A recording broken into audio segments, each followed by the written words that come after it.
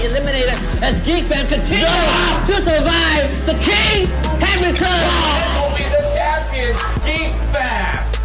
And Cobra wins it out. Blacklist International with a booyah for round Who managed to bag it all the way through that Blacklist International? Let's with the booyah.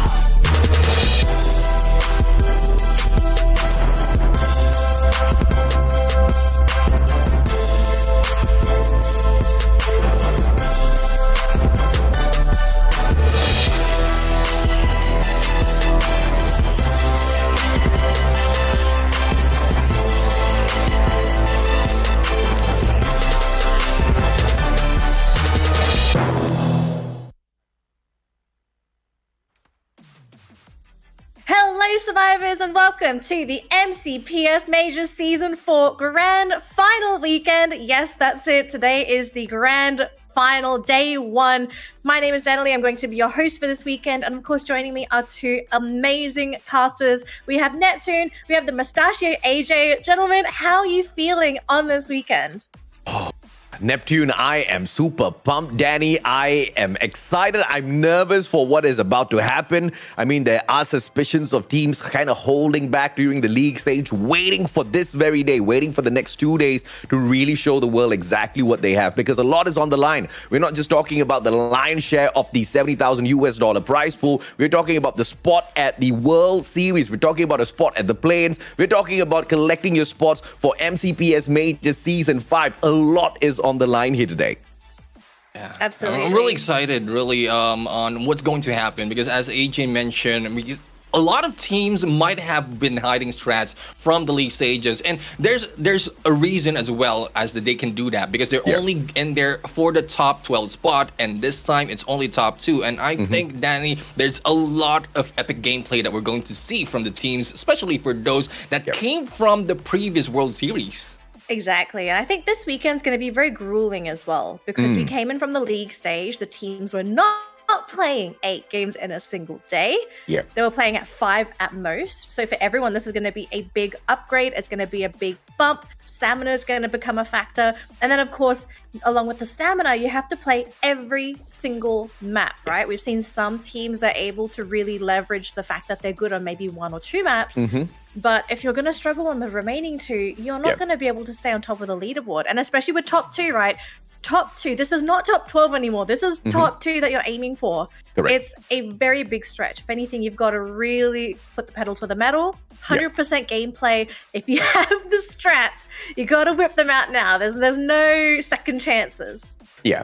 And, but the biggest question here is going to be, like, how many of the teams are aiming for the top 2? Like, sometimes you know where you stand. Sometimes you've had your run in the league already. You've tried your best. You know that, okay, maybe there are some of the teams in here that I just cannot outdo. So if I'm not going to play for my spot at the World Series, what else am I going to be aiming for? Because there's a lot of money still on the table. And like I said, continuity, right? You can also qualify for Season 5 of the MCPS Majors as long as you get the top 6. So that's going to be yet another goal for a lot of the teams out there. So minimum rank that you can end the grand finals here if you want to have a really good run on the 2-day of grand finals at the MCPS Major Season 4 is at the very least the top 6 here. But every single spot takes something back home. There's a little bit of that prize pool for everybody here in the grand finals. I think everyone deserves it, though. I mean, it was, 4 weeks of hardcore action, having to adapt to the new groupings as well, as we all know, halfway through the league stage. So everyone deserves to take something home for actually qualifying for the grand finals. But it was a very, very big ask for all of our teams that are competing. But we're here. We've got the top 12. We've got literally the prizes on the line. It's on for show. Everyone knows what's going to be there that they could possibly take home. But I think at the end of the day, right, ultimately it's like, if you get top 2, you're pretty happy. 6 is like, okay, fine. At least I got something. But you want to try and get that top 2, right? You want to be the one to represent the region. But I think, so let's start talking about what we could be seeing this weekend. So just to sort of update our viewers on what's going to be happening. So today and tomorrow, it's a 2-day grand final. And for each day, we're going to be playing 8 maps, right? We're going to be playing each map twice. And we're going to be playing, it's back to back. There's no breaks. You just got to go. Speaking of, let's take a look at the map schedule, just in case anyone's kind of confused, like, wait, what do you mean we're going to play every single map here? Bermuda, Kalahari, Purgatory, Alpine, rinse and repeat. We do it again. The teams get a second chance in case they possibly bomb out during the first round. But realistically speaking, especially for the grand final weekend, you cannot afford to bomb out at all. Right? A team that, I think we've seen this in the past with, I don't want to name names, but I feel like I kind of have to. The old Geek Fam. Yeah. We expected that team to do amazingly on the grand final weekend. They bombed out during the first day and they had no chance of actually making it to top 3. Yeah, and Sem9 kind of took the spot right above them in that 7th place. And this is a little bit of a rivalry between Sem9 and GeekFam, because for all of you guys who have been following the roster changes, the current Sem9 is the ex-GeekFam, and the current GeekFam is the super OG GeekFam, at least some of their players are, from MCP Majors Season 1, all the way back then, right? So it's a little bit of a crazy rivalry going on so far. And unlike some of the rest of the teams out there, for example, like Toda and Farang, I can't really say that these two teams for sure are hiding strats, because it looks like they are actually struggling to dominate the competition. Now, of course, Neptune, it looks like we're going to go for the standard point system. I mean, there's really no reason to change it for the grand finals. What are we looking at for point distribution, though, for the teams? Yeah, I mean, for those getting the Booyah will be taking 12 points, and as you go lower, it will go down up until the 10th point. And there's a huge gap between the number 1 and number 2. So hopefully, teams will be aiming for that Booyah survivability to its finest. But unfortunately, for those getting the 11 and 12, well, they need to get a few points in terms of kills. Early engagement is what will bring them those kill points, because 1 kill is equivalent to 1 point. And we've seen how much teams have dominated games as well as their placement on the leaderboard with just the kills. Yeah, absolutely agree with the kill points. But going into this grand final, I think it's going to be pretty tough for teams to get kills, because we've seen during the league stage that a couple teams tend to hog the kills. Yeah. Which doesn't leave much for the competition. So I'm wondering if we're just going to be seeing the exact same situation for the grand finals this weekend. Is it just going to be AV Radicals and Expand hogging all the kills? Or are we going to be seeing some of these other teams coming out of the woodworks and saying like, hey, we can actually grab these kills as well? Speaking of teams, here are our top 12 teams that have qualified for the grand final. We have Farang, we've got Todak, Blacklist International, GeekFam, Pando EWG, Axis Esports, Sem9, Expand, AV Radicals, Anxiety, Hard to Get, and lastly, SAF. So out of these top 12 teams, gentlemen, who are the obvious ones that we're kind of looking out for, and who might be the dark horses that might actually perform this weekend? Expand, AV Radicals, obviously the ones who we expect hands down to step up and perform. But there are a few teams to also look out for. Blacklist International have been playing possum throughout the competition, are in 3rd spot at the league stage. By the time we made it into the grand finals, they kind of showed up towards the very end, but still quite a huge difference in terms of the points they had versus AV Radicals. They were 110 points behind the number 2 spot. So although 3rd place is great, the disparity in terms of points really shows the difference in what those two teams can do. But the biggest question is whether or not they were holding back. And then, of course, you've got the teams that have represented us at the World Series before. You've got Farang, you even have Toda, who really haven't showed up all that too much. But these teams, we really feel, Neptune, are actually holding back a little bit. Yeah, I mean, for this teams, as we mentioned, they already have a chance and a feel of the world stage, and they can study what they experience in there, apply it to what we are going to experience in the grand finals, even in league stages. But it doesn't happen just yet. So probably it's one thing that Farang and Todak has in their back pocket that they can use so that they can get a grab of a bigger piece of the prize pool that we have on our screen right now. Yes, this is what everyone's sort of aiming for, right? You've qualified for the grand finals. You want a big piece of that prize pool pie. First place going to be taking home 25,000 US dollars. Okay, it's not 25,000 pesos. No, not 25,000 ringgit. This was 25,000 US dollars. And especially with the currency conversion right now, it's looking pretty good in pesos and ringgit. These teams, of course, aiming for first place. Second place is not too bad either, right? 12,500. Third place, 5,000. So ultimately, you are trying to aim for at least top 3 if you want to get a big cut of the pie. I mean, everyone else still gets something else as well, but I do like how they sort of cut the prize pool here because they want to encourage teams to really aim for that top 3, right? You want that money. Like qualifying for the next MCPS, sure, it guarantees you a slot, but that money, that's pretty good. Cha-ching.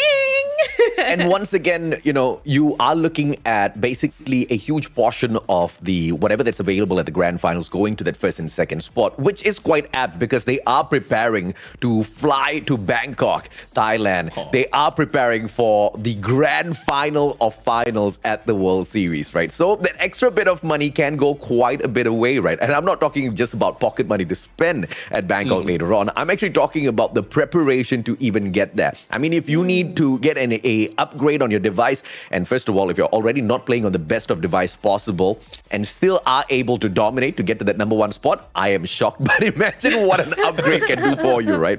And because it's not like everybody else out there is on the highest end device possible. Some of them might need some upgrades, and that bit of money can do a lot of favors. If we're talking about $12,500, I wish I had $12,500. I mean, it'd be really funny if we saw someone going into the world stage playing on a flip phone of all things. Hey, there are some amazing flip phones out there these days. I wouldn't be surprised at all. For gaming, I kind of don't know. Could you imagine you're in the middle of a game and then you accidentally close your phone like, oh god. It's something that's unheard of. Like, I don't think anyone could really imagine. It's not very common. Yeah. Oh goodness. Right. So we've spoken a little bit about the teams that we know are going to be considered the front runners. But we do need to keep in mind that everyone is starting at 0, right? Yes. No matter where you place during the league stage, everyone is going to start at 0. There's no advantages. Everyone is on the exact same playing field. Neptune, I want to hear your thoughts on some of these underdogs. In just a second, actually, we just got an update here. Here is the milestone viewership that we're actually looking at for the stream. Now, how this works, okay, is that if we can hit a certain number of concurrent viewers, concurrent means everyone watching at the exact same time, we're going to be able to unlock some really amazing goodies. So if you have some sharp eyes, you can see down there the graphic. It's not showing us everything, but if you look carefully, you might be able to see some of the things that we're giving away. So just a heads up, make sure if you haven't already, let your friends, your family, anyone that you know that actually plays and tunes into Free Fire to watch the stream. If we can hit these milestones, we're going to be able to provide codes for everybody. This is not just a code for one person, okay? We're not going to ask thousands of people to give one person a code. We're asking all of you so that everyone that watches is going to benefit. So yes, if you can, share, like, do whatever you need to, whatever platform, whatever streaming service you're using to watch this, make sure we can hit the milestone. I think we're going to have a good time this weekend. I hope we have a good time this weekend, right? Because, I mean, if there's one thing that I've been hoping and praying for the longest of time is to see a upgrade in quality for the teams that qualify through the MCP stage, or right now as it's known as the MCPS stage. Because the past has seen GeekFam represent Malaysia. The past has also seen Farang and Toda represent Malaysia. And I'm not being biased towards Malaysia. It's just that, in these regions, these 3 teams have been the ones who have represented, the servers so far, or the particular, countries so far, right? The regions. And weirdly enough, number 9 seems to be the curse, right? Because Toda at the Plains, they get the 9th spot. GeekFam at their grand finals, they got the 9th spot. And, Farang, when they played their grand finals in 2022 at Sentosa, they got the 9th spot. None of them have been able to do any better than 9th placement. And with the improvement of the quality from these teams, competition after competition, this is what I'm actually looking forward to change. It's not just about what happens here. It's about, are they prepared for that world stage? Are they prepared to do slightly better to not just make the nation proud, but the servers proud as well? Yeah, actually, Neptune, I want to ask you this question because AJ, I think you and I, we've been in the scene for such a long time, and we share a lot of opinions that are very similar. Neptune, do you feel that the quality of Free Fire in our region, MCPS, has actually gone up compared to the past seasons? I mean, I would agree. Quality of the performance of the team, especially with new teams moving up onto that leaderboard, especially with Expand and AB Radicals showing up.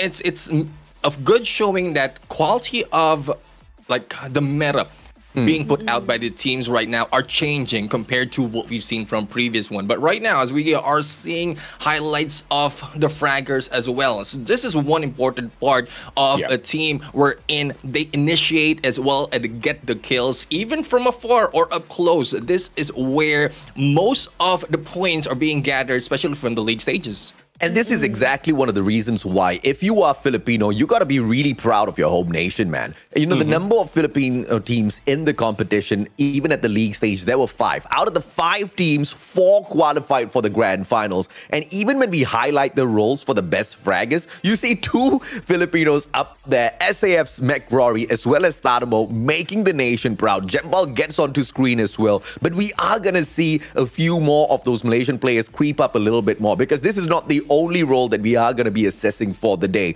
But you can see how much of control AV Radicals has out there on the battlefield, all thanks to Tanamo. Not just with the kills that he usually delivers, but also with the assists that kind of overshadows Jembal as well as McRory here, Danny.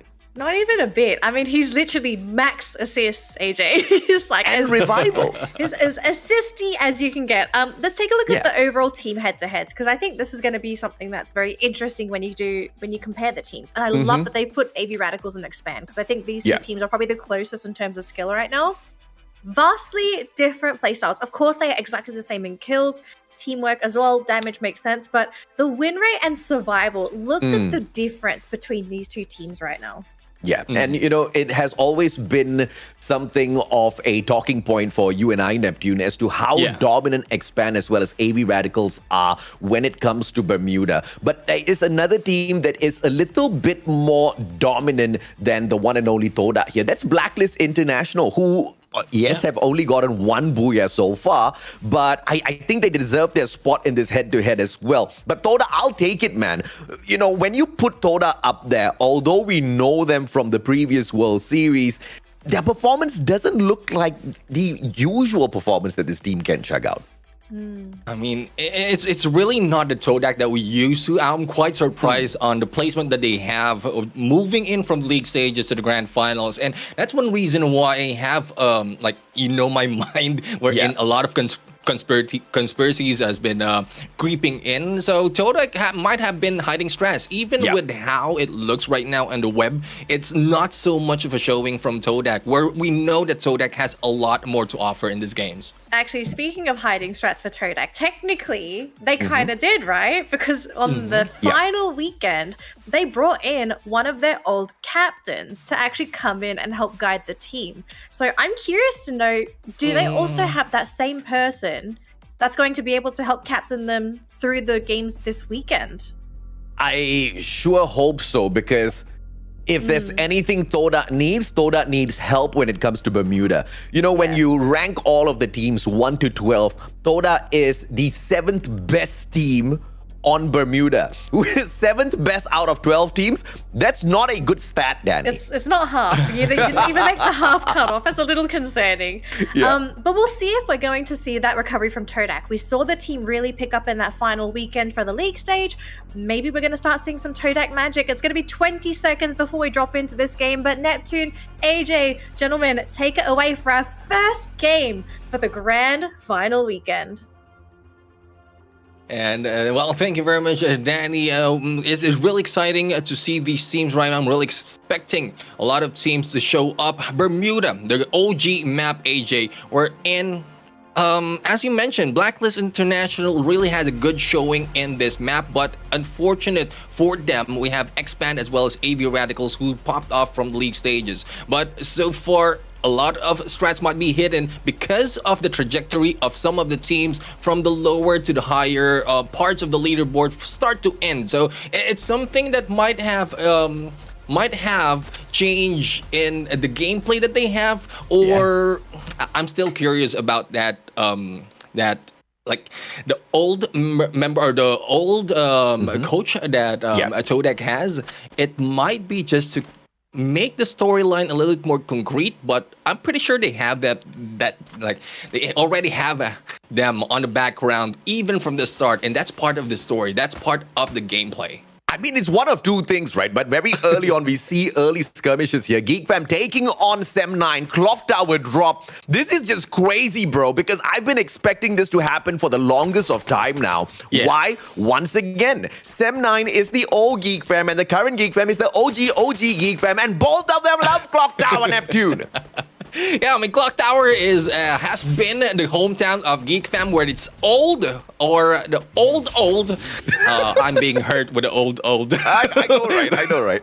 I expected this chaos to happen a long time already, but Lemon super low, and it looks like Hakimi caught out in the open, can be punished now. Orin tries to catch up with the rest of his team members as well. This is going to be quite a messy one. All the players stacked up on each other. Sem9, they have got the advantage. Victory drops Hakimi with that headshot. That's the advantage from the AUG up top. And now the bird's eye view for the side of Sem9. Geek Fam, are they going to lose all of their players? Because this buy point now taken over by Sem9 as well. Geek Fam have got no standing in here. They need to run, Neptune.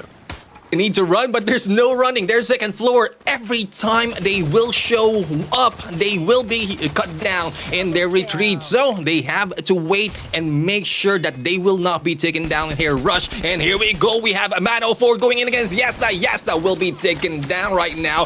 And another takedown has been done. Appy's the only guy remaining at this point. Will be able to get away, probably flank. And there goes Geek Fam, taken down by Sem9. Yeah, Lemon with the double squeeze, and unfortunately for Geek Fam, Sem9 slaps them right back to the lobby in the very first matchup of Bermuda of the grand finals. What a play so far. Geek Fam, unfortunately for them, they will pick up no points. The team has had 0 booyahs on Bermuda since the start of the league stage. How unfortunate, Neptune.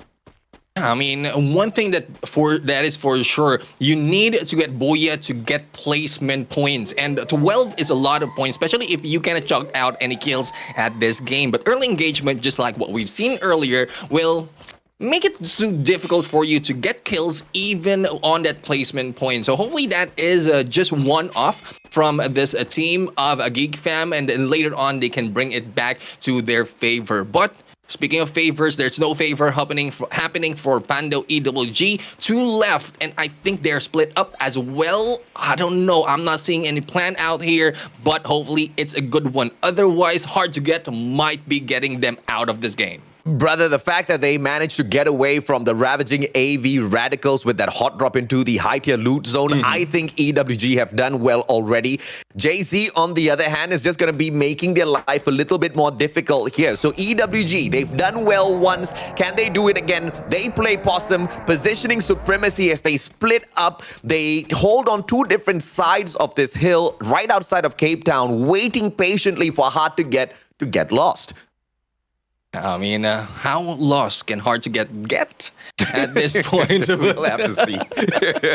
I mean, to us right now is just waiting. I guess just getting some information. Buy point is in there near. They will be converging in this area, whether it's a buy point or that revive point. They have 2 of the best option that they can, and it's also too early, AJ. I mean, getting knocked out, being taken down out in here, eliminated, and bringing back your teammates is still good, because we are still on the first phase of the safe zone. It will be more difficult later on, and that is one reason as well why from the league stages, you know that we count the revivals. There's not so much of revival, because early engagement, they don't want to risk those points wherein their teammates will be dropping in hot into those areas that has been taken already. So they are calculating the risk, waiting for that chance that probably it will increase for them, but it didn't happen from the league stages. Hopefully it will change this time, because it's really important for the team to utilize those advantage that they can have.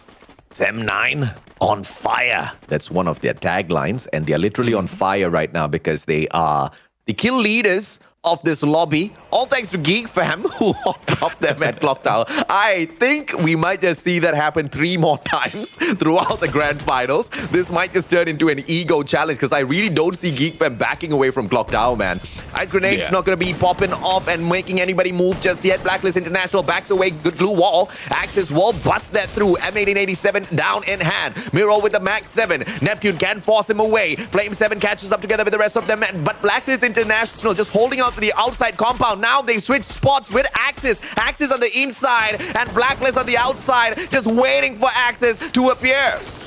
And we know Axis Esports had good control of a compound, especially with their inside. And I think this is part of a plan of that. Push out Blacklist International out of the compound, take control. But here comes Expand also going in. Three-way battle, and not too far is AV Radicals, AJ.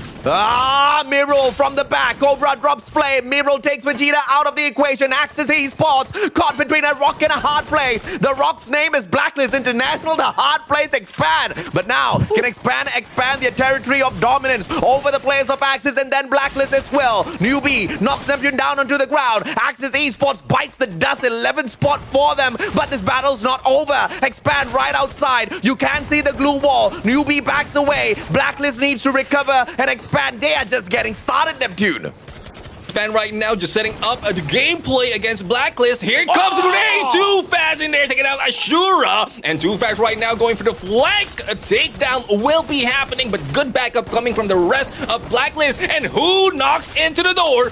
Farang will be in here. Nades all around. Expand thought they were the hot third party, but Farang now, as the fourth team, wants to finish off and Expand themselves. This is the team that represented Malaysia on the world stage, and they want to dominate the first matchup by taking out the most lethal team at the one and only Bermuda. Expand has dominated Bermuda so far, but can they now get away from the clutches of Farang from afar? Too Bad tries to take down the Axel, backs away. Fantastic positioning. Axel is gonna be surviving for a little bit more. No way Jembal can touch him. Danger Zone saves the life of Expand for just a little while more, Neptune. Jembal right now just waiting for the hit against the Axel, but will be backing off. No backup for him just yet. He needs to get position, and what better position than 1-3 split GG. that Farang is doing right now. The Axel, the only one remaining, and who another team might be jumping in. AV Radicals, I'm quite surprised that AV Radicals didn't jump in early into this battle, because they were in there a little bit too early compared to Farang. But I think there's a reason. Raymil will be going for the hit, and there goes. Expand will be retracting their place on this leaderboard. And this is what we're talking about. You can dominate the league all you want, but for some of the teams out there hiding those strats, they're waiting for the grand finals to pop off. And now, team after team, it took 3 teams to gang up on Expand. It took Blacklist to start things off. It took Farang to shut down those numbers, and it took AV Radicals to snuff out the final hope left in Expand. And now, the rest of them can focus on farming those kills, but one threat has been eliminated. Can they also eliminate threat number 2, AV Radicals themselves? Just like Expand, they've had 3 booyahs so far on the one and only Bermuda, and they're looking for the 4th one overall in this competition, Neptune. Yeah, I'm real surprised about the tactics of AV Radicals. This is one thing that we asked for them not to be so aggressive in a gunfight. And with all those engagement happening in the area where Axis, as well as Blacklist, even Expand is on, AV Radicals is just sitting out. They are waiting for the best opportunity for them not to be taken out early. Also getting a few of the vulture kills, and probably survivability will be a factor for them right now. Now, AV Radicals, it's a good discipline coming from them, especially from Wine, and we've seen Wine in so many risky gameplays, and this is one thing that might have been in their back pocket from the league stages being shown up in the grand finals. I absolutely agree, man. This is just match number 1, and we have been on fire since the very start. I mean, 4 teams that got eliminated, all 4 eliminations happening in the most astounding fashion, and multiple big teams dropped already. I mean, talk about Geek Fam and Expand. I mean, Expand themselves losing their lives so early in Bermuda. That's a huge statement from the rest of the teams out there on the battlefield. And it's also a huge question mark on whether or not we can see Expand continue to dominate this competition. Because if you're going to be bombing out, this is what Danley said earlier on. You cannot afford to do so. Yeah, I mean, some of the teams, or I would say, Expand and AV Radicals had good investment already from the league stages, but we are talking about 8 days. This time, there's just 2 days, and it's only the number of matches. The rotation as well is changing, so the momentum that they were getting for similar maps within 1 day will be lost in here because of how the rotation of the map is. AV Radicals knows about that, and that is one reason as well as they are hanging back with the usual tactic that they have, taking it slow, and this time gatekeeping Sem9, who has a good chance earlier to go against them, but with high ground, it is very difficult for Sem9 to just rush in, and they need to make a move. I think it is Oren who will initiate that move, who's a little bit close against AV Radicals. Sem9 is actually in a very good position to make it into the next circle super safely as well. I really like the setup. I really like the strategy. Instead of being super aggressive, what they're doing is just keeping their heads down. They are intentionally staying away from engagements. They want to have that final battle. Double grenade on for the toss. Dags up nobody. Heavy Radicals now meet the players of Toda. A double glue wall pulled out. Wine with a charge buster. Through the window he hops on. Doesn't spot his back. Time turner pulled out by Chill. And Wine uses his time turner against him. Wine not low on HP just yet. Grenade misses him by a mile. Spark drops. Ritus takes him out of the equation as well. AV Radicals. Wine does not deliver. And now they're down by 1 man, Neptune. Yeah, 1 man in there, but Rezus will be brought back in here just like that. Todak is still in play, but it's still a 3v4 situation. No one from Todak has been taken out just yet. Tanamo, the leader, will be out from this game. Wine surviving, but not for long, being gunned down in there from behind. And also a possibility of Mando EWG, who might take them down the moment they step out. And stepping out, they did shots are being felt in there from the outside. There's no moving for AV Radicals right now. They need to take it steady, and they need to make it smart move in this gameplay. They're out and open, and no way out, no easy way out of the situation that they have against Todak. This is what we were talking about. This is the next target. If the other teams want to pick up more points, they have to take out AV Radicals as well. The number 2 most powerful team on Bermuda. And they've already done the damage. Ritu's out in the open. Tadamo, with his life already sacrificed, cannot be brought back in anymore because that buy point now going to be controlled by the players of Toda, who are squeezing into this next zone as well. That clock, 40 seconds on the rundown, is forcing everybody to run helter-skelter towards this next circle, and it's getting a little packed in there, Neptune. Yeah, man, I would love to see some of the teams right now engage before that safe zone closes in, but Firearm right now has a good position as well as hard to get. So this is a compound-to-compound battle happening from hard to get. And I'm really happy how hard to get is going for that survivability, not going in for the rush gameplay as we've seen them before. Yeah. Good chance for them to really move in and show up differently, but how they will play this out with 2 teams like on both sides, they need to be careful. They need not to be taken down. There goes Batman being aced by the spade. Oh yeah, man, that's too good of a shot. Spark now drops Manchai. Eastern Wolves getting shut down one after the other as well. And Tua is expanded by the one and only Chessmen. And Anxiety are chipping into this battle as well. Everybody wants a piece of the kill point available out there in this next circle. And it's all out for the taking. Who's quicker? Who's faster in terms of the aggression? Jembal, oh, beautiful shot with the grenade launcher. Finishes things off with Ares as well. Can he deliver yet another? Hits the wall square in the center. Jembal needs to be careful. Batman charges up a nade as well. Groza in hand. Time turner pulled out. Protects them for a little while. But now, Farang in a lot of trouble. If H2G tosses out those nades, I see a grenade launcher. Farang, can they survive this? They back away, but all of them together. That grenade launcher can do the damage, but no initiative taken just yet, Neptune. Yeah, Anxiety right now will be eliminated. No initiative being done against Firearm. Probably it's a pressure that SAP has been given them from behind. Bando EWG will be eliminated from this point. We're now left with 6 teams. And position-wise, SAF has a good advantage against Todak. They have the high ground. They have good visibility on them. Nades will be thrown. And McRory needs to make that work. Otherwise, it might be a turnaround once a few teams will be backstabbing them. There goes it. McRory connects with a grenade. Ah, McRory goes back to his grenading ways. The first elimination so fast. And quickly back to back, they make it to 5 as time round. They need to go in for a pickup. In the meantime, Sem9 getting the job done, controlling the players of Farang and also keeping an eye on the players of AB Radicals at the very same time. Can Sem9 juggle these two juggernauts at the very same time? We will have to wait and see. Orin with the AC-80 tries to chip away at their heads, finally knocks down Jesbu. Fantastic aim! And Orin capitalizes. 9 kills so far. Sem9 still on fire. Spots out AB Radicals. Earlier they kept their eyes on them, and this time Orin, he just wants so much more. He wants those kill points, Neptune.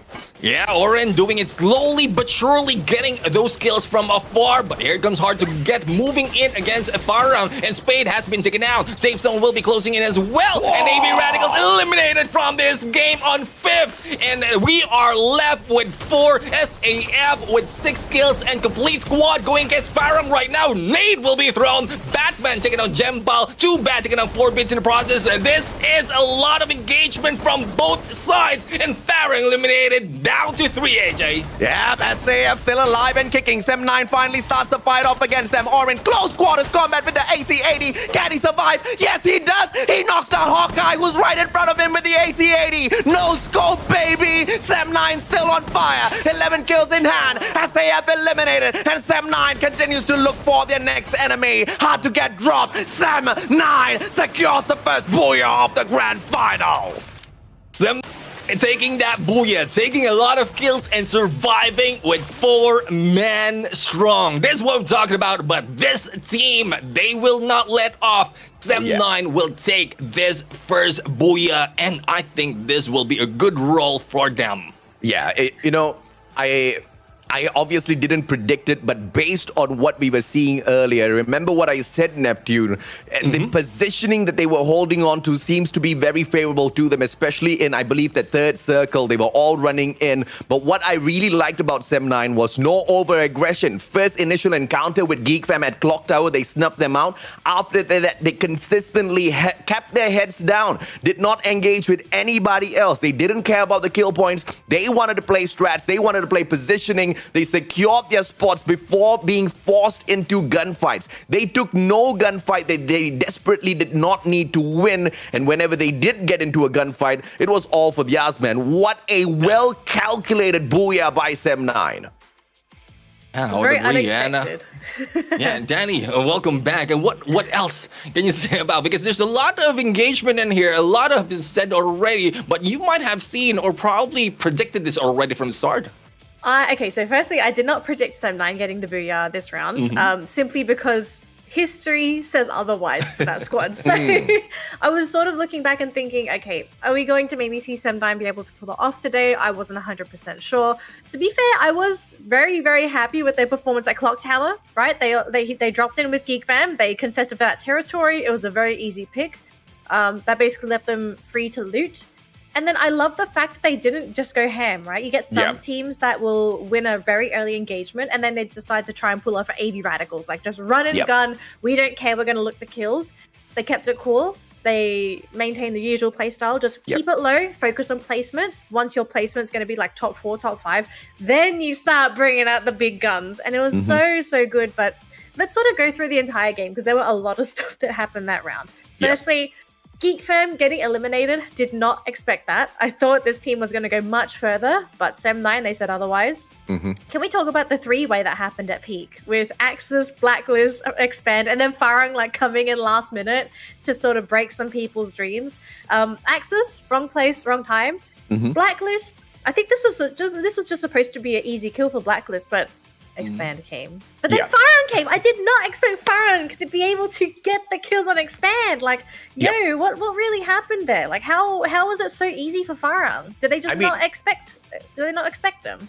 You gotta expect the unexpected in a battle royale. I think this is something that we've talked about so many times already. Gods of RNG might not be on your side all the time. And people ask, like, how is RNG involved in this whole equation? I mean, battle royale, so many teams out there on the battlefield. Many teams yes, you know their usual rotations, but you don't know where the circle's going to lead you. You don't know their positioning on that very moment itself in that circle. It just happened to be a sequence of coincidental moments that led to Farang coming across that battle. And it was just unfortunate for everybody else who were in front of them, especially Expand, who got expanded in the hands of Farang. They thought they caught another team at the wrong place at the wrong time. It was the perfect one for them, but they ended up being the team that was at the wrong place at the wrong time.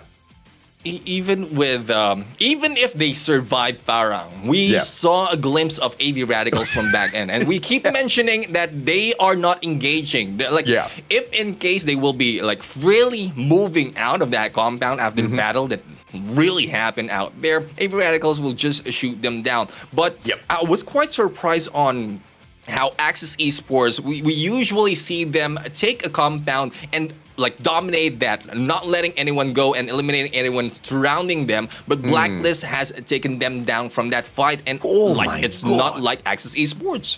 Danny, 4 revivals. I was gonna say, like, this is so unexpected. Like, we know the revival system is there, but everyone was just so afraid of getting cut off or trying to get revived. Yeah. Like, this is, I think everyone's just really scared, right? It's the grand final weekend. You don't want to be caught with your pants down. And technically, you're kind of revealing your position when you go to those revival points, especially if you're a team that's sitting on your last couple legs. Yeah. So, I don't know. It just seems like maybe everyone was playing a little bit safe. Speaking of safe, I want to talk about AV Radicals, because that team was non-existent during the early game. Like, this just does not look like the AV Radicals we saw during the league stage. Is this just a case of them being worried about their performance during the last couple of weeks and then deciding, let's play safe? Because this is very un-AV. I mean, this is... I don't know if or not I want to kind of pin their non-performance on this being not AV. I just think this is the MCPS Majors Grand Finals, right? All the teams are stepping up. The heat has been just turned up on its head. And when you've got Oren going back to his smashing ways, getting the MVP, you got to be looking out for Sem9. And the patience that this guy kind of played to perfection moments ago on that battlefield, there's just no way of putting this other than the fact that all of the other teams have to be aware that Sem9 is now once again one of the biggest threats out there on the battlefield, Danny. They're one of the biggest threats. I think they've been in practically almost every grand final that ever exists in Free Fire. So they've got plenty of experience playing in these grand finals too. So nerves probably doesn't even kick in for this team anymore. But so far, great news for Sem9, right? They started off the league stage very slow. We were all very concerned. We thought, oh gosh, are we not going to see Sem9 in the grand finals? They qualified for the grand finals. They smashed game 1. I'm actually really excited to see what they're going to pull off in that next game on Kalahari. I mean, Neptune, just looking at Sem9, this was definitely not just a one-game fluke, right? This was actually Sem9 on point. Yeah, I mean, Sem9, as we mentioned earlier, they were previous Geek Fam, and the gameplay of this team is they take it slow. They wait for the perfect moment before they get those kills. And that's one reason as well, as they got good position in that, like the engagement that we saw earlier. They were waiting for the perfect opportunity. Fikri always in the high ground, always on the snipe, and Oren usually on the close engagement. But from what we've seen in the gameplay earlier from Oren, I mean, these teams are adjusting how they privileged are. And going back to the question of AJ, I think this is a chance, this is a showing that they are preparing to how or what the world stage has to offer. Oh, wow. So here is our current standings for our first game of the grand final weekend. And of course, for anyone that's cheering for Sem9, you've got to be cheering super hard right now because they've kicked off the weekend with 27 points. This is so far ahead of the competition, more than 10 points ahead of SAF, who's actually in second place. And then you got Farang in third place with 15. I think some people are going to be concerned with some of the heavy favorites because this was just not a fantastic game for the typical teams. And if you were expecting anything other than whatever you are seeing right now, then you've been following the wrong competition throughout the whole time. Because this is exactly the kind of ticking time bomb that was waiting to go off, right? We had so much of quality, and some of the teams that were playing out there just really didn't look like themselves all throughout the league stage.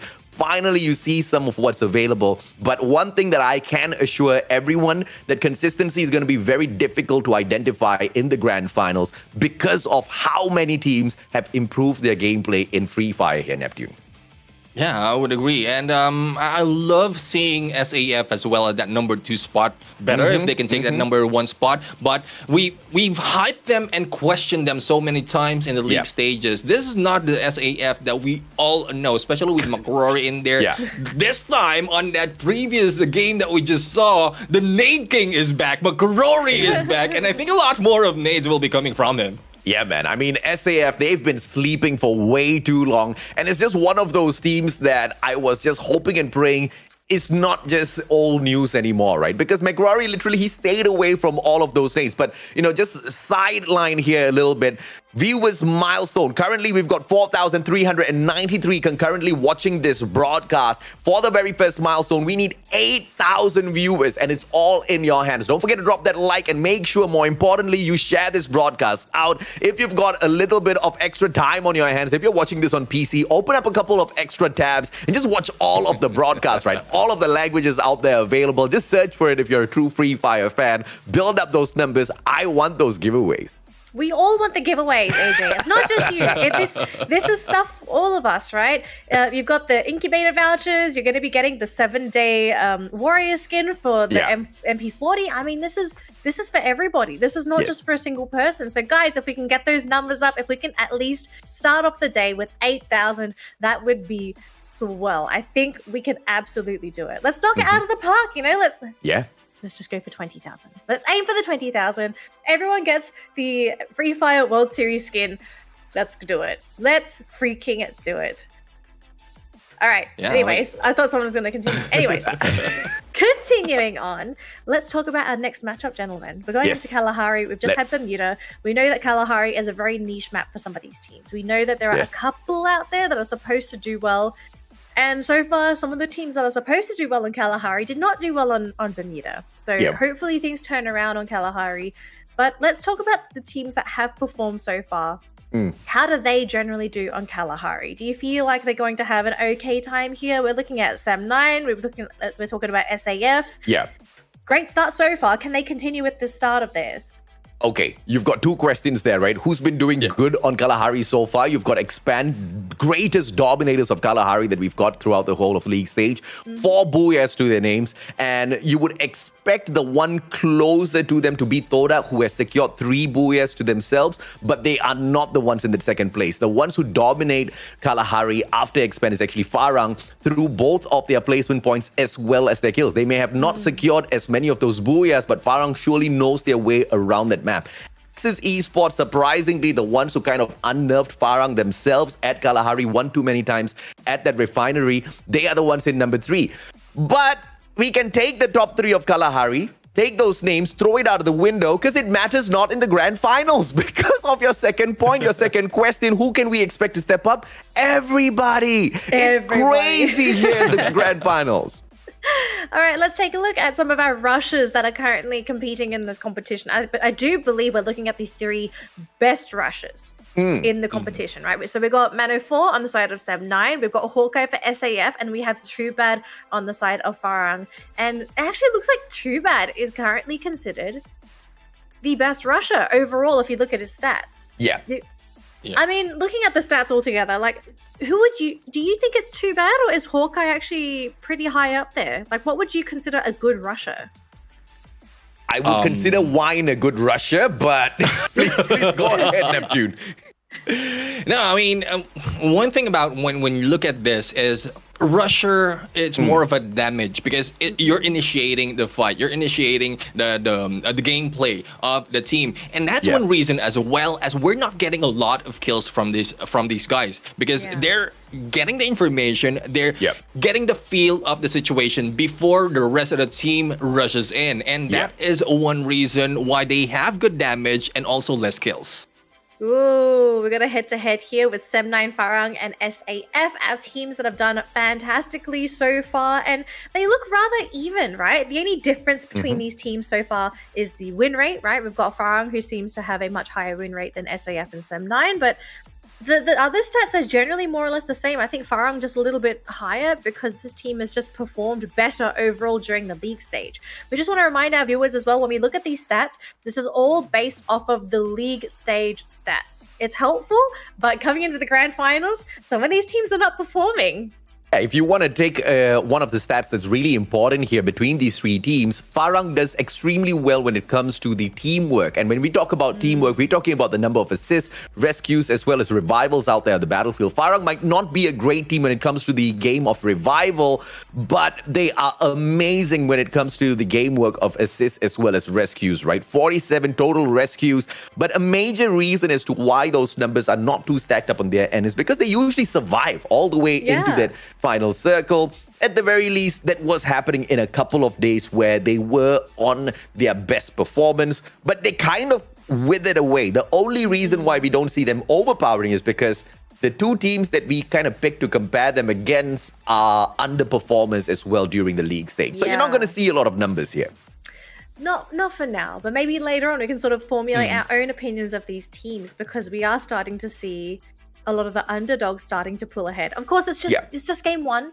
We've only just started. We've got 7 more games to go for today, 8 more games to go for tomorrow. So we're probably going to be seeing a lot of adaptation, teams starting to pick up on strats. But one thing's for certain. I think the one thing that's not really going to change is that AV Radicals in the last game are playing the exact same thing that they have been all league stage, which is chasing for the high tier loot zone. Now, considering their performance so far, do you think anyone has the gonads to actually compete with the blue zone against AV Radicals? Yeah, I think there's a few teams in there that had just already head off in there on blue zone against AV Radicals. Unfortunate for them, they are losing out in the gunfight. So hopefully they will be able to win out and take out AV Radicals early into the game, similar to what we've seen earlier from Xpine.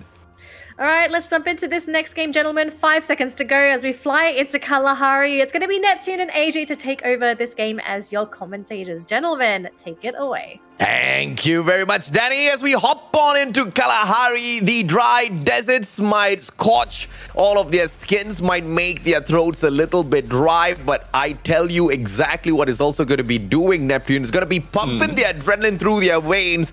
I mean, match number 1 was a little bit messy for some of our top performers during the league stage. I'm sure they want to make a strong comeback. And we're talking about Expand, especially here. They bombed out a little bit too soon there.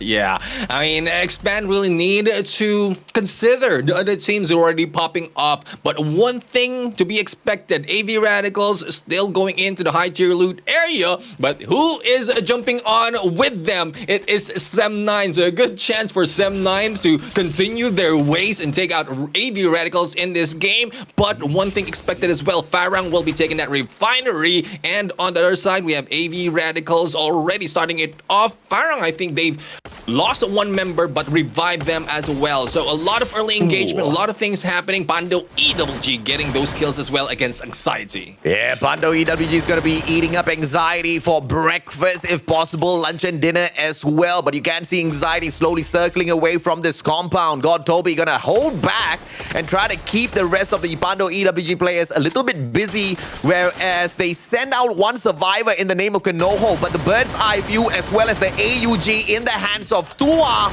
is gonna make it very difficult for Kanoho to get away. Kanoho does have the AC-80 to turn around the momentum here. God, Toby's keeping quiet. He should be playing Distraction. Yeah, Distraction from God Toby right now, but 2 coming from EWG will be rushing on him. There might not be a good chance for him to go and survive this, but running away will not work for him. Like, it's a very tight corner for you to hide out. If you are planning to survive that, you might have taken or should have taken a compound or probably a spot wherein there's an exit strategy, and that is one thing, especially in survivability, that you need to think about. Now, Kanoho is already down, but here comes Viewer bringing back the rest of the teams. Not quite sure how much time he needs to bring back all of the teammates, but it will be a lot of time, and Anxiety might not have that because in a bit we will be moving in onto the second phase, and we know the high ground of Kalahari might be very difficult, especially with those parachutes coming in from the revive. Oh, bro, we missed so much of action, man. I mean, the players of Farang got involved in a scuffle with AV Radicals, but all 12 teams still alive and kicking, which means Farang down in numbers, but they are just wounded animals still playing the game of survival. Toda, on the other hand, they come across Blacklist International. I love the grand finals already, Neptune. Back-to-back action, bro. We don't get a break. Yeah, I mean, no breaks for this.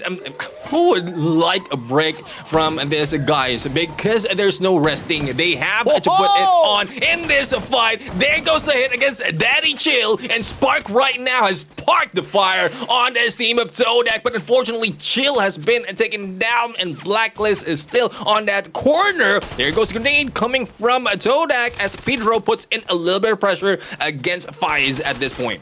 We do apologize for all of the action that we seem to be missing, ladies and gentlemen, boys and girls. It's just that there's so much of action and we don't know where to go. Toda continues the scuffle against Blacklist International. Faiz tries to jump out of the window, slips and falls, and Pedro takes advantage. Axis Esports on the way to interfere as well. Blacklist have got one final survivor. This seems to be an unfortunate situation that's unfolding here for those players. AV Radicals, they get into a scuffle with SAF. It's the Filipinos going up against their brothers. Axis on the way to snuff out the final player on the side of Blacklist. Ashura, Raf, what was that aim, brother? Wrong timing coming from Raf. If he had waited for a few seconds, he might have spotted Ashura as he runs in, but Ashura already has some cover. But he have information that a member is in an danger zone right now, might push them in, and this might be a good chance for them to eliminate Blacklist at this point. Axis Esports initializing with that glue wall. Raf right now trying to rush in, but there goes the hit. Neptune for the kill. That's not me, but that is Axis Esports Neptune. Oh, Axis, final nail in the coffin. Blacklist International, black-faced as they get taken out in the 12th spot. No placement points at all. Oh, goodness me. The bosses aren't going to be too happy with that. Sem9, on the other hand, early elimination potential for them as they pick up the Super Booyah in match number 1. They almost were the team that was a little bit too soon to get knocked out in round number 2. But the savior Man04 brought everybody back into the fray. And now Sem9 has got that second life. Yeah, I mean, that engagement on high tier loot area really didn't work for them. So hopefully they can get that momentum at this fight and survive a little bit further. But as you can see right now on the right-hand side, we have Blacklist eliminated. We have SAF with only one member, and a few more will be counting down in there the moment the engagement happens once again. Anxiety right now has brought back the rest of the team in this battle, and they are just hanging back into the sub as they wait for Pando EWG to make that approach. And I think with God Toby earlier being hit, Pando EWG might be fleeing that area because they are not sensing any of the presence of Anxiety just yet.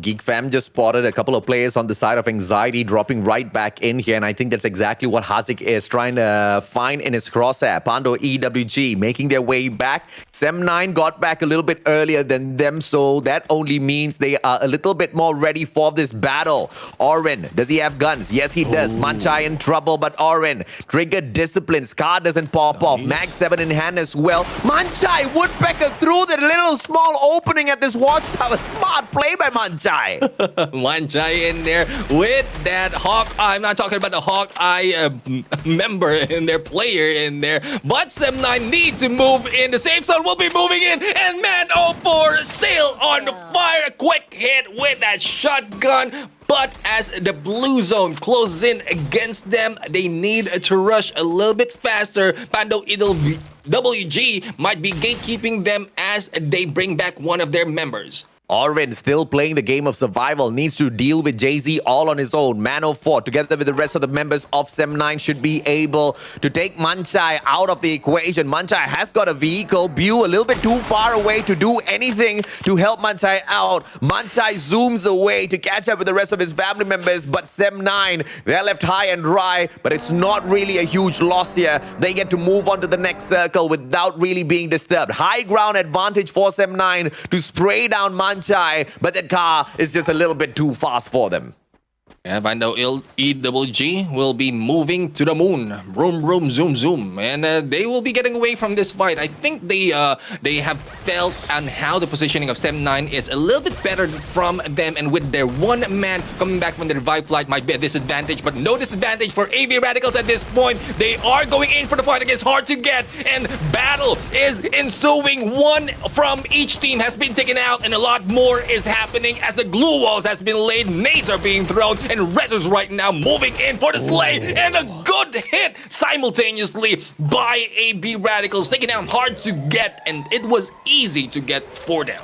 Yeah, Tadamo with the double nade. You gotta absolutely love that, man. AV Radicals on fire, and it looks like the players of Farang might just be under fire in a few moments. Pando EWG, the high ground advantage that they hold at the sub above the players of Farang is all gonna be about the angles. Now, Farang is perfectly secured in terms of their positioning here, in terms of a defensive spot. You don't get a direct view of where these players are, but that high ground might just be the perfect place to stand and lob a few of those grenades, Neptune.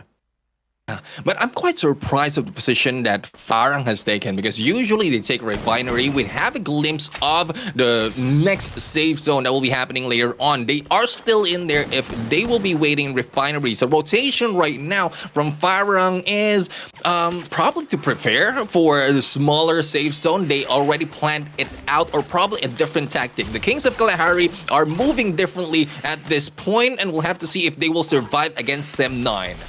Sem9 circling around outside of the blue zone. Farang has to deal with a little bit of firepower here, and the players of Pando EWG a little bit too busy with two teams. They're trying to gatekeep the players of Sem9, hold the players of Farang. Can Pando EWG do this? Orin down on the ground, one of the best players to take out of the equation from this sort of a distance, because Orin can make your life absolutely miserable, but the finisher doesn't come through. Orin has been picked right back up here, Neptune, and this just became a little bit bad for the players of Pando EWG. Now they're trying to deal with Sem9, but Farang's going to use that opportunity to run away.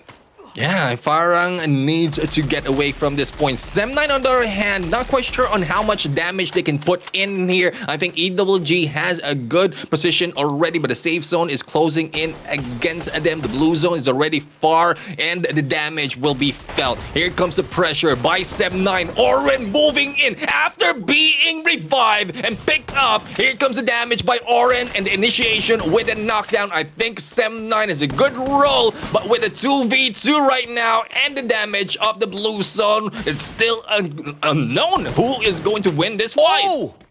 Well, Manchai managed to turn things around against Man04. Goes in for the pickup, and his brother JZ tries to finish off yet another player from the side of Sem9. Sem9 just unknowingly helped out Farang. Farang used that opportunity to play a little bit of game of survival, and Sem9's all left in here with Fikri. They try to get in outside of the blue zone. They took a lot of damage, and Pando EWG picked up the pieces. View brings Tua right back in. AV Radicals this time round, they take on the players of Axis Esports.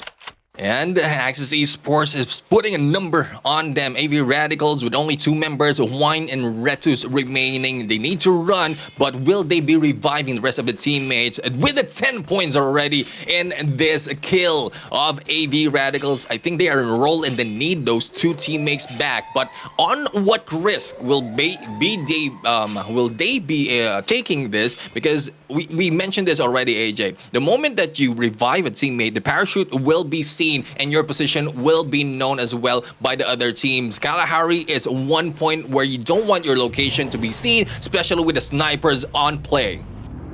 Let's see if or not SAF can play this to perfection this time round.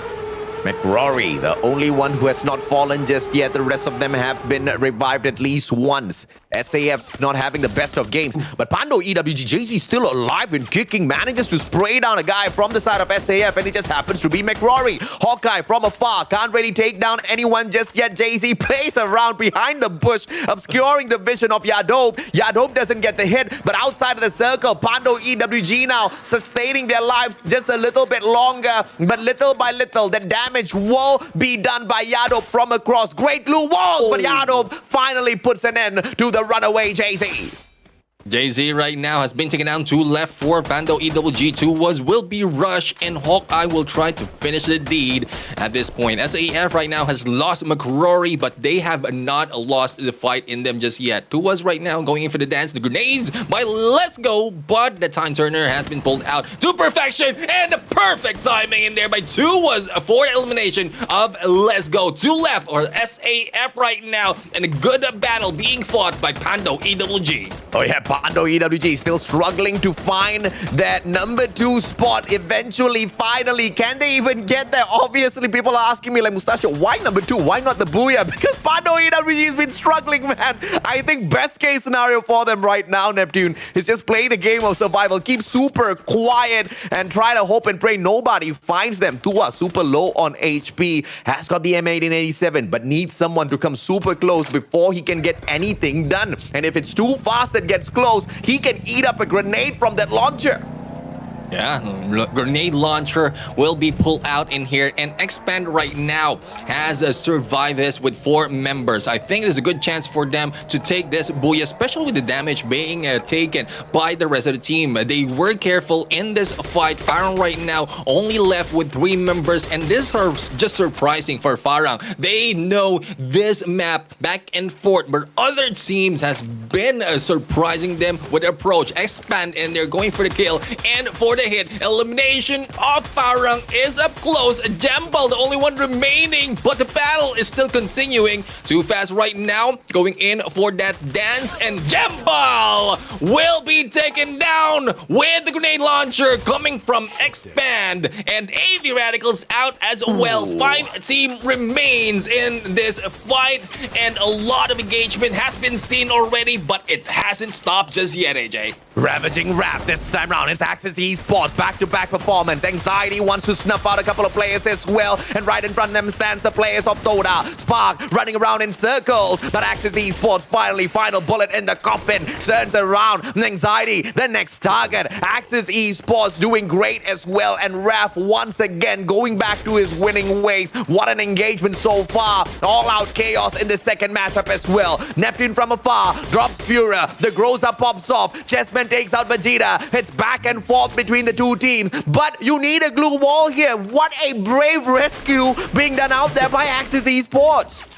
Yeah, cover in there from the left against Expand is good chance for them. Lead the pull up in there for the glue wall, and that is when Vegeta has been eliminated. But Anxiety right now will just be hiding this out, and Expand is still dominating that hill from the side. And 4 men strong. Expand will still go in for that hit. Chessman down already, and it's now left to God Toby, and as well as Chessman being taken out by Kanoho, just catching that grenade.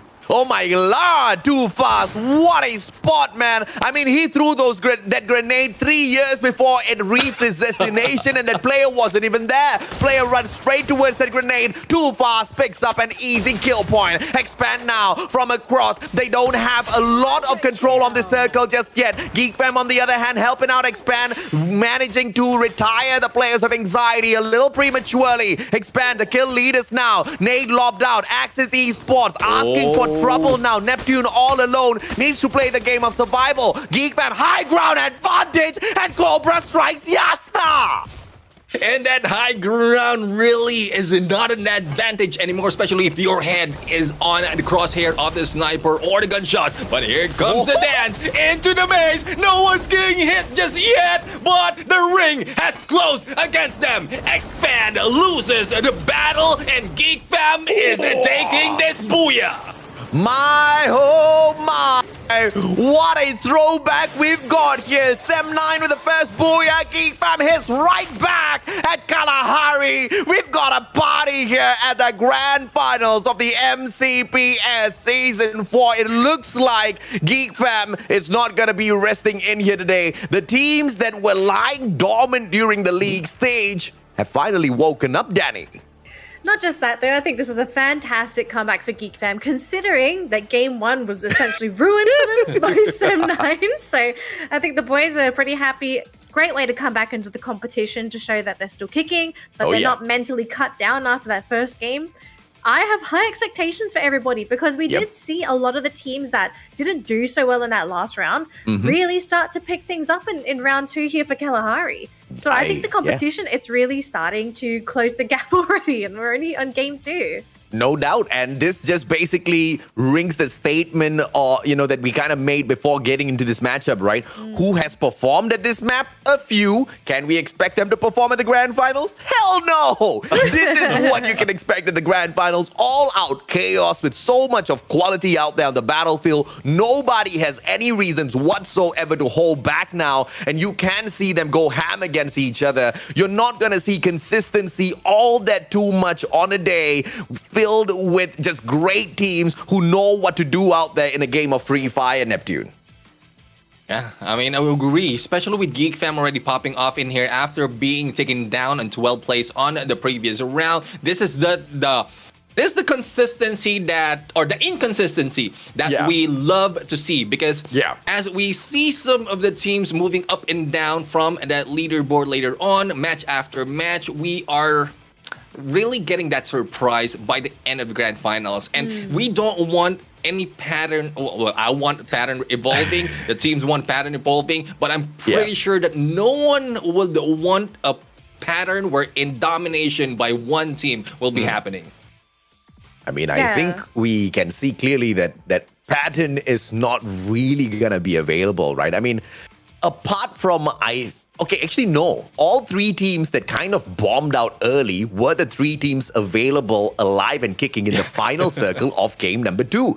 I mean, we saw Expand. Expand picked up 4 points in game number 1, and they were one of the big fighters in this particular lobby. Massive number of kills to their side. We saw Axis Esports. Guess how many points they picked up in round number 1? Just like Geek Fam, nothing. 0 points. And they were fighting it down to the T in this final circle, right? Inconsistency is going to be a thing.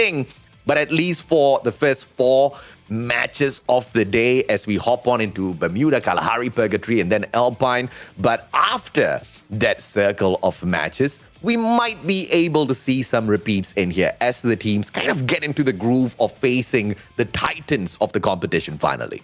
Yeah, I mean, it's not like everyone's going into the competition super scared. I'm actually really glad we're seeing a lot of hot drops in this round, right? It wasn't a case of everyone just playing super safe, not wanting to breathe on anybody, not wanting to be noticed, not wanting to kick up any dust. I think it was during that round, there were 2 hot drops. We didn't get to see one of them. I think we watched, it was EWG and Anxiety, I think. That was the one that we watched. And then on the other side of the map, we had Sem9 going up against AV Radicals. Everyone is more than happy to try and contest the competition if they really want to. And I think Sem9 on AV on Farang. That was crazy. But they all made it out alive.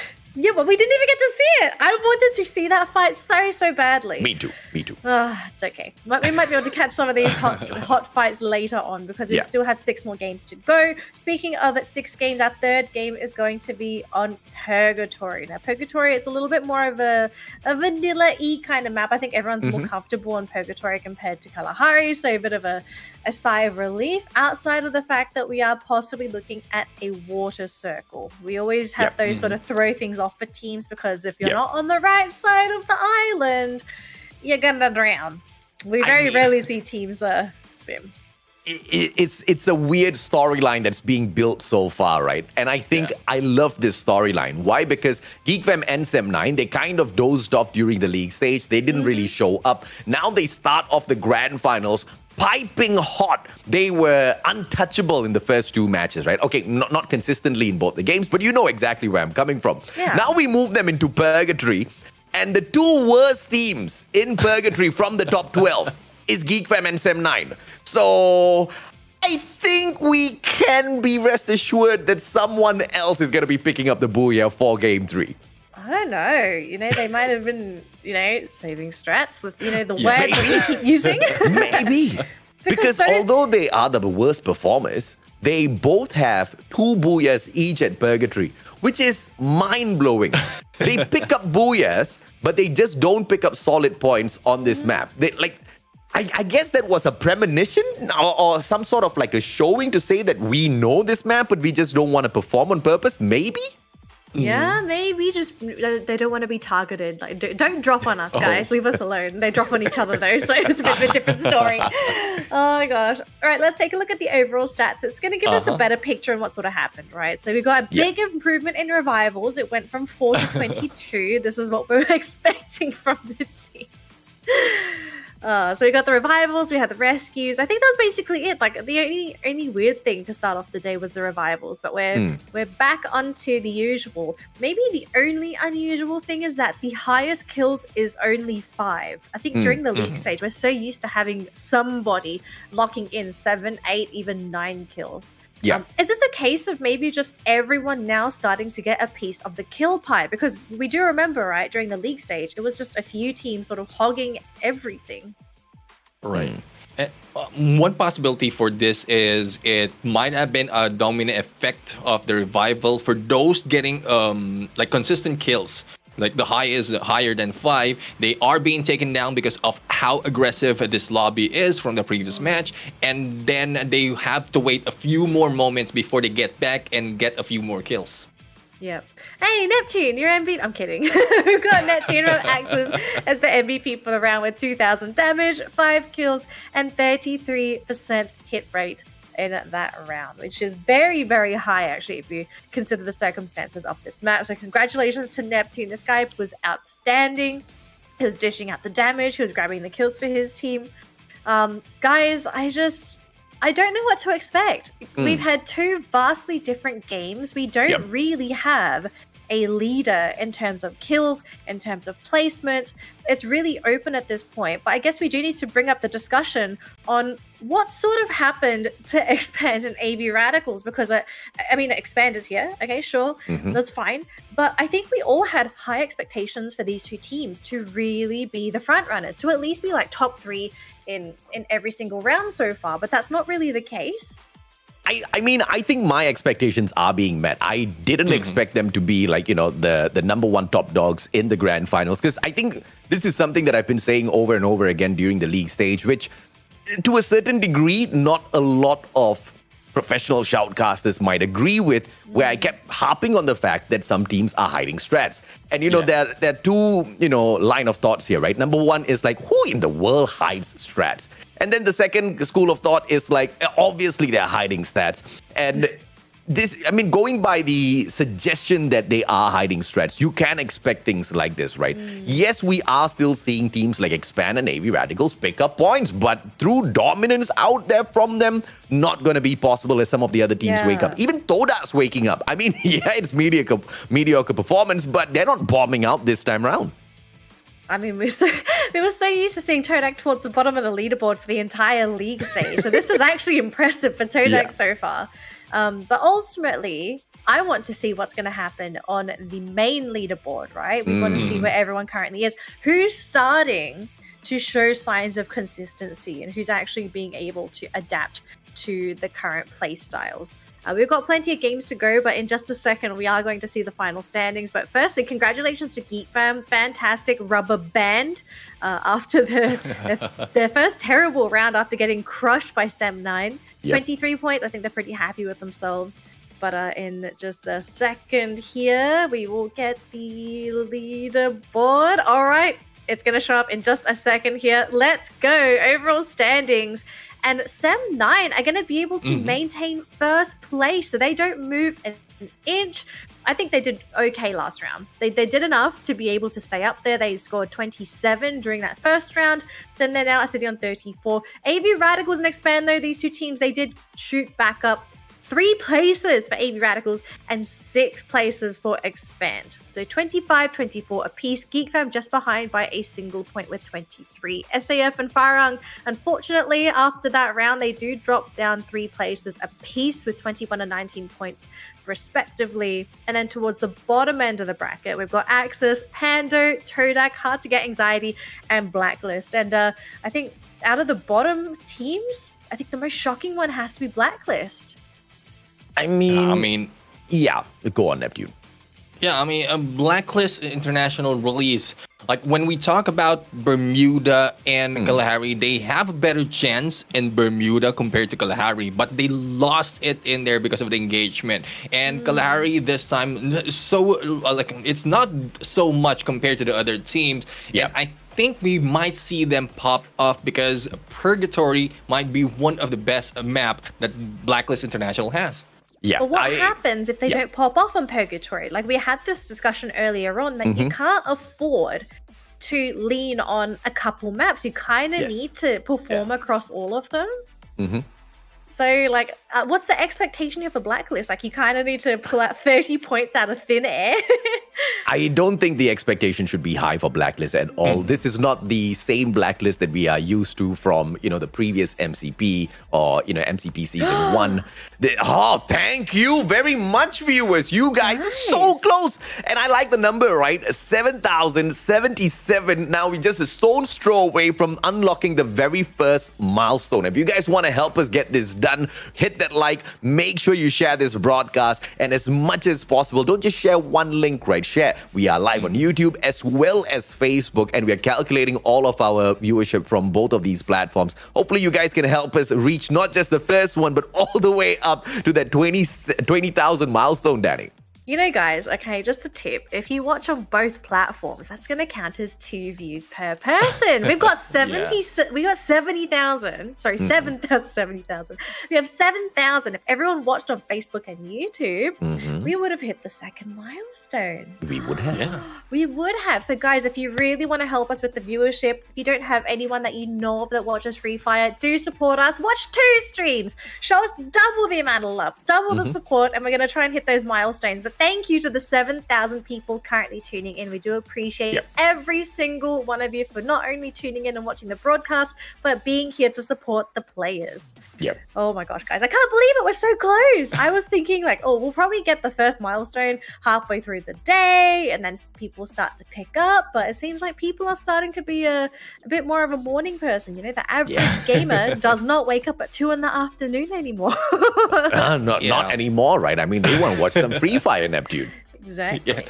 About the tip, when you're sharing, especially in Facebook, you're not limited to one share or multiple, one-time big share. You can do it every hour, every 30 minutes. You will not be tagged as spam. So as long as you have some interval and also limited to a few of those, a few numbers of shares for a specific interval, then you'll be able to get a lot more. Because let's agree, you mentioned earlier that some of the players, viewers might not be awake. So if you get that uncertain interval wherein some of the viewers will just be logging into Facebook or YouTube, then you might catch them and they will be jumping into the stream. Look at this guy giving tips. Yeah. I mean, but giveaways aside, I know we will hit our milestones because you guys are awesome viewers. But let's talk a little bit about Blacklist International, right? Because they can either go all the way up to the top or actually, not all the way up to the top because they've kind of bombed out 2 rounds. They've only got 6 points out of Bermuda and Kalahari put together, not each, 12 points would be very, very decent for Blacklist right now if that was the case. Yeah. But they've only got 6 points from both of these maps played so far. But Purgatory, Neptune, is their best map so far. They've got the most number of kills as well as the most number of placements in comparison to any of the other teams. The only problem is, we clearly can see that the performance at the league stage is not the same for a lot of the teams here at the Grand Finals. Well, it's not just that. You've got the top 12 best teams in the league stage competing in one big group, right? It's not a case of just we're only playing with this group and this group. You've got the best of the best here. So that makes it even more difficult. Yep. If we go back on those numbers, though, for Blacklist, what was the most points that they were able to score in one round so far? Do we have that stat? I can pull it up. Actually, so can I, but you... This woman thinks we are Google, man. Yes, we do have the numbers, ma'am. But we got to look for the spreadsheet, this kind of information you need to prepare, Yeah, for the total... For the total kills, I would say 23 would be the highest that Blacklist has. And this is not on Purgatory. This is on Alpine. So what more can they offer on Purgatory? Let me look that up real quick. On the highest that they have, it is 18. So it's not that much. So there is a chance that they could maybe pull out a 30-pointer, but it's a big ask at the end of the day for Blacklist. Speaking of them, we'll let them sort of go and we'll see how they play in this next round. We're going to take a look at our flankers here very quickly, and we've got Wine from AB Radical Spade for Farang, and we have Kidimes from Todak. Now, very big difference actually if you take a look at all three of our flankers here. You've got Wine, who's got stats across everything. Then you got Spade, who's sort of in the middle and all-rounder, and then you have Kidiamond, who's more of a specialist, it seems. Like, what's the biggest difference you feel between all of our players before we go to the head-to-head? Yeah, I think, the only difference is AV Radicals was awake through the league stage. The other two teams were asleep. Farang and Toda, they really didn't hit hard at all during the league. We're hoping for them to get that done in the grand final. No, but I don't really see that being the case just yet, unfortunately.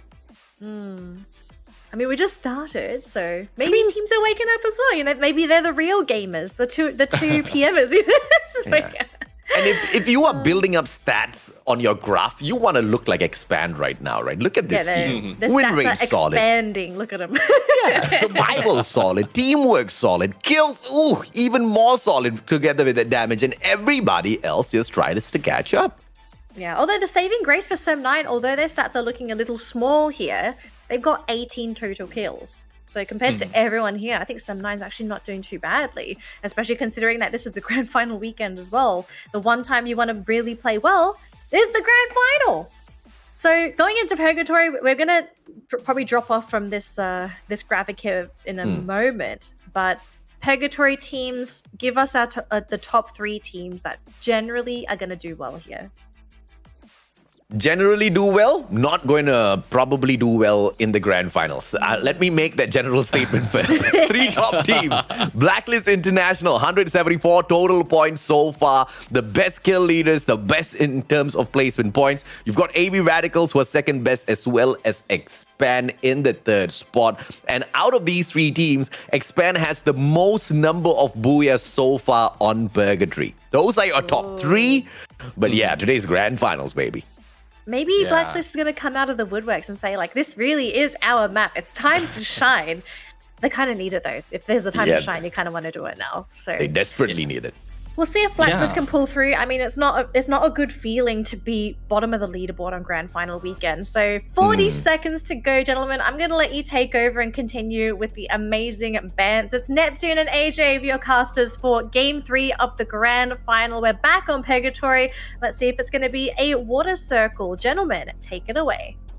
And thank you very much, Danilee. And one thing that I miss from Blacklist International, especially when they jump into Purgatory, is when they take over the Moat House. Remember from the previous competition, they started off from the edge, taking the Moat House, and then worked their way through. But this time, with the new team of Blacklist International, though Purgatory is still their best game, their best map, and if we look at historicals, like, they have the 2nd highest point in terms of all matches in a map, and that is Purgatory. It is 188 total points just in Purgatory if you combine that from league stages. So I love to see the usual strat of Blacklist International, starting off from the edge Moat House and then closing in onto the next safe zone. As you mentioned, might be different based on the RNG, AJ.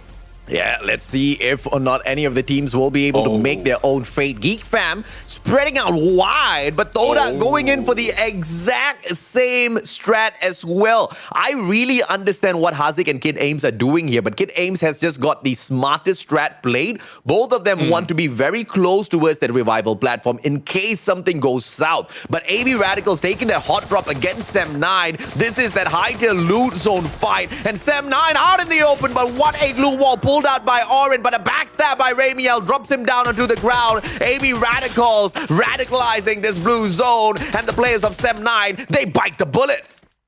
Yeah, and we all know that players of Sem9 take Central. It's 3 teams in this small island, but with the addition of that high-tier loot, AV Radicals will be jumping in. So 4 teams in this small island in Purgatory. Good start for them. And as we saw AV Radicals start it off, like this is one thing about AV Radicals. They jump into high-tier loot expecting that there's a lot of weapons available for them. And we know how aggressive they are. We know how they can move, especially as Wine in there taking the lead, as well as Tanamo going in as their captain. It is a good play coming from AV Radicals right now, but who's challenging them?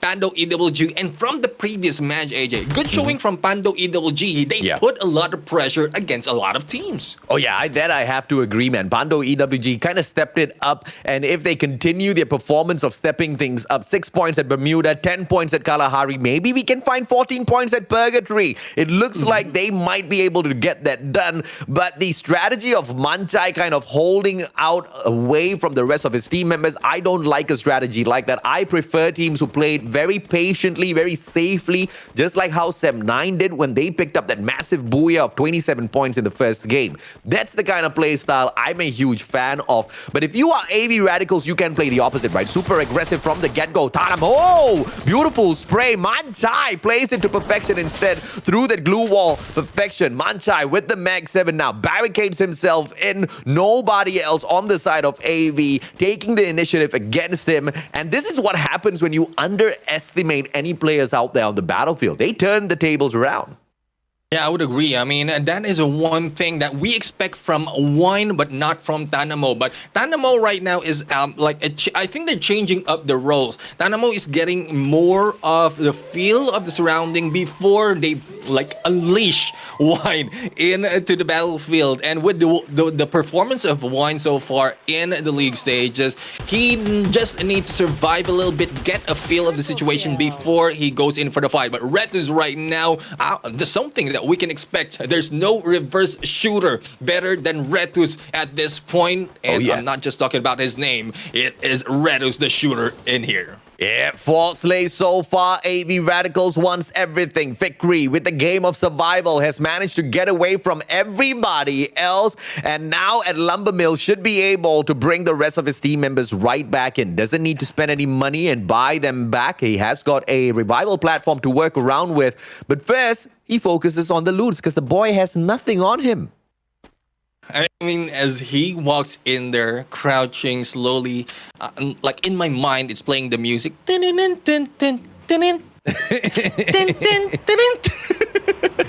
It's like they're about to surprise someone, just waiting and creeping slowly, sneakily moving in. Anyways, getting inside, hard to get right now, is getting a good compound. But on the other side, it is engagement might be happening between Todak and Farang. But Farang is caught off guard in there, split up, and one will be taken out. It's Spade in here, and I love how Todak is grouping together on every or most of the approach that they're taking at this point, and that pushes Farang out into the other parts of this area. They need to get that revive spot. And one thing about that first match, AJ, we question why not so much is reviving their teammates. It's only 4.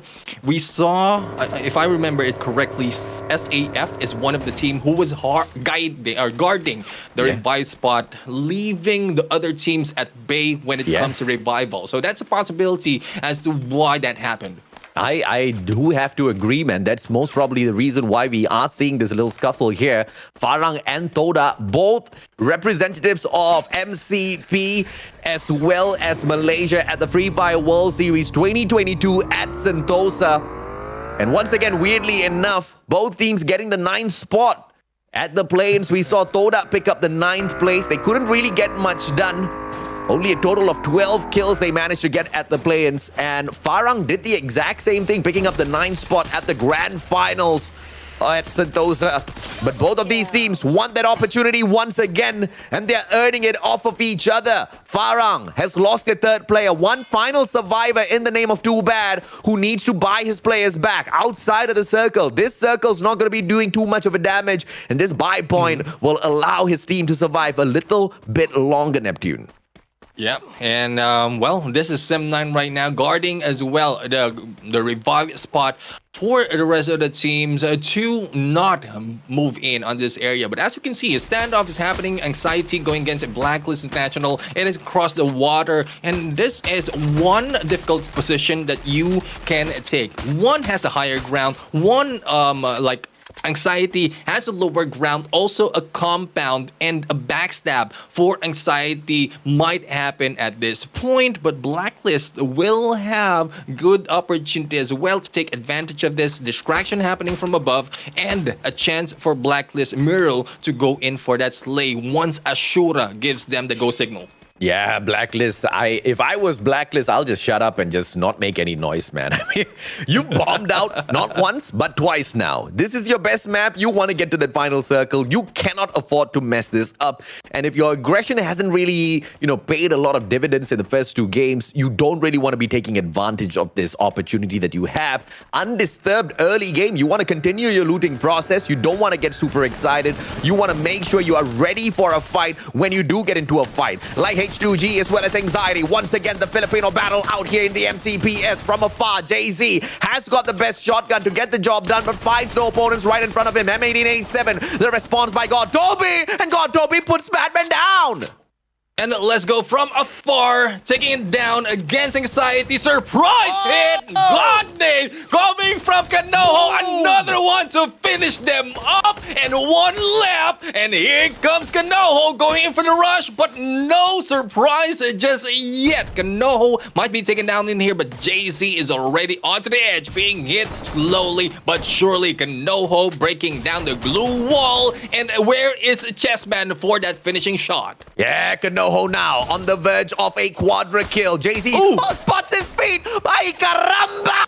From the back, it's Cobra who interferes. Expand out of nowhere. Roy takes the final kill. Hard to get eliminated in the 12th spot. And Expand now wants to dominate this encounter. What a play! And they stole that opportune moment away. That could have been a good shot. That is a headshot on the foot. I don't know if that's something. That's a foot shot, bro. Foot shot. Like one of the weakest shots you can take at the foot. It's much good sounding if I say that in Tagalog, like headshot sa ulo, headshot sa paa. Like it's headshot on the head, headshot on the foot. But this time, at this moment, he would have been praying for a little bit more damage, man. But Blacklist International now getting caught in a crossfire against the players of Toda. Toda has got the compound right in front of them. Blacklist International, they are split up, and this is not a position they want to be caught in with their pants down. I mean, some people want to be caught with their pants down. Definitely Toda, not one of them. I'm quite surprised about that comment, AJ. Like, who would want to be caught with their pants down? I don't know. But Geek Fam wants to catch both of these guys with their pants down. The drone is up in the air.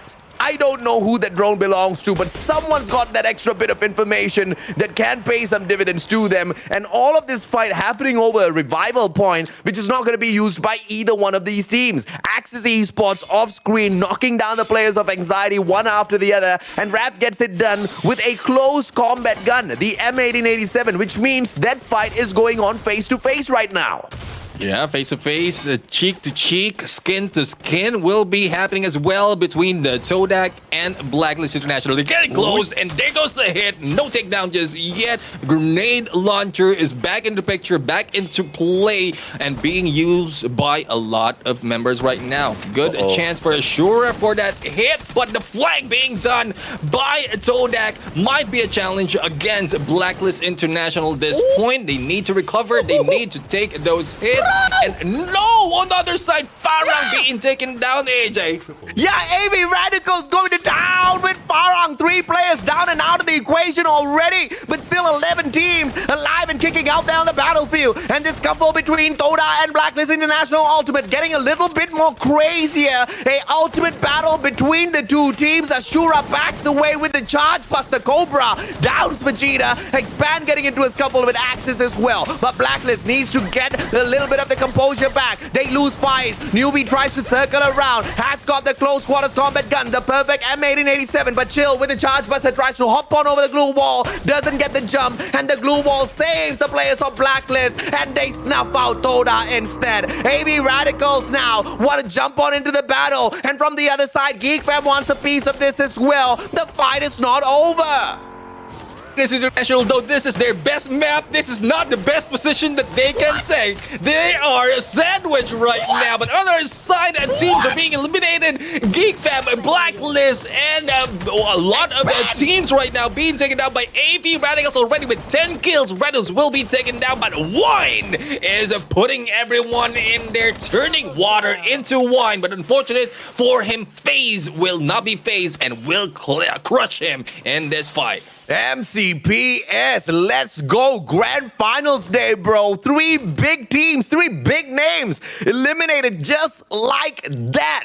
And I have no idea what we just saw, bro. Toda out of the equation. We have seen the players of Expand get expanded as well. Axis Esports personally escorting them back to the lobby and then just leaving them high and dry there. 3 big teams out, and Axis wants to get the 4th one out as well. SAF might not be a top contender for the championship just yet, but Axis wants to take no chances whatsoever. Hawkeye, barricade after barricade off that glue wall just to avoid Raph, but Raph finds his back inside of the time turner. Raph with 19 HP, still surviving. Yado from afar, and Yado drops Raph like it's hot. Hawkeye takes Flame out of the equation. SAF hits back, and Axis pays the high price for challenging them. Axis Esports eliminated, and they go against SAF. 6 eliminations already being done by SAF, and a lot more will be happening as they close in onto the next safe zone. But the battle continues, and it is not stopping in here. AB Radicals still going for this slay, but who is still alive? We have Blacklist, I believe, is still alive and kicking, and has not been taken down after all those engagement that we saw earlier, AJ. Sem9 now out of the equation. Come on, somebody give them a break. Sem9 started things off hot, and then they fizzled out, bro. 7 points in Kalahari. We don't know how many they picked up at Purgatory, but clearly not enough to maintain that #1 spot domination. We can have a couple of teams catch up with Sem9 in a little bit. AB Radicals clearly looking for that spot. 12 kills in hand already. SAF trying to stop them halfway through their spot. Ramiel from afar tries to take the shot, but Ritu says, no worries, brother, I got this. Groza in hand, takes Let's Go off of the roof, and AB Radicals, 13 kills in hand, has to wonder, where does the circle go next? Towards Anxiety and SAF, or does it go towards the Malaysians? This circle has to pick a nation.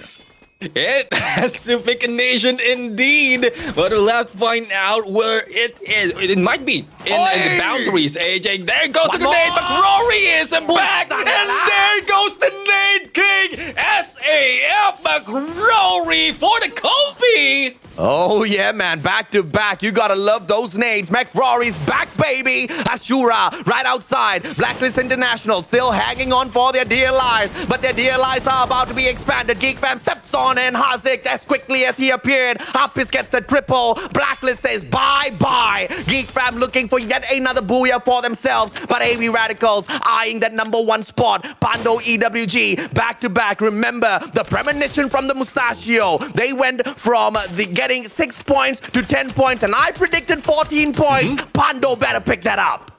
Yeah, they need to figure it out, but they are being picked out one at a time. Manjai has a good advantage in here for this safe zone, but the only problem for him is SAF. I think SAF already had a sight of. There goes the takedown. Yado for the kill. Hopefully they got that 14 kills, but we are left with 3. And where we are going to be pushed in, we are going to push into the water. So hopefully that that water, that river is in the right temperature. AJ. Yeah, you can blame Danny for this, man. Asking that one question which I hate. Are we gonna get a water circle? Yes, Danny, now we got a water circle. Geek Fam, they don't want to go for a swim just yet. AB Radicals, on the other hand, super close to the beach. They're wondering if or not they want to slip into their swimming trunks, but AB Radicals wants to deal with Geek Fam first. And now there is a team on the other side of this little hill, and it doesn't matter who they are. AB Radicals wants to eat up Geek Fam first. Yasta says hasta la vista. Apis goes down as well.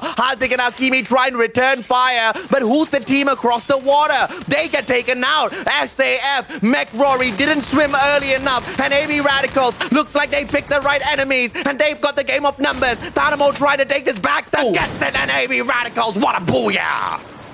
The number game really put in the fight by AV Radicals at this point. If they did not survive with 4-man strong, they might have been taken down in there because of the placement that they have. AV Radicals taking a booyah in this game. And if I'm not mistaken, this has pushed them onto that number 1 spot. Numero uno. That's exactly what they were looking for, and they get it, baby. Yeah, I mean, I want to see a lot of things except that, buddy. But I know they're excited. Everybody's excited. AV Radicals back on fire. They performed during the league stage, and we were so afraid that the curse might follow them into the grand finals. And in the game number 1 at Bermuda, they showed us that curse is real, 10 points. But they improved in Kalahari, picking up 15, and now smashing such a huge booyah, massive numbers of kills, and they pick up extra 12 points as well. You gotta be happy with this, Danny, if you are an AV fan. Look, this is massive for the team because we already saw them sitting in top 3 already. So to be sitting in top 3 and then to get, how many kills did they get? I think it was 13. Too many. It was too many. There was a lot of kills. To have this and a booyah. I mean, this is, we're going almost back to the square one AV Radicals, right? The team that crushed the competition in 2 days and essentially built a 100-point lead over everybody. Like, I think for them, if they can maybe pull this off 1-2 more times, maybe they even lock in top 2 already. And then they can sort of cruise if they want to. I wouldn't recommend it. No, don't cruise. Keep going. But just grab as many points as you can. AV Radicals, I mean, this team, it really comes down to this really, I hate to say it, it's a very reckless play style, but so rewarding if it pays off. The run and gun, kill anything that moves, steal all the kills, and rock that booyah as well. Neptune, bro, my question is, are we gonna get to see a Filipino team at the Free Fire World Series? AV Radicals might just make this happen, man. Yes. Yeah, I mean, I'm really excited to, like, at least one of the Filipino team will be in there. Like, there's either the Filipino or Malaysians in there. It's a good split if there will be both in there, and that would be a good for the community as well, so that a lot more from the Philippines will be encouraged to jump in and create a team, and probably a lot more will be showing up in the next MCPS. And that's my challenge to AV Radicals right now. Get to the World Series. Be that beacon of hope for the rest of the Filipinos out there when it comes to the game of Free Fire. And I tell you, man, their careers are pretty much set. I mean, pretty much depends on what they do with that fame as well a little bit later on. But you got to be that beacon of hope. And they've proven throughout the whole of the league stage they can definitely give people hope with their gameplays, man. I mean, amazing, tremendous performance. And thankfully, you don't see a lot of consistency from some of the other teams who are vying for the top spot as well. I mean, we saw the hotcake Sem9, 27 massive points in game number 1, and then they kind of fizzled out. Just 7 points from game 2, but because of the massive performance from game 1, they still held on to that number 1 position after game 2. Game 3, bye-bye number 1 spot. You gotta give us consistency, Sem9.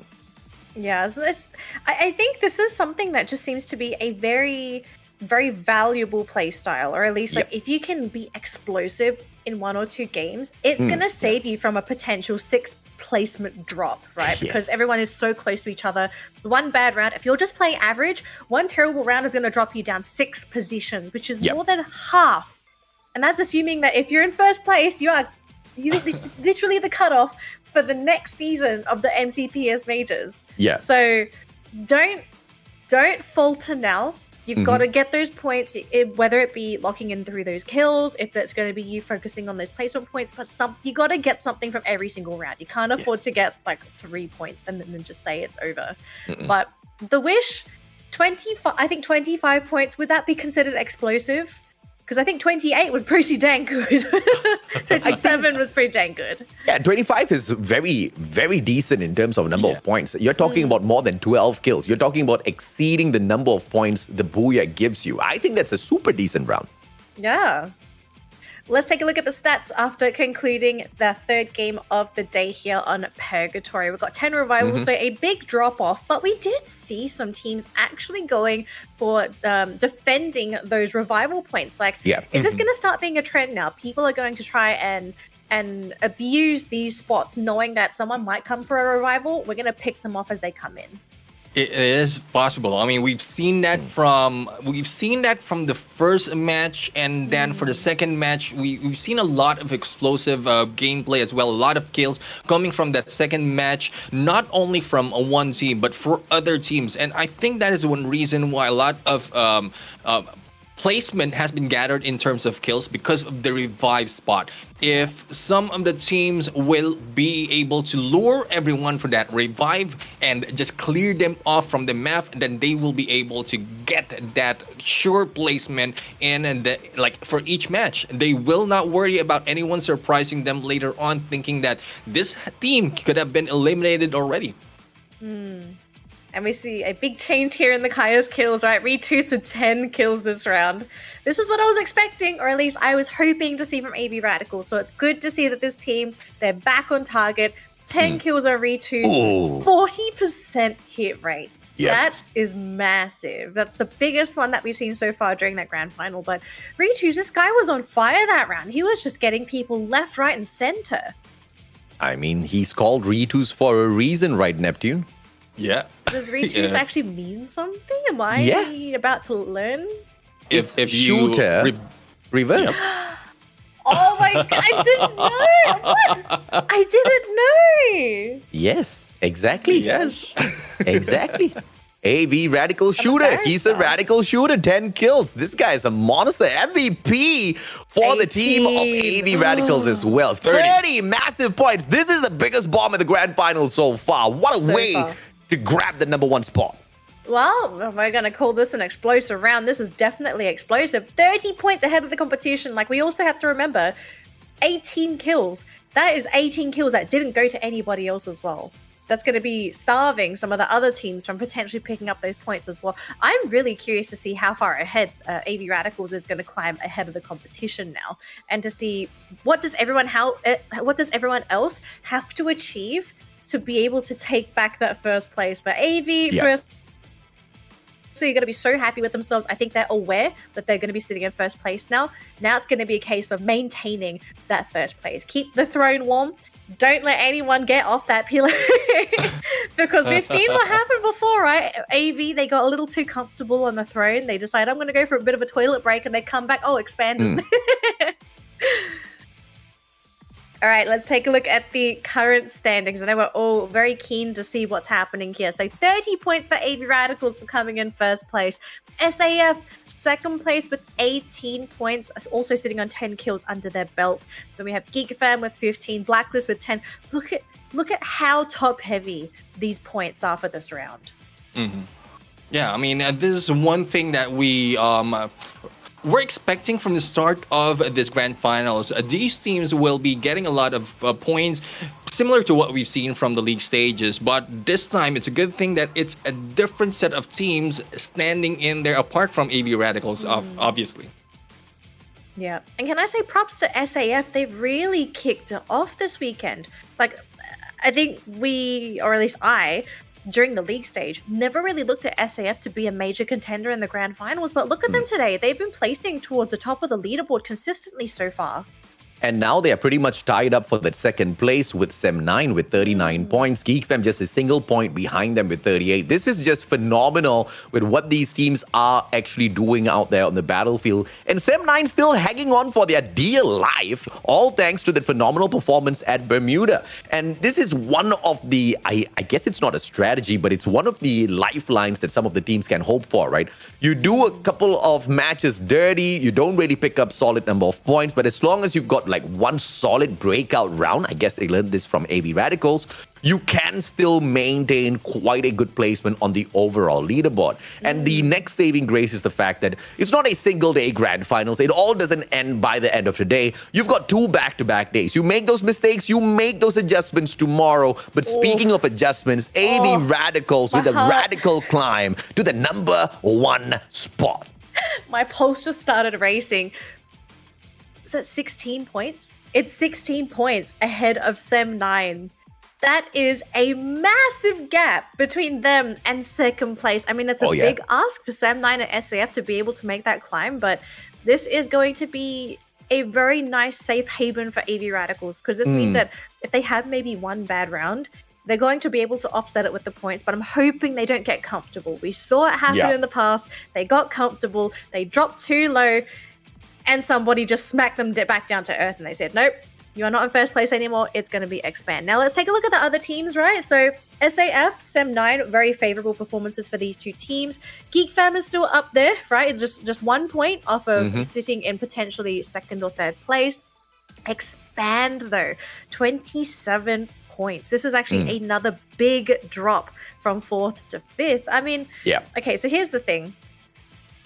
What's the consensus so far for us and Expand? Because we know that we've seen them be able to pick up kills, but they just haven't been able to pick up the placement points. Like they did well once, but it's been so non-consistent. I don't know what word I'm looking for. I'm just pulling up the snake here. This is their performance so far.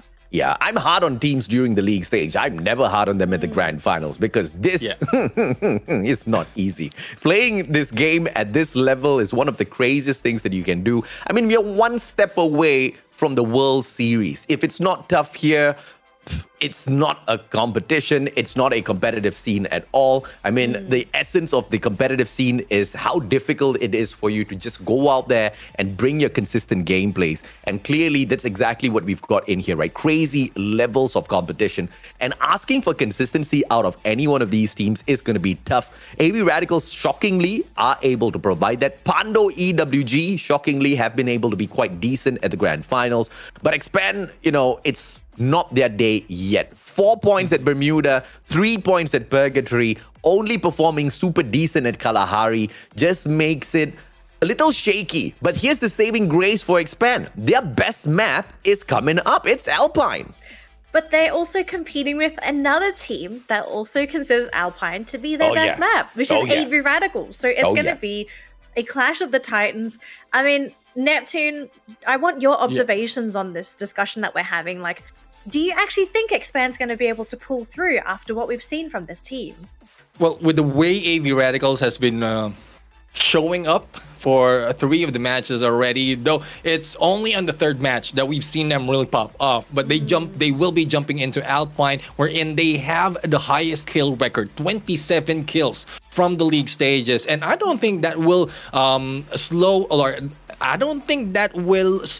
AV Radicals down, even if other teams have been moving up. And about the question why some of the teams are getting ahead against Expand is because of some of the strats being shown right now on the grand finals compared to what we have on the league stages. And once, it's not that everyone will be moving up, some will be pushed down in there from the pedestal.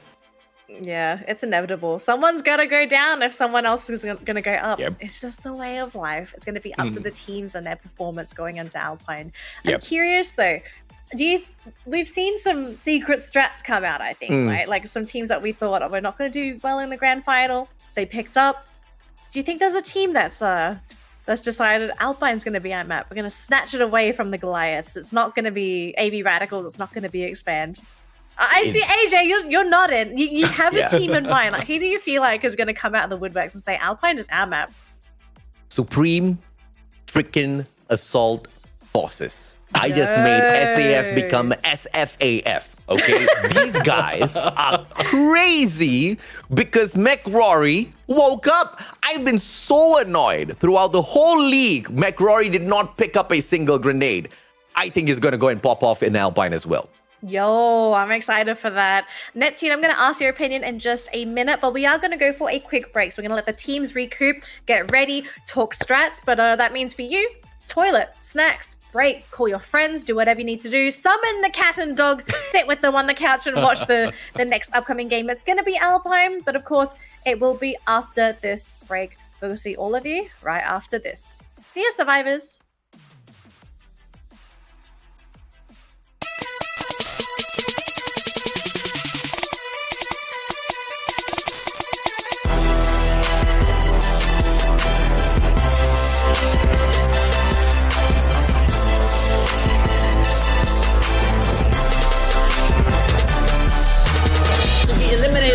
Geek Fam continue to survive. The king has returned. Will be the champion, Geek Fam. And Cobra wins it out. Blacklist International with the Booyah for round Who five. managed to bag it all the way through that Blacklist International. And they face that's far with the Booyah.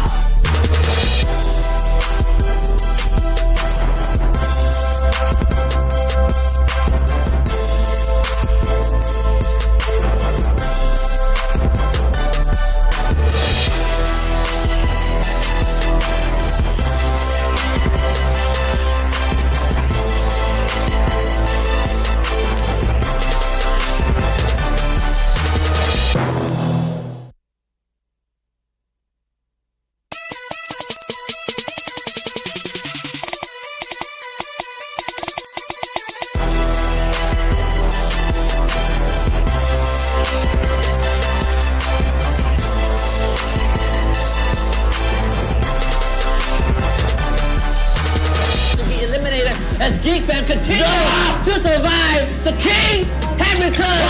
Will be the champion, Geek Fam.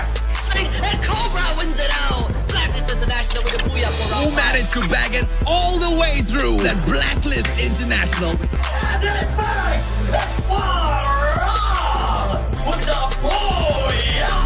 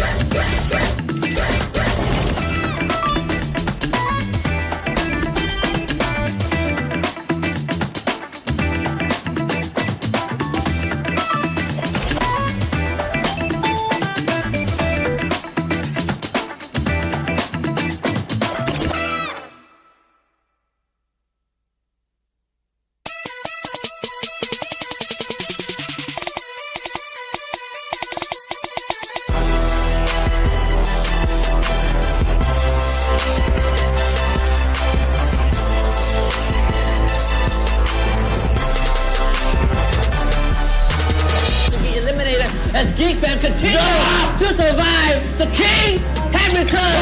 This will be the champions, Geek Fam. And Cobra wins it out. Blacklist International with the booyah for Who round managed to bag it all the way through that Blacklist International. And they face Esquadron with the booyah.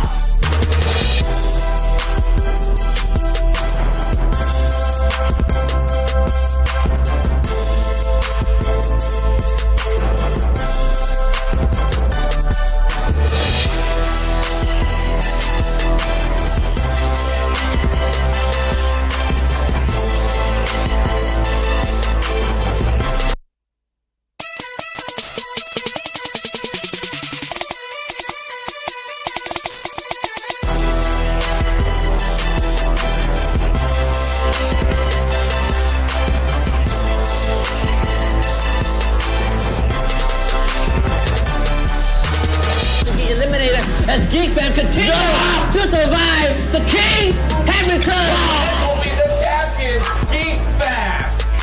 And Cobra wins it out. Blacklist International with the booyah for Who round managed to bag it all the way through that Blacklist International. And they face Esquadron with the booyah.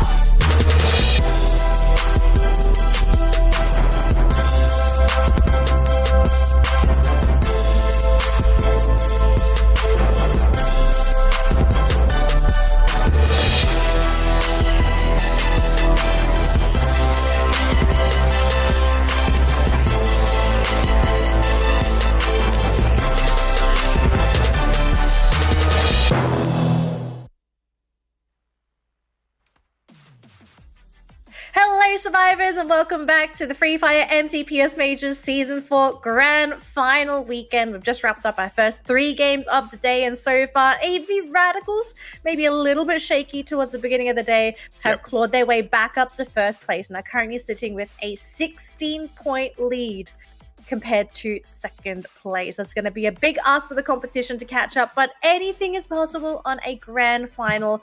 But here's the thing, gentlemen. The next map, it's one of their signature maps. It's Alpine.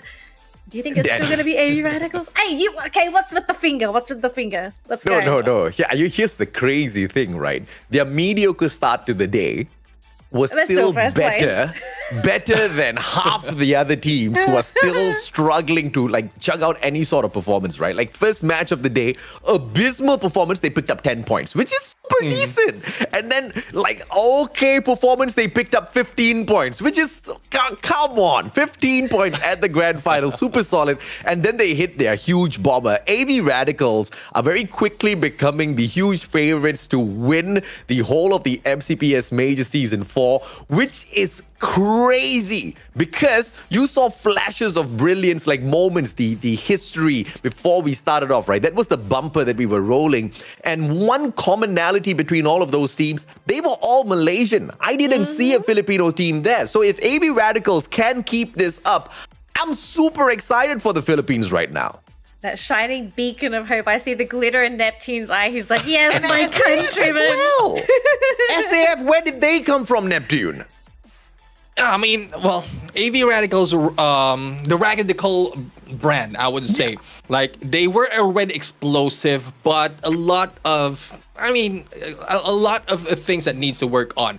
Several seasons happen, several days of battle, a lot of consults, a lot of reviewing, and I think they are finding the perfect match for them. Tanamo taking the lead in this match, and I think this is the first time that Tanamo has taken the lead on AV Radicals. And I think the leadership that he has, together with the aggressiveness and the way they adjust all the gameplays that they have when they need it, I think that is a combination of the success for AV Radicals. And SAF, yet another Filipino team that kind of crept out of nowhere. And we think that AV Radicals did okay and decent with the 10 points and the 15 points. SAF picked up 16 points at Bermuda. And then they had an all right, in fact, horrible round at Kalahari where they only picked up 5. And then Purgatory 18. SAF is hitting it on another level today, Danny. Are the consistency starting to show up? I kind of feel like, are they trying to pull off a reverse a reverse double whammy here, because remember last time SAF were dominating the league stage, and then they just sort of went like during the grand final. So so what if they're just saying like, let's just do okay during the league stage, and then let's go kaput during the grand final, and it's kind of happening. Second place, and they are so far ahead of the competition so far. Like, you don't really have anyone that's going to be able to compete with them. So, I mean, it's good news. Like, could you imagine SAF and AV Radicals going to Worlds? I cannot. Like Philippines, like not showing up, and then boom! At one go, you send 2 Filipino teams to the World Series to represent our server. I think it'll be insane. I think if that happens, it's a huge wake-up call for many, many Malaysian teams who, unfortunately, have started slacking off. Now, I don't say slacking off based on, actual knowledge of what they are doing in their daily lives, but I talk about actual slacking off based on what's happening out there on the battlefield. Where's the consistency? I mean, if you're playing possum, if you are trying to hide strats, now's definitely not the time. But for all of you guys, thank you for helping us hit our very first milestone of the day. Thank you so much, everybody. So our first reward is going to be available very soon. We're actually going to double check with production how this is going to be given out. There's going to be a code. It's now. It's a code right now. Okay. I wasn't sure where it's going to be, but here's the code for our first giveaway of the day. Now, as usual, this is going to be exactly the same as all of our other giveaways. This code will be available until the end of the broadcast. So if you're unable to claim the code now for whatever reason, you still have until the end of this show to claim that code. So if you can, claim it now. We do recommend it so you don't forget, and share it with your friends and family. If you have somebody that's also into Free Fire, maybe they can't tune into the show now, they can also claim these rewards too. So thank you so much, everybody, for helping us claim our first milestone giveaway for today. We've still got 2 more to go though. 2 more. So the next milestone is 12,000 viewers. Now we've hit 8,000. We just need 4,000 more. I mean, so all we need is for a couple thousand of you to just open the stream on the other platform, YouTube, Facebook, which one you have to open the other. You have to. I mean, look at what Garena is giving us, right? Usually it's like a crate or something where it's just RNG that decides exactly what you get. I mean, you might get lucky, but you might be unlucky. That's what the crates are all about. But incubator voucher, that's awesome. Plus the MP40, you get to try this skin out for 7 days. Yes, it's a trial skin, but many of us don't have the luxury of picking up these awesome legendary skins, Neptune. And this is our opportunity, guaranteed to be able to use that gun at least for a week. I'm loving it. I mean, this way, I get to know if or not if I want to throw my diamonds in there and get it myself. Guys, wait. Yeah. The ultimate prize, it's a full-on gun skin. Like, it's a full, you keep it forever. Yes. It's a exclusive 2022 skin. If we can hit 20k, we will love all of you forever. So if you can, watch the stream on as many devices as possible. Tell your friends, your family, your mom, your dad, your dog to watch the stream. Let's hit that 20k. I mean, yes, 12,000 is the next milestone, but we want 20k. We want to hit that 20k so everyone can get the skin. But thank you so much. I'm going to just ask, why are we even showing these graphics? Because it's just very embarrassing if you are Lebanon View, because unfortunately, this graphic is not super representative of what they are capable of bringing out there on the battlefield. I think Lemon is one of the most nastiest monsters that you can take out there on the battlefield. And when he plays support, he's not just a defensive support, but he's a super heavy offensive support. And I'm heavily offended by his graph. I mean, we should be. I don't think the graph is a really good representation of what supports do, right? Like, Neptune, I want to ask your opinion. If you could make a graph of what supports are supposed to show, like, what stats are you really looking for as a support player? Assist as well as revival will be done. Will be good for representation. Damage can be good as well, because the support is you're supporting those who are flanking and who are fragging. So you're not getting the kills, but you're getting a lot of damage, putting out a lot of damage as well against other teams.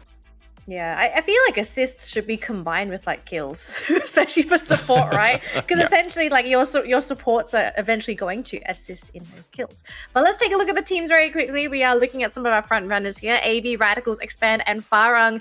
as we jump into Alpine for our next matchup. And so far, we're looking at the total kills here. 32 kills under AV Radical's belt, 16 under Expands, and 9 under Farang. So already we're starting to see AV Radicals hoard up on these kills. It's like it's almost winter. They're saying, guys, we've got to get the kills now before winter kicks in, because no one's going to come out when it starts snowing. And this is scary for the other teams, because remember, every kill that AV Radicals gets means that that's a kill that no one else is going to get. Yeah, and by the way, if you're trying to do the math in your head by comparing the graph and the statistics at the bottom, don't confuse yourself, because the graph was taken based on their performance at the league stage. And what you see at the bottom, the Booyah and the total kills, is purely the statistics that are picked up from the grand finals. Yes. So the graph and the numbers at the bottom have got nothing to do with each other, which is why I'm actually confused why Sem9's graph was so out of whack earlier on. Like this is a more decent graph. It represents them well. Yeah, it's easier to read as well as someone that might be tuning into the stream. But looks like we're going to jump into our next map, gentlemen. 50 seconds before the players drop in onto Alpine. This is going to be game number 4 of the day.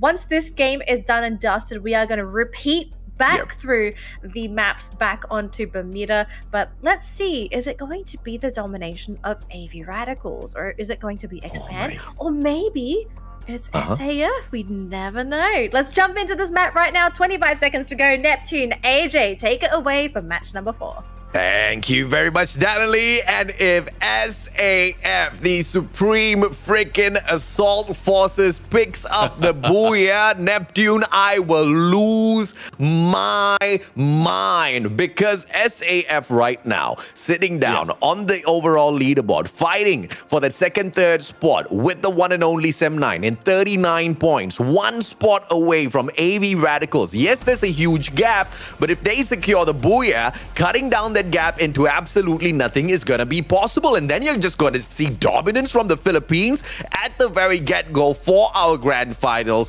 which might mean nothing when you look at the overall grand scheme of things. We've got 2 days of the grand finals, but that's one heck of a great start, my friend.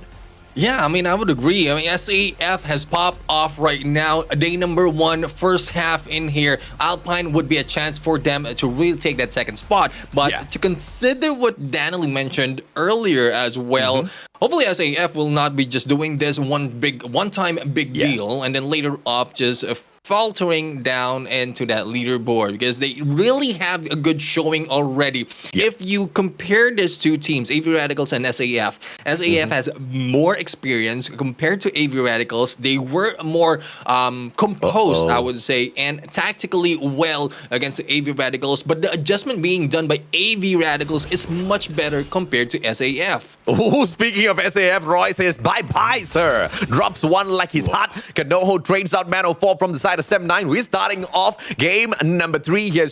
Game number 4, super hot. And at Alpine, there's a hot drop here between the one and only Geek Fam and Pando EWG. Manchai loses his life prematurely at the very get-go. Super hot start. But you know, the one main thing that I noticed, Neptune, as we were flying in, Garena desperately wants these players to revive each other. Did you see the number of revival points we've got? Every single compound has got its own personal revival point. Now, there's no complaints, there's no excuses whatsoever for not being able to bring your team members back in.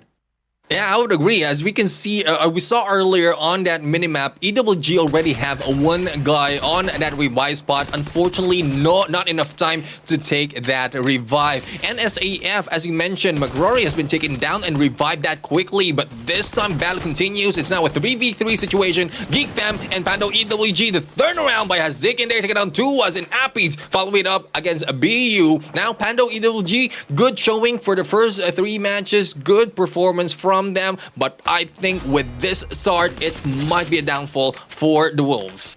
Yeah, Geek Fam, flexing those muscles. Let's hope that's not premature and it is one that is apt. Maybe a little bit of a foretelling of what we can expect out of them. But Kanoho catches the back of Lemon. Fantastic maneuver through the window. Puts him down on the ground. Sem9 struggling against anxiety. The Filipinos, I swear to God, on this first day of Grand Finals are on fire, Neptune. Yeah, and you asked earlier, imagine if we have like Filipinos in there in the world stage, it might change the standards of gameplay because so far from what we've seen as SAF, AV Radicals as well, it's not that, like, it is tactical, but there's aggressiveness. It's so much aggressiveness from them. It changes the standards and also the gameplay of other teams. And if you put that in a world stage as one of a reference, then a lot of the teams, a lot of players from the other region will follow through. Anxiety! Shut down! One of the greatest teams out of Malaysia, Sem9 snuffed out. What are we even watching? But Blacklist International, they might now be in trouble as well as they hot drop the players of Farang in their compound. Fires backs away. Jambal has the AC-80 in hand, Spade with the approach with the MP-40 in hand as well. But the battalion of Blacklist International players, they make their way in. Jambal, Max 7 turns around, 1v2. Jambal gets it.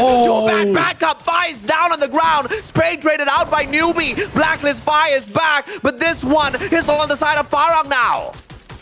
Farang right now being taken down. One at time, fires will be picked up. Ashura right here will try to go in for that push. Here comes Backstab coming from Jesbu. It's a 2v3 situation, and here comes the rush. Jesbu will be surprised. Newbie for the hit, and Ashura and Newbie needs to get that pick up or clear up this area against Farang. But with the quickness, mobility, and with how they move, they will not be taken down that easily, and the battle continues. Blacklist and Farang still at it. Ashura and Faiz trying to charge up and heal up after that encounter. Yeah, brothers of a nation, both Malaysian teams taking each other out. Fires with a perfect trip mine placement earlier on saved the lives of the players of Blacklist International. And now we've got a 2v2 situation. Fires, can he get this hit? SMG in hand, number of bullets there, but the damage close quarters just not there. Too bad on the other hand, has got the double barrel, manages to buy back one player, two player for his side. Farang full squad once again, too bad, has gotten the job done. And that's what you want to do if you are a defensive player. Too bad, even though he does lose his life alongside Spain, he's brought his brothers back. The players of Farang continue to survive this fight. Up and 4 men strong. Once again, 4 kill students. Name and Mirul will be back. The code is not yet broken as the agents will be returning in here into play. But close not only to Farang but also to Todak. Mirul needs to be careful, need to be tactical, and bring back the rest of the teams right here. Only one team has been eliminated so far in here with the engagement that we've seen. There's a little bit of slowdown though from the engagement, but on how hot it starts, AJ, I mean, there's still continuity at this point.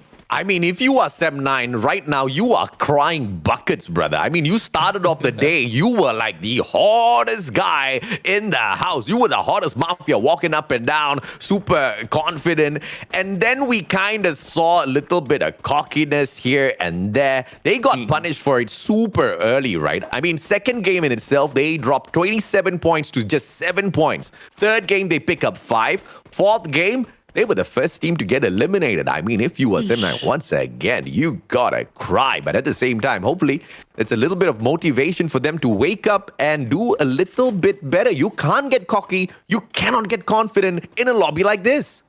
Yeah, I mean, they need to go back to their usual ways wherein they wait for the tactical approach. Usually mid to late game is where they pop off. Correct. And then consistently with the kills, they get the booyah. But this time, they're starting it off hot and trying to like bang heads against tough teams and aggressive teams like AV Radicals and even some of the teams expand one of the team as well. Geek Fam, yes, they might have a good chance, a better chance because of what we've seen so far, but with the showing that we are seeing from Sem9, they need to find a different target or probably no target at all.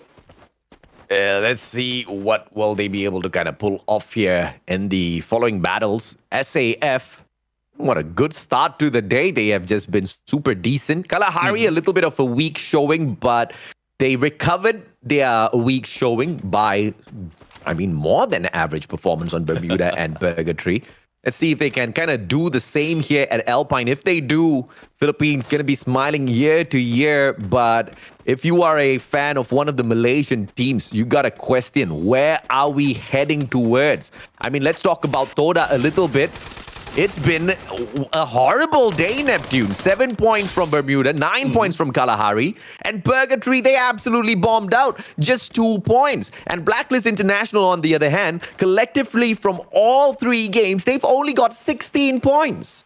Yeah, I mean, that is one pressure that Blacklist International is getting. That is one reason as well as they need to survive all of the battle. Earlier, they went against Farang. This time, they went against SAF. And only 2 remains from this team of Blacklist. They need to recover the rest of the teams and get a lot of points. Alpine might be a good chance for them, but as we mentioned earlier, before the start of this match, AB Radicals is a huge wall that they need to cross or better break down. Yeah, let's see if they can break down this quite impenetrable wall in certain aspects of strategy. It's all going to depend on the conditions out there. Once again, Battle Royale RNG, one of the most annoying things to deal with, but also the best factor to determine how good you are out there on the battlefield. You need to have like the response time of an athlete out there on the battlefield. Oh, SAF, as I say that, they get snuffed out by Spade. And the shots out of Expand, obviously, they were trying to look for that knock. But Farang just a little too quick with the finisher. But AB Radicals now outside of the circle. They deal with Geek Fam.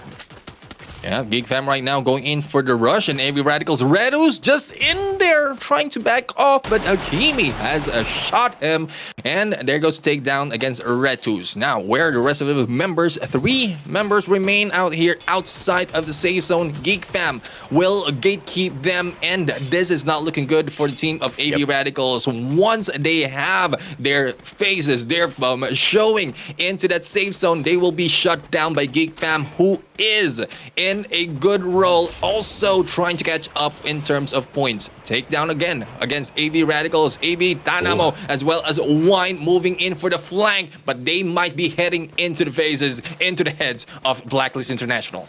Geek Fam really redeeming themselves after picking up 0 points in that first game. This time, they want to go ham against everybody else. AB Radicals, your time is up. Dynamo goes down. Geek Fam, 7th kill in the game, and they are on fire. They leave one final survivor. Anxiety, on the other hand, they deal with the players of Expand. Too fast. He sees an ice grenade that he needs to deal with, but he's cooking up an actual frag. If this frag hits, Too Fast should be able to turn the tides their way. Expand, they disengage for the very fine second. Anxiety, on the other hand, they keep the pressure on them. But Expand is looking for the circle. They've got the better strat here, Neptune. Yep, and they are moving in against Anxiety. Ganoho's already been taken down. Cleanup might be done in here, but grenade coming from Too Fast, but Ganoho is still alive. Oh, not for long. Here comes Chessman trying to run away from the clutches of Expand, and a good position coming from Expand. They need to group together as the challenge of Anxiety is not there anymore, and spread out Anxiety need to get a better position as well as hiding spot in here onto this compound. As you can see, the walls has been laid. The battle continues. Access Esports going against Geek Fam. And if I'm not mistaken, a little glimpse of Pando EWG in that area. So that smart circling around through Forest Red finds the circle through a tiny compound out of Forest. Anxiety is not going to be able to spot them. Good use of those shelter as a little bit of cover to watch their backs technically. And as they circle around, potential to come across, hard to get here. The players of Toda, super smart, but Farang might just pose a little bit of an issue in a couple of seconds here, Neptune. Yeah, and we'll have to find out if the issue will be resolved. Expand, on the other hand, has seen Access Esports. Raf is receiving some damage. Will be taken down in there by Hakimi. And Cobra right now putting a little bit more pressure. Hakimi from behind. There goes the takedown. And it is now left to 2 members. And there goes Neptune being taken down. 1 left in here. Trying to hide out onto the grasses. And Access Esports eliminated Hakimi for this lane. Yeah, redemption is real for Geek Fam. 13 kills already. Now just needs the Booyah to make this super hot and spicy. Hard to get. Circles around. Drops a great number of glue walls right in front of them to deal with Farang. But Toda from the left-hand side. This means the jig is up. Hard to get. About to get annihilated. Not many glue walls to now work with as they've expanded one too many. And Farang should be able to, at the very least, take advantage with 1 or 2 kills. But Wine, slithering snake, trying to get away from a little bit of attention that Geek Fam might be able to pay to them, but Hazik shows up. Wine drops him like it's hot. Time turner elimination. Wine, super smart. Can he deal with Yasta as well? Yasta max 7. Wine backs away. It's a 1v2. Your time is now, Wine. Can you shine? Wine says no. Charge buster takedown. Apis snuffs out AV Radicals.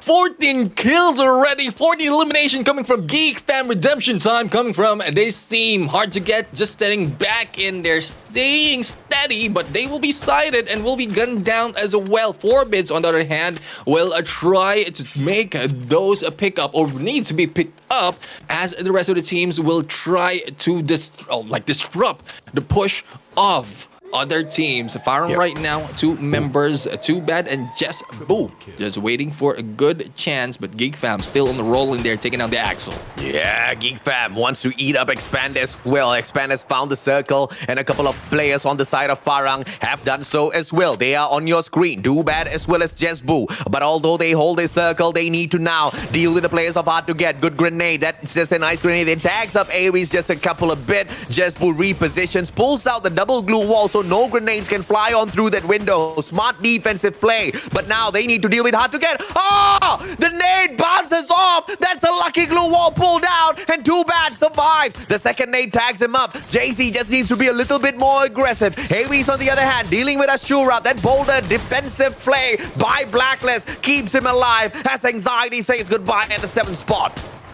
7th spot for Anxiety. 6 remains in here, and Geek Fam still not over with the domination that they have. And Farang, on the other hand, is still waiting in this compound. They have a good use of all those walls, but not so much in putting in. And what a hit! That was Ashura catching that grenade, taking down of this game. From the front, but that was a backstab by the nade. The guy didn't see it coming. Too Bad now. Oh, what a time turner! Pull down. It saves Too Bad's life. Yet another nade. Jay-Z now just going ham with the grenades as he's pissed off. He should have gotten that slay. He saw the time turner. He's not liking it at all. Expand from the back. Batman down on the ground. And it looks like Expand is about to snuff out a couple of more teams before getting to the players of Toda. Farang have got a compound for themselves, but all of this battle between these 3 teams, Expand as well outside of the next circle. 5 seconds to run, and they gotta hustle because that's quite a bit of ground to cover, and they need to face Geek Fam as they run towards them.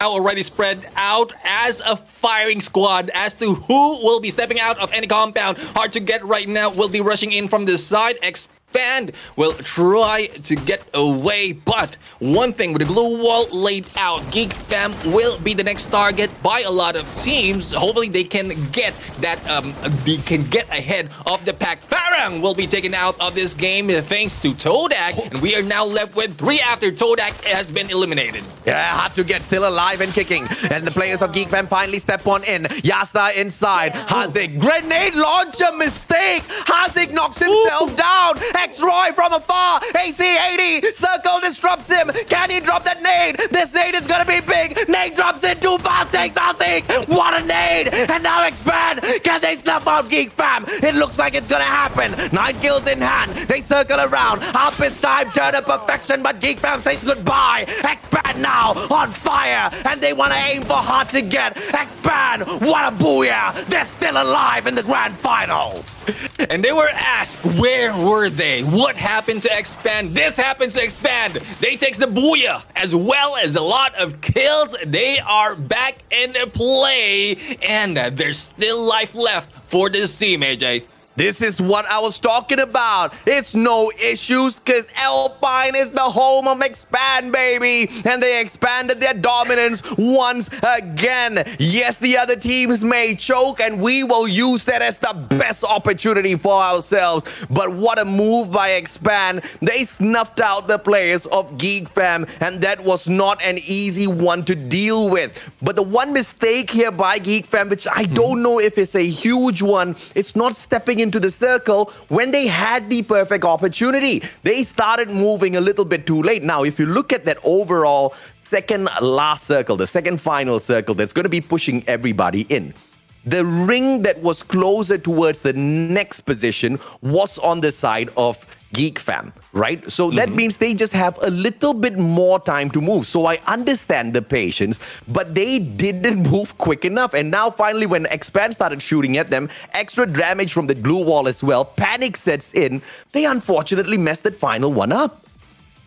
I think what they're expecting is only a few teams will be surviving the battle that they were just viewing from afar, and they will just be picking off a few members. And Geek Fam was surprised. Expand still managed to survive with 3 members and put a lot of pressure on them, keeping them from moving in the safe zone. And even when they turn around, like looking for hard to get, like Expand right now was on a roll. They're heated up, even a Slay in there with that aside. But let's welcome back Danny and ask her on what she thinks about this game. I'm just glad to see Expand coming back into this game. I was a bit worried. I thought, oh no, the league stage curse is kicking in. It's actually coming in to bite Expand. But no, they do prove that they're still in this competition. 25 points from that round. That is, it's going to bring them back in. Do you think it's going to bring them back into second place though? Second place is quite a bit to ask for, right? Yeah. Who was it that final circle? You saw Geek Fam, and Geek Fam hard to get, but Geek Fam was just right behind them, right? So that's third place, and earlier on Geek Fam had 38 points, so maybe not. I think Geek Fam still did quite a bit. AB Radicals, just like what Sem9 did with game number 1, where they kind of overflowed with the points, should be able to sustain that number 1 spot a little bit longer because it's not enough for Expand to overtake them. But there is a potential here that Geek Fam might have been able to skip a step up because they were on fire in that round when it came to the kills, Neptune. Yeah, I agree. Like last time we saw them, if I'm not mistaken, that was 13 or 15 on the kills already. And they were just waiting for everyone to die down and get that booyah. Unfortunately, they were taken down in there by Expand. I mean, if you're Geek Fam, though, you're still happy. You got so many points from that round. So Geek Fam, taking home all of the goodies. I don't know, they're taking everything, you know. We also got Expand taking home the entire pot pie, none left for everybody else. But that's going to actually finish up our first round of maps, gentlemen. We're going to actually rotate back onto Bermuda. The teams are going to cycle back. And now they have a chance to start adapting, right? Because fresh map means you kind of don't know where everyone is going, because I'm assuming that people are going to change their drop spots going into the grand finals. You don't want to be predictable by following the league stage. You do want to try something new. So now that we have some information to work with where the teams like to drop, the team's general play styles, if you're AV Radicals, you know that they're always going to go towards the high tier lit zone. It's time to see some shenanigans. We already saw some hot drops, but I suspect we're going to be seeing even more as well. Some of the teams may be trying to feed on the so-called bottom feeders, because we are starting to see a trend with the leaderboard. Some teams that are really struggling to get points, that are not doing so well today, that could be targets for some of the more hungry teams that are looking to grab those kills. Very quickly, though, before we take a look at the overall standings, we have some stats here from the game that just happened. We had 16 revivals, so I'd say more or less average in the revivals. It's definitely better than 4 that we saw earlier today. 59 total kills. We actually saw today, I think the most was 65 total kills. So this is getting pretty close in that kills department. 8 kills being the highest, and it's going to be Hakimi on the side of Geek Fam to secure the top 8 kills for the round. 54 headshots, 75 knockdowns, 16 rescues. Actually, I think this is pretty low for rescues. We're actually used to seeing 20-ish rescues on average. Yeah, I think this is low because of the engagement that has been happening. It's rescues are not happening because of quick elimination of the teams. Yes. From early engagement, they just make sure that there's no challenge later on, and I think that's what's happening right there. Yeah, it's something that you have to expect at this level of play, right? The players are very concise whenever they do go in there for an engagement, and the follow-up from most of these players are extremely fast. I mean, look at Too Fast, no pun intended. This guy is a monster, right? He follows it up with a shot and a grenade to follow up right after. You're not going to survive that. In fact, sometimes it's a double grenade that puts you out of the equation. But Hakimi once again picks up that MVP title for himself, making Geek Fam proud. Today has personally been a good day for Geek Fam. Apart from that first match, we talk about their road to redemption, and the redemption of the grand finals has started off early here. After picking up nothing from Bermuda, they smashed it at Kalahari, where they picked up a booyah, and now yet again we see them showing up close to a booyah, but it's decent of a run. Decent of a run. The most important thing is they have they've really shown some level of consistency. Like at the end of the day, you can blame the round one for the fact that it was a hot drop, right? They jumped in there with Sem 9. It was a 50-50. They lost the 50-50 and they got basically nothing out of it. So Geek Fam showing that they are in the driver's seat today. They're doing fantastic as a team to watch out for. Very quickly though, before we move on over to our stats for the entirety of the tournament, MVP is going to go to Geek Fam. 18 kills, 14 assists, 20. This is going to land them first place overall because Expand only had 25 points for that round. 30 I hear total shock. kills. Oh, no, not shocked. I mean, we expected this, but, Yeah. I was just thinking Neptune was going to go. Apologies. That's okay. But Yeah, I apologize. Geek Fam, at the end of the day, we didn't expect them to be one of the teams that shows up super strong at the grand finals. But we've been waiting for this throughout the whole league, right? In fact, questions were asked. But for them to hit hard on the day of the grand finals, on the opening day of the grand finals, for me personally is super shocking because this is the team that's making a comeback after a long, long time, which means the hustle was definitely there. They didn't slack off. They were practicing each and every single day, keeping their skills sharp, and we see that at the finals. Oof, 26 points. Geek Fam. These guys are just going off today. Expand, second place. So close to getting the first place, but they just needed one more kill to either tie the knot or two more if they wanted to sit in first place. In third, we've got Hard to Get, 13 points. Not so bad. You can see that the lobby was basically dominated by Geek Fam and Expand with 20 kills, like 20 plus kills. Everyone else sort of like trying to go for the scraps. Now, speaking of scraps, I think two teams that have really suffered this round was Sem 9 and SAF. We've only got 1 point for Sem 9, whereas SAF got practically nothing. Yeah, I think this is a curse for SAF because the moment that we call them out, that is when they were dwindling in performance. Even from the league stages, they are not performing, especially if we're expecting a lot from them. Not quite sure if that's something that they are it's something of a pattern, but we'll have to see later on. No way. Yes, Geek Fam have actually taken over first place. They climbed 3 spots. They're 1 point ahead of AB Radicals. Yeah. Hello. Exactly, right? And AB Radicals kind of just bombing out on that round, pretty much not picking up solid points. Yep. Just 8 points, that was the worst round of the day for AB Radicals. And you got to be salty if that's the case, because that was at Alpine. That was like the map of AB Radicals, where we saw them hit break their own record when it came to the number of overall points picked up. So they're going to be super salty about that.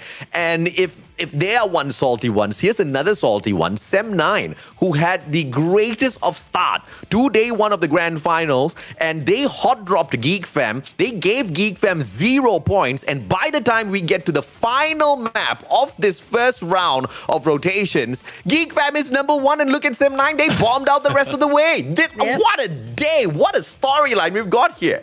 Man, this is like we saw the rivalry during the first game of the day. Now I'm just thinking like, what's going to happen now? Is Sem 9 going to maybe try and start dropping on top of Geek Fam to be like, we can't give you the we can't give you first place. We've got to take those points away from you. We're going to have to start sniping Geek Fam.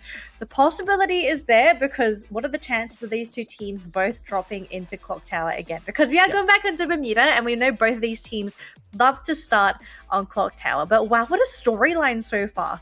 Yeah. Apologies, by the way. We see you, we hear you, mostly we read you. You guys have a little bit of an issue with the redemption code. Yes, it says it's expired for some of you. We are getting that fixed right now. There's a potential we might flash the code in a little bit. We're getting it fixed in the background, but that's the important thing, right? That we acknowledge that there's a little bit problem and we are fixing it instead of ignoring you. Okay, so just be a little bit patient. We'll all get our codes in a little bit. But in the meantime, we are jumping right back in here for the reset, guys. Back into Bermuda. Back into Bermuda. It's a reset. It's a redo, but not necessarily a redo, right? After the first 4 games, and particularly for the teams towards the bottom 6, you really need to start evaluating how you're going to approach these next 4 games. Because remember, guys, grand final weekend, yes, it's 2 days. You've got 16 games to make it to top 6. You've already flumped out the first 4 games. You actually need to pick it up now. Because if you completely bomb out during the first day, I think it's practically impossible for a team to make a hard enough climb to get back up to at least top 6. We're starting to see the gap climb. But very quickly, though, before we jump into this next map here, we've got our snipers on the screen. We've got Hakimi, we've got Ramiel, we've got Yadope. And look at the damage numbers these guys are rocking. Hakimi, 6,700. And then Ramiel in second with 4,200.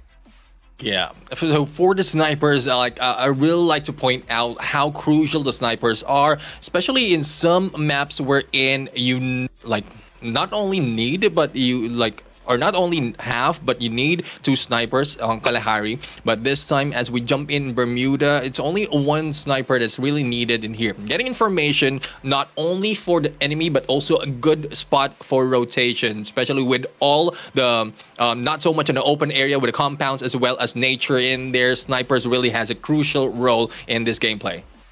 Let's take a look at our head-to-head teams here. We've got Sam9, Farang, and SAF on the leaderboard so far. Now, these are not the top teams currently. They're sort of sitting in the middle of the pack here. SAF probably doing a little bit better. But, gentlemen, what is the consensus that we sort of have here for Sam9, Farang, and SAF? Because I have to say, Farang have not really been present for the first 4 games. Decent? Yeah, okay. Averagely decent performance for Farang on Bermuda and Alpine. Horrible performance for Farang on Kalahari and Purgatory, where they only picked up 6 points collectively from those 2 games, right? But overall, they've got 33, which means they're not out of the running for that number 1 spot. Not only do they have the second half of the day to play with 4 games to go, including this one that we have coming up, but they also have day number 2, where there's 8 more matches waiting. So if you are a team like Farang, if you've got the kind of quality that Farang has, the kind of quality that brings you to the world stage, I think there's still a lot of time for you to catch up. But my eyes are mainly on SAF, who have been quite the surprising team today. But of course, as we were kind of building that hype train towards SAF, they bombed out the previous round. 0 points they pick up. And so that one has to be a team that we look out for. And Sem9, I mean, they showed up, and the strongest place they showed up was this map that we are about to jump into, Bermuda. So I'm hoping for this to be the revival point for Sem9 moving forward in the day, but a little bit of a different mode, I guess, where they start off hot at Bermuda again, but this time keep things up. Well, let's see if they can knock out Geek Fam, assuming both teams decide to drop in Clock Tower. But I think another good way to describe the teams on the screen right now is that they're really showing that hot and cold performance. Like, they have games where they're on fire, and then they have other games where you're just sort of thinking like, wait a minute, are they still in the fridge? they're not quite there. But we'll have to let the teams decide how they're going to perform. But I would love to see one of them absolutely crush on our reset here. We're back onto Bermuda. It's game number 5 for today. Are we going to see a new team currently leading the charts? We've got 20 seconds before the teams drop onto the map, but I'm going to pass it over here to AJ and Neptune. Gentlemen, take it away for match number 5.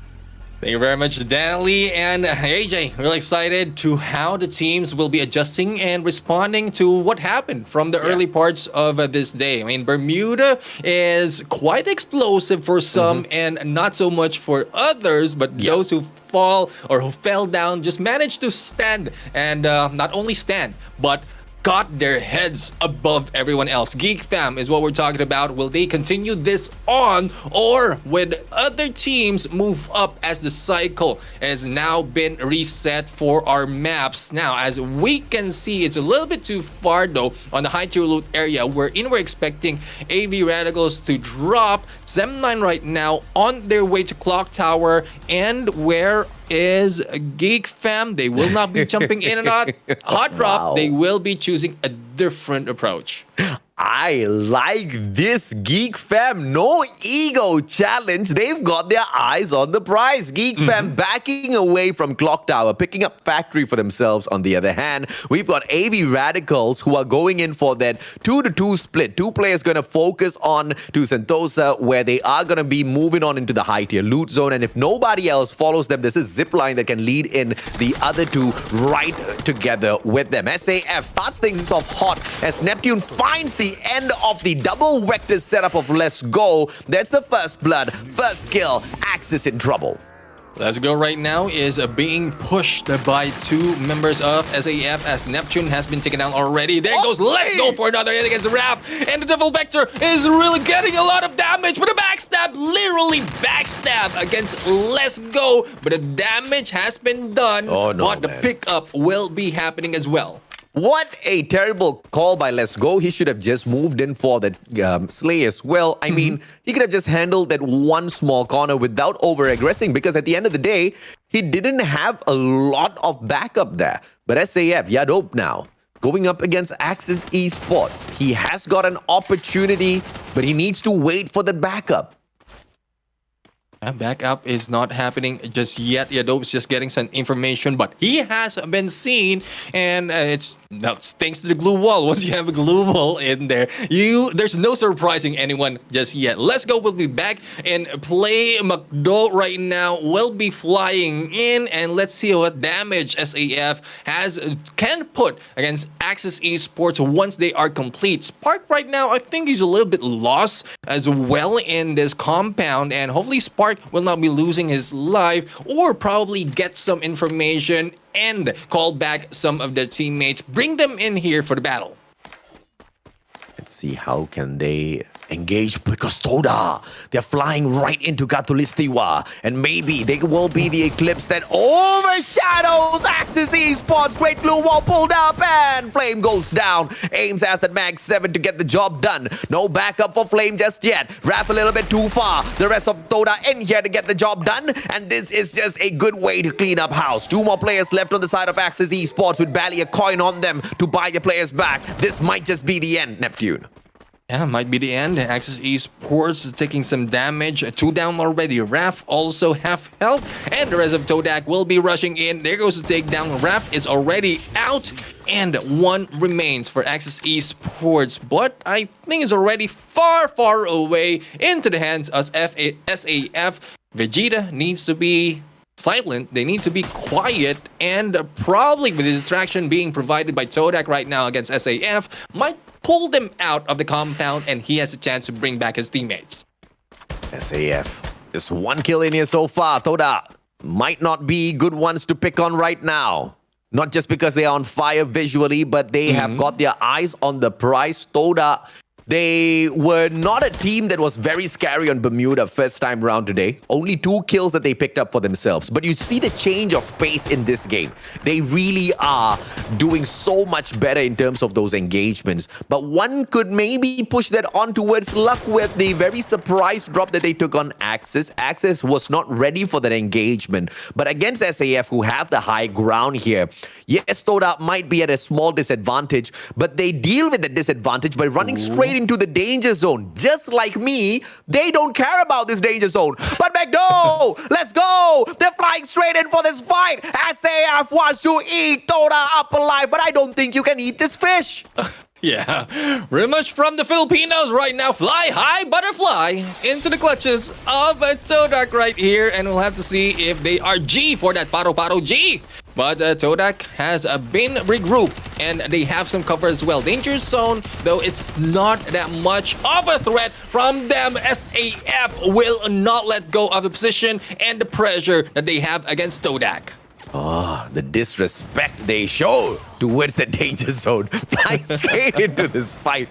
Thoda, on the other hand, they want to deal with SAF. They back away into a tiny little compound. A couple of grenades can put an end to them, but Chill takes the initiative, jumps on out, manages to find one. Hakimi, on the other hand, takes View out of the equation. Good luck on missile. Thoda, they have got a good hold on this compound, and SAF about to walk into severe elimination. And it looks like the end is just beyond the horizon here. McDo sees that and he runs away to play the game of survival.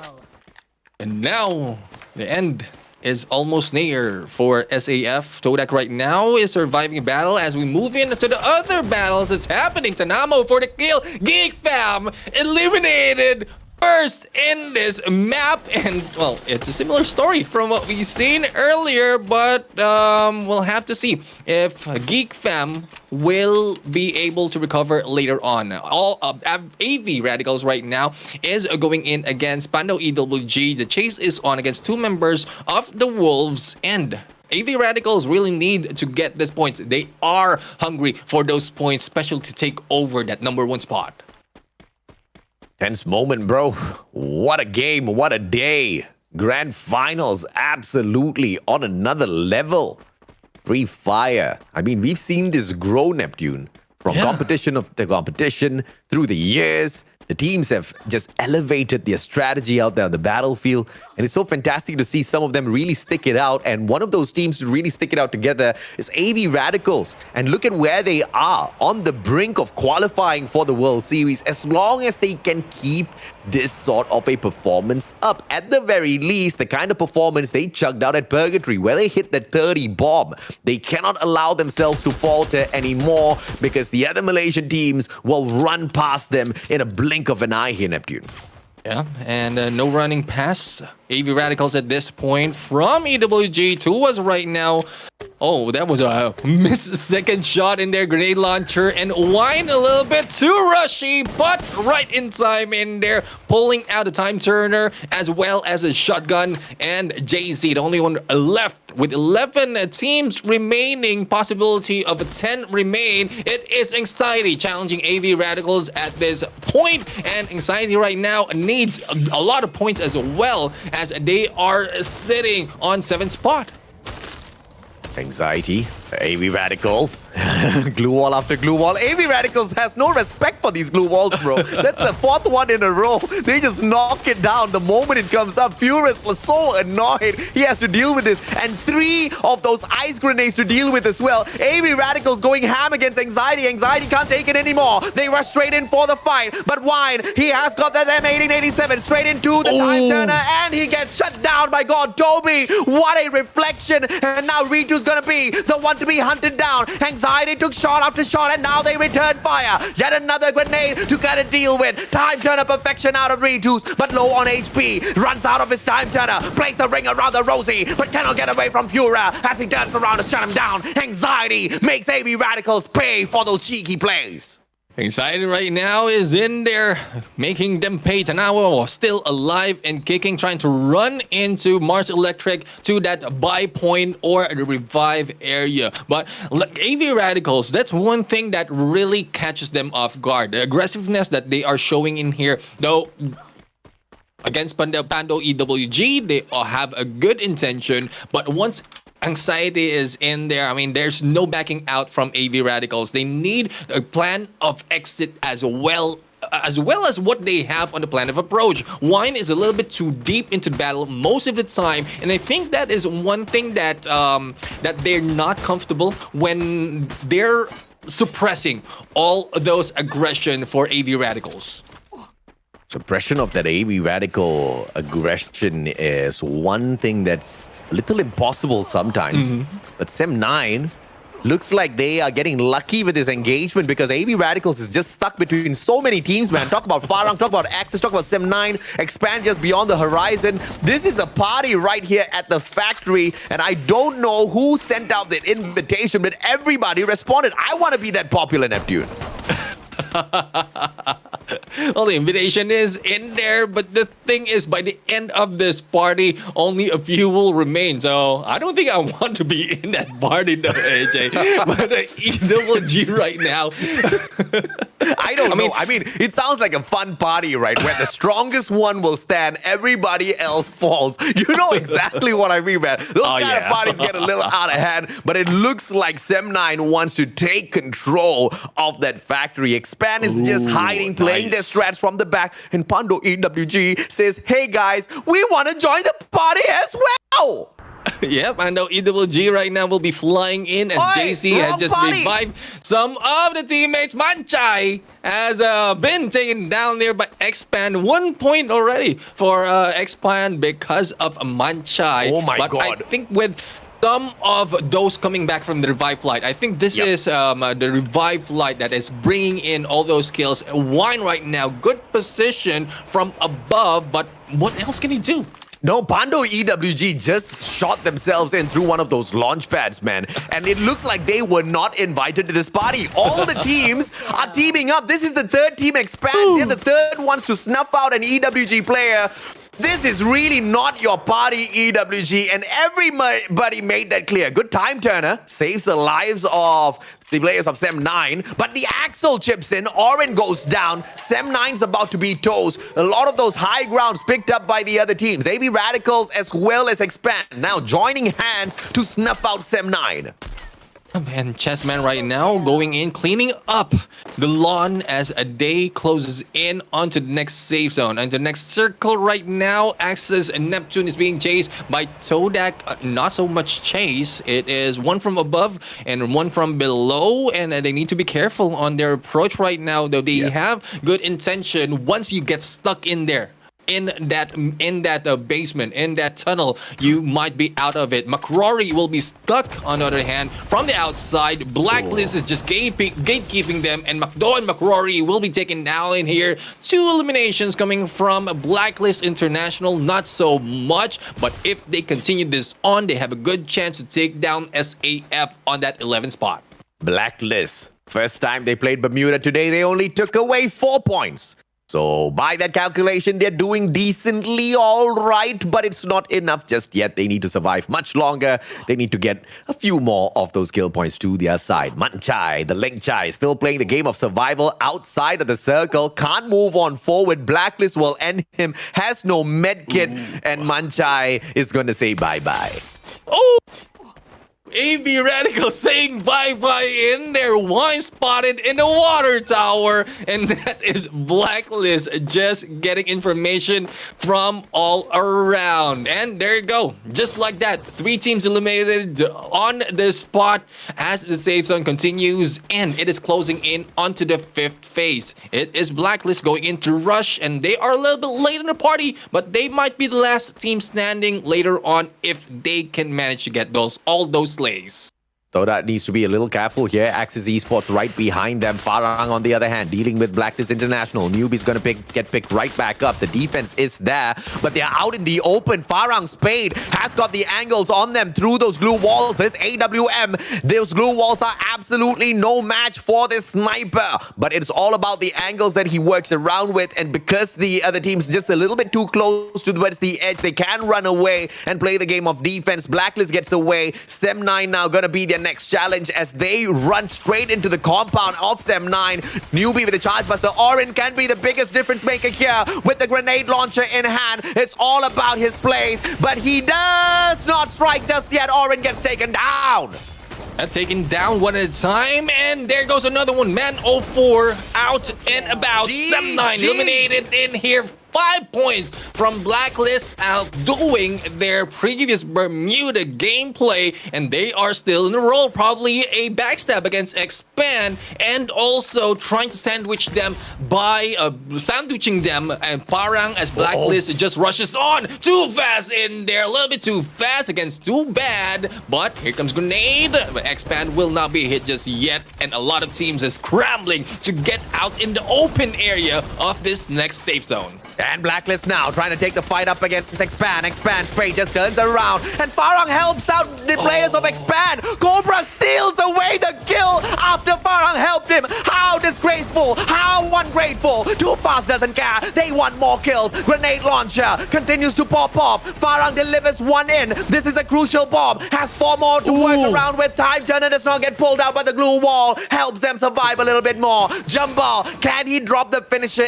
in? X-Roy knows he is there, just beyond the wall. It's all about the jump shots now. Jump ball gets the job done out in the open. What a headshot onto Too Fast. Jump ball, the snipe master. 5 kills so far, and Farang wants to eat up Expand.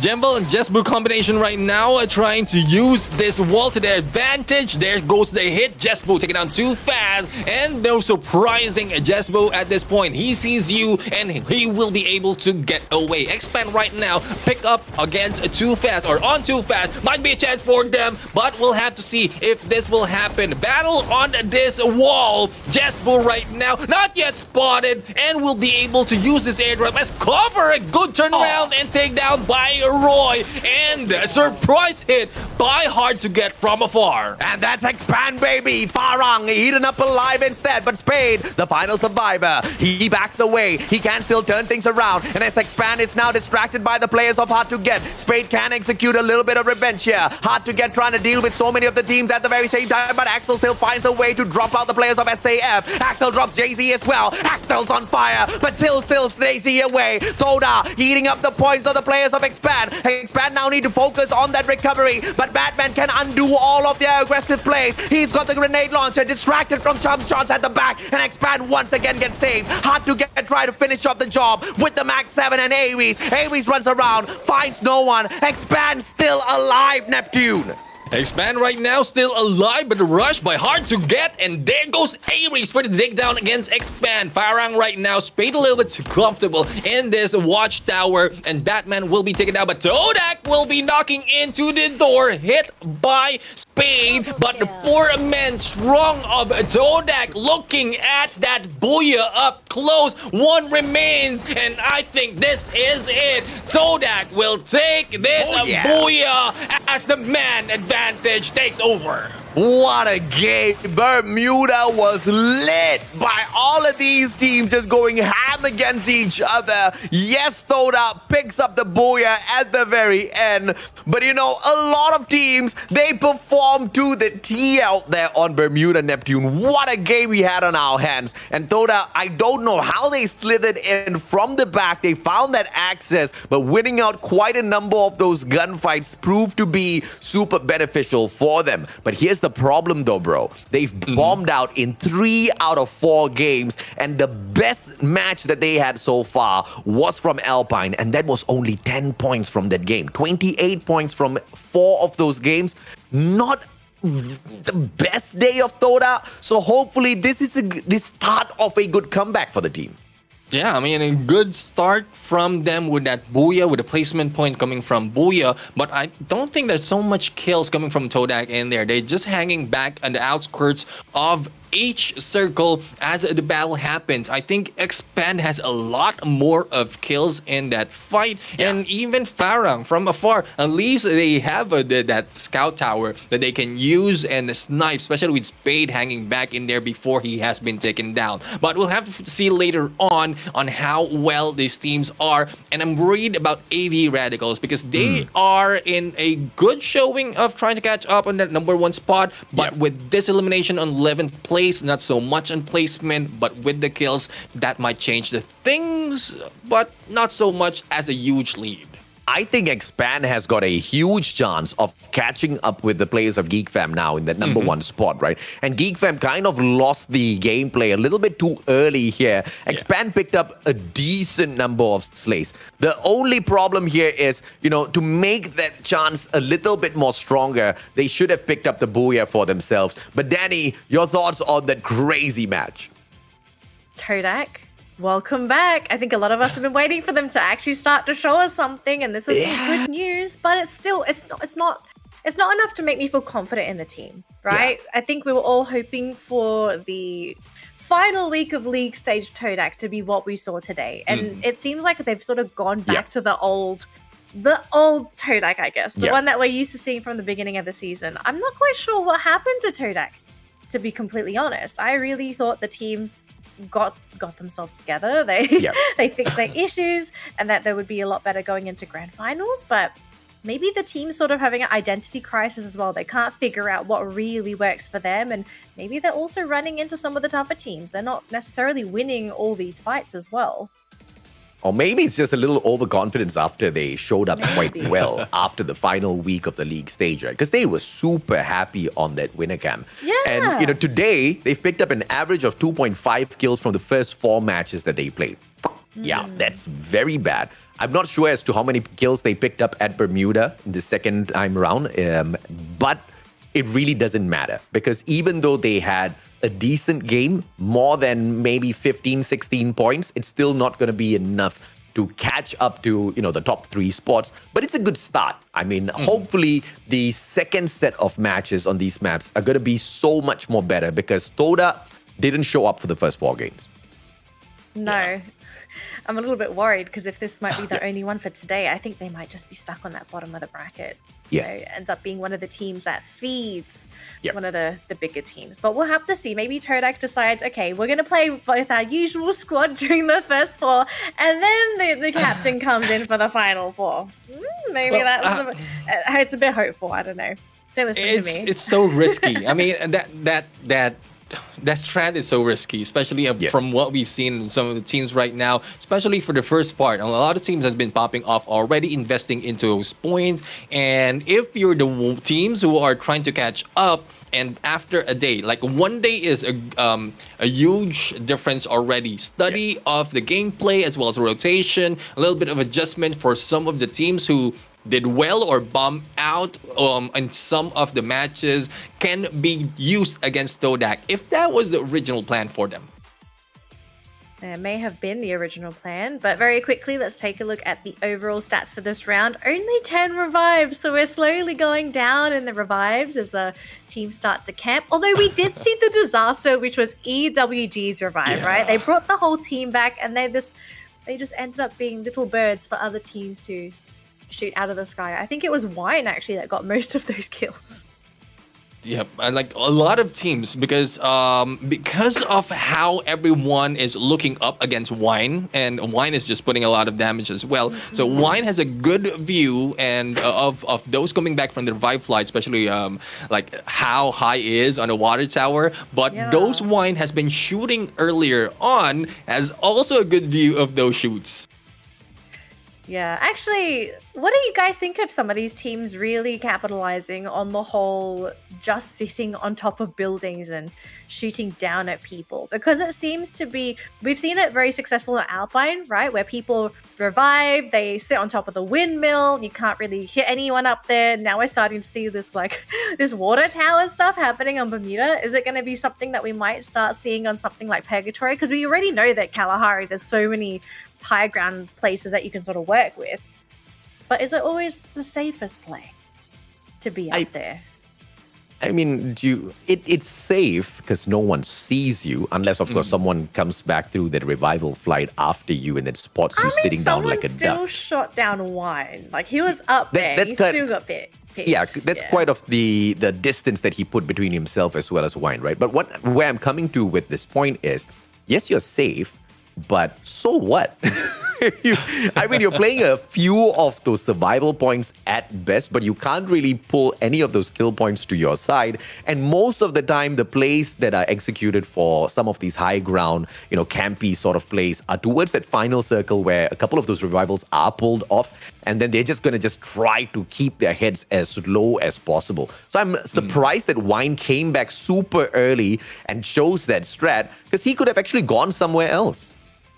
He could have. And I think we're so used to seeing Wine just really pop off on the ground, rushing at people and being able to get those knocks. But maybe just looking at him play like that, it makes me feel like AV Radicals today are feeling threatened, even though they did have that one very good game. And it's starting to show that because they're not playing like how they used to, where they're very confident in themselves, that they're just sort of falling off. Like, I feel like it's suddenly turned into a confidence issue with this team. We'll talk about them a little bit later on, though, because we do need to give props to Expand. This team, MVP for the round, 19 points for this match as well. Expand have been getting better and better. And I have to say, I'm really impressed with this team, considering that they did start off a little bit slow. Yeah. Surprising performance at Bermuda, where they usually hit hard, Neptune. This time around, they picked up 4 points in the first game. So this is a solid recovery. 19 points from Bermuda is this team going back to their winning ways. But, consistency is key. And this is one of those teams that really needs to bring the consistency in if they want to represent Malaysia at the world stage later.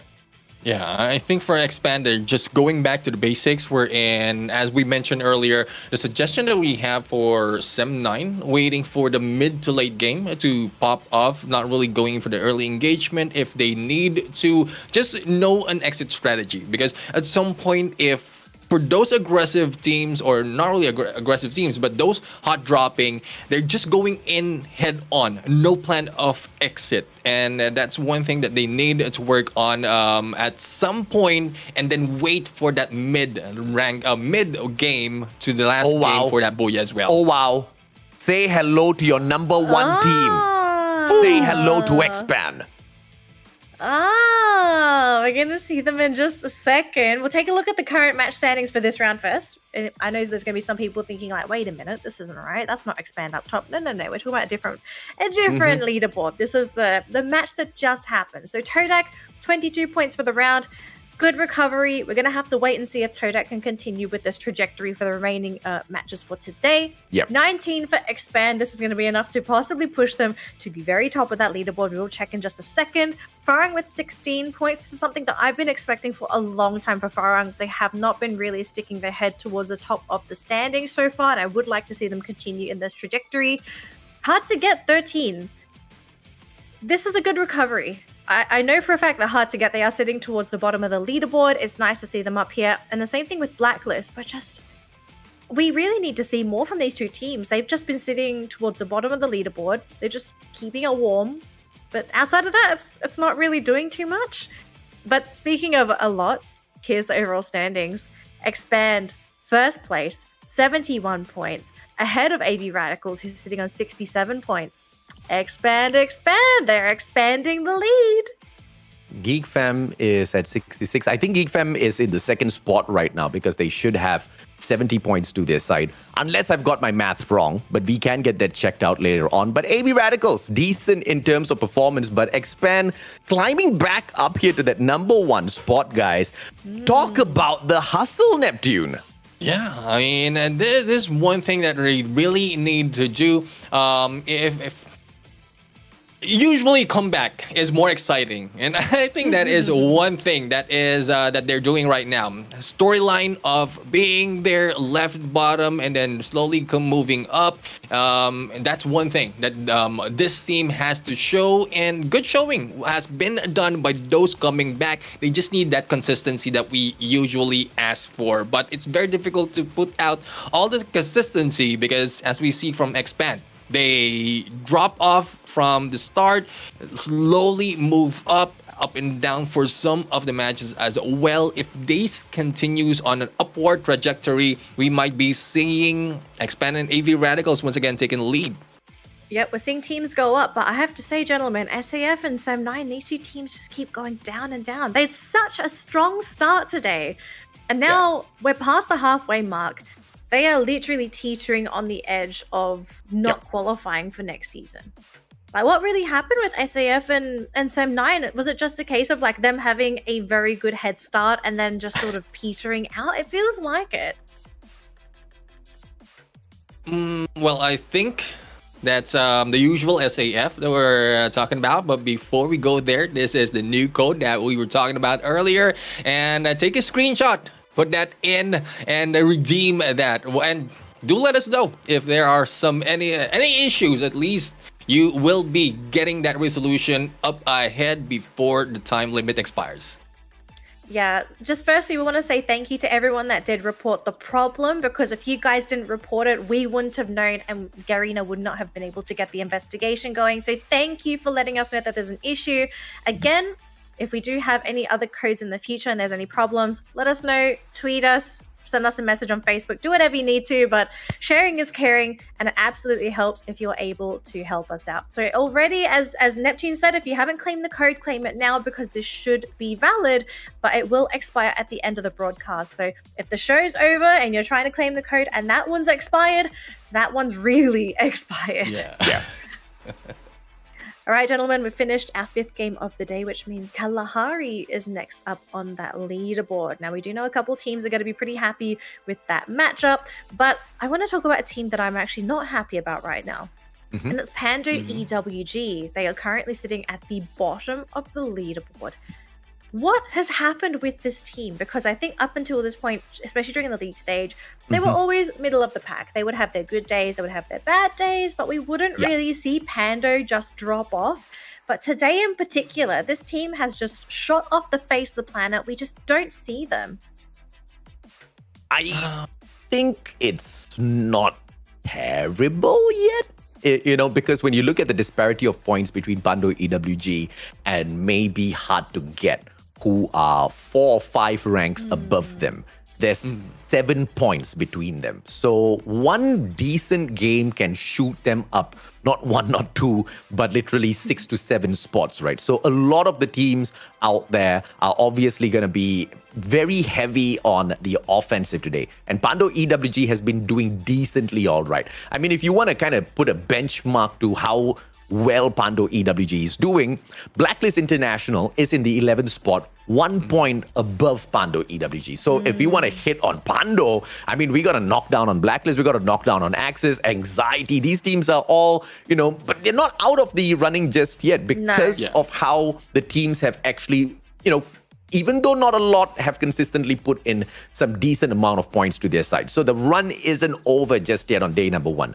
But of course, to the top heavy side of this competition, as it has always been, you still see the domination of Expand. You still see AB Radicals in the 3rd spot. But Geek Fam, this one came out of nowhere. The shooting star that nobody expected. I mean, I love it though, because for the longest time we'd always run the comparison of Geek Fam and Sem9, right? Because they just have such an interesting backstory to the fact that both of these teams were actually Geek Fam. It's just one was the new Geek Fam, one was the old Geek Fam. And then one's like the new old, which is a bit confusing for anyone that doesn't know the story, but that's okay. All you need to know is that at some point, both teams played for Geek Fam.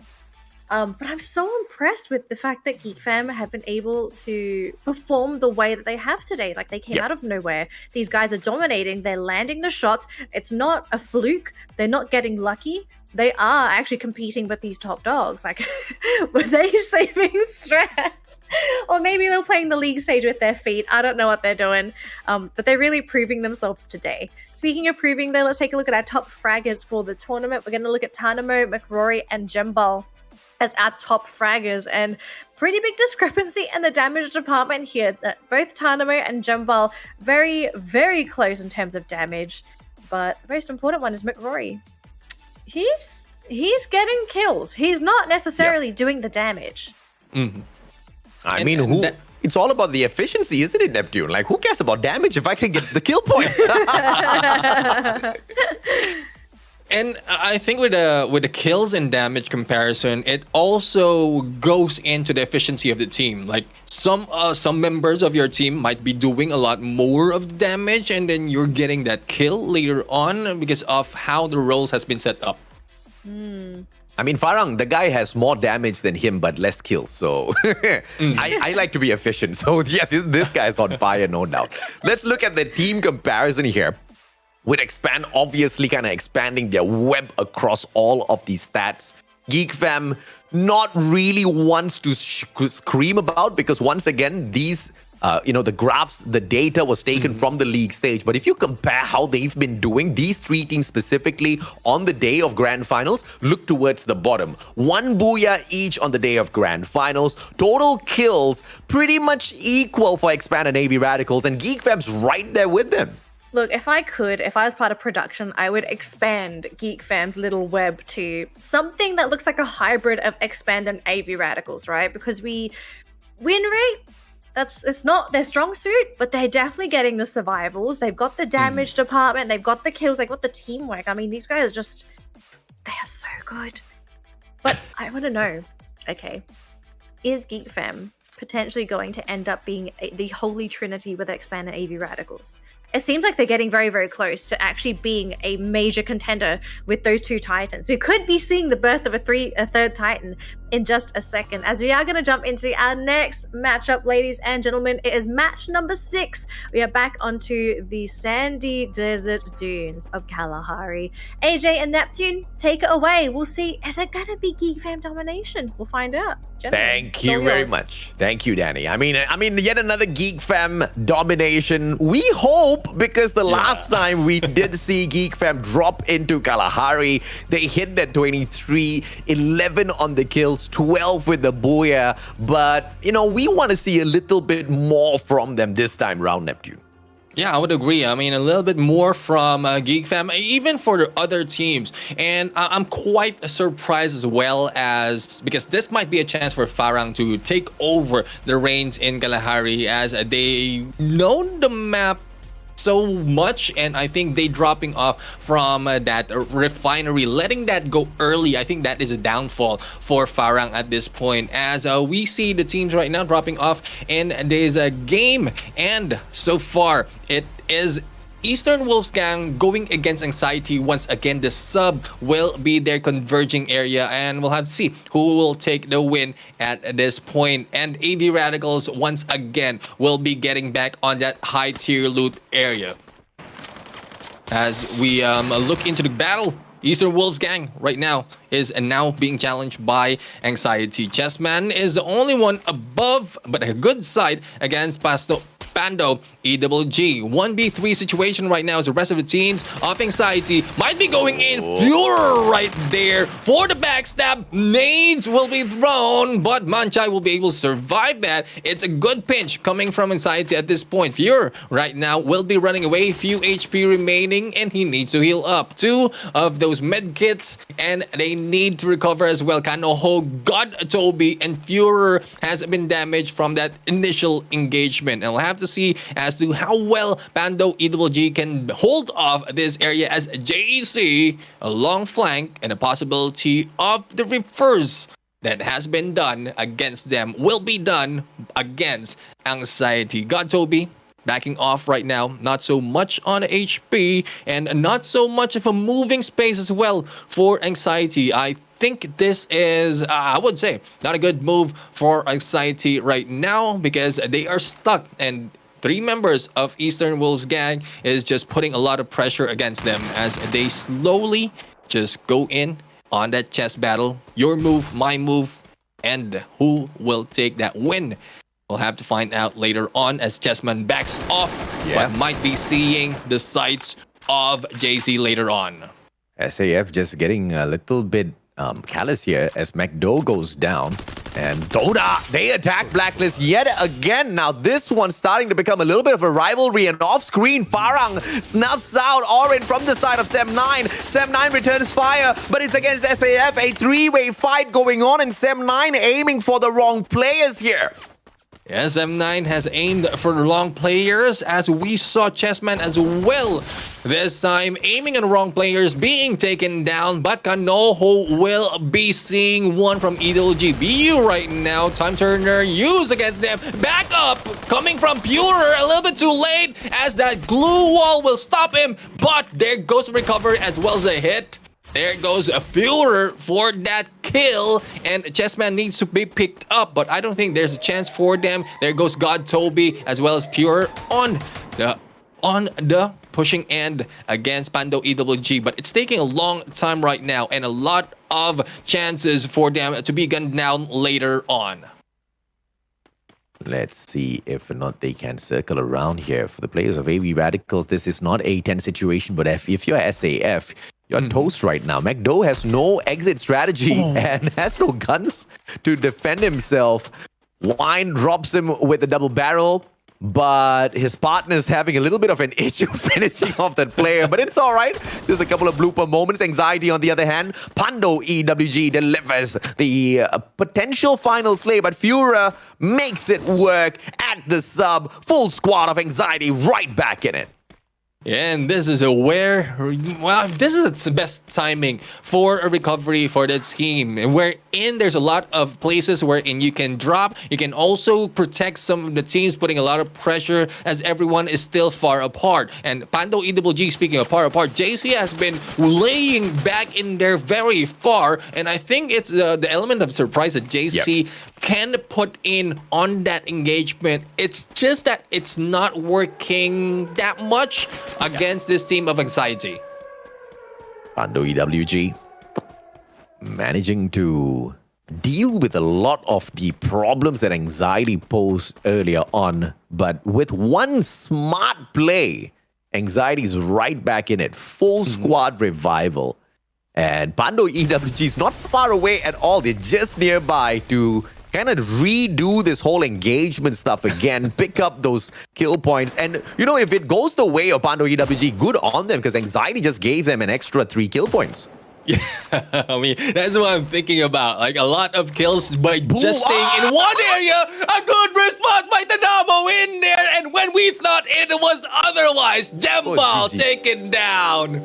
Bro, imagine that. Riptide Rhythm goes your way. Sniper can snuff you out. But instead, it's your opponent that had his glue wall taken down that takes you out with a headshot. How unfortunate. Pura, on the other hand, Anxiety slowly turning the tide against Eastern Wolfgang. This is not what you want if you're EWG. You allowed your opponents to survive that. The guy brings back his whole squad, and now they turn the tide against you. Double nade, and Sam9 goes down in the 12th spot. Sam9, what are you doing? Yeah, another story of faltering in there towards the second half of this grand finals. Though it's just day one, but we don't want that happening. I mean, once you have a good chance of getting a point, at least continuing on. But Sem9 has been in that role, especially as we ended, they ended number 7 spot from the previous match. But Pando EWG, this is the worst story for Pando EWG at this point. They could have just gotten away from this area, but I think it's a confidence that they have taken out Anxiety from the early part of this match. A tiny correction, by the way. I thought GeekFam was in the second place earlier on, but I graciously delivered extra 4 points for them as I was tracking their points across those matches. So, unfortunately, I have to take those 4 points back. It was imaginary points, and GeekFam are in the third place, which means AV Radicals, second place, expand number 1 spot. Brother, this is starting to look very much like how we ended up the league stage, Neptune. Yeah, I mean, it's just a good showing. The good showing of Expand, understanding how their gameplay work, how they can play this to their favor. Wherein, yes, we can be put down early in this game. Halfway through, we'll be moving up, and then once the day ends, then we can get a lot of points. And AV Radicals, well, I'm seeing a little bit of falter coming from them. If they continue that on, it could have been Expand in there sitting on second place and will be left behind in the dust on that number 2 spot. I mean, can you imagine if it actually is this close for the final match for tomorrow?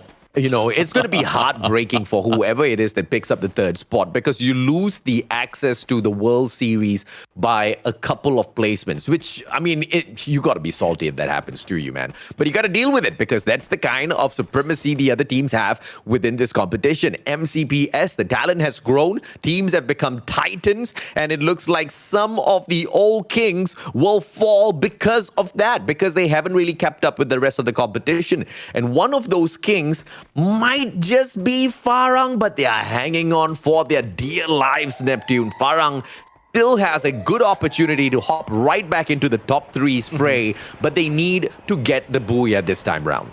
And they need to get the booyah, they need to get the kill points. And Todek and Farang, if they are planning to lay back early and then just catch up, well, Expand and AV Radicals will be on their way, because I don't think Expand and AV Radicals will be letting anyone take ahead of them. Or if in case they were taken out in there on the top 2 spot, I think they can get that. Not easily though, not easily, but they can get the points needed to get back up.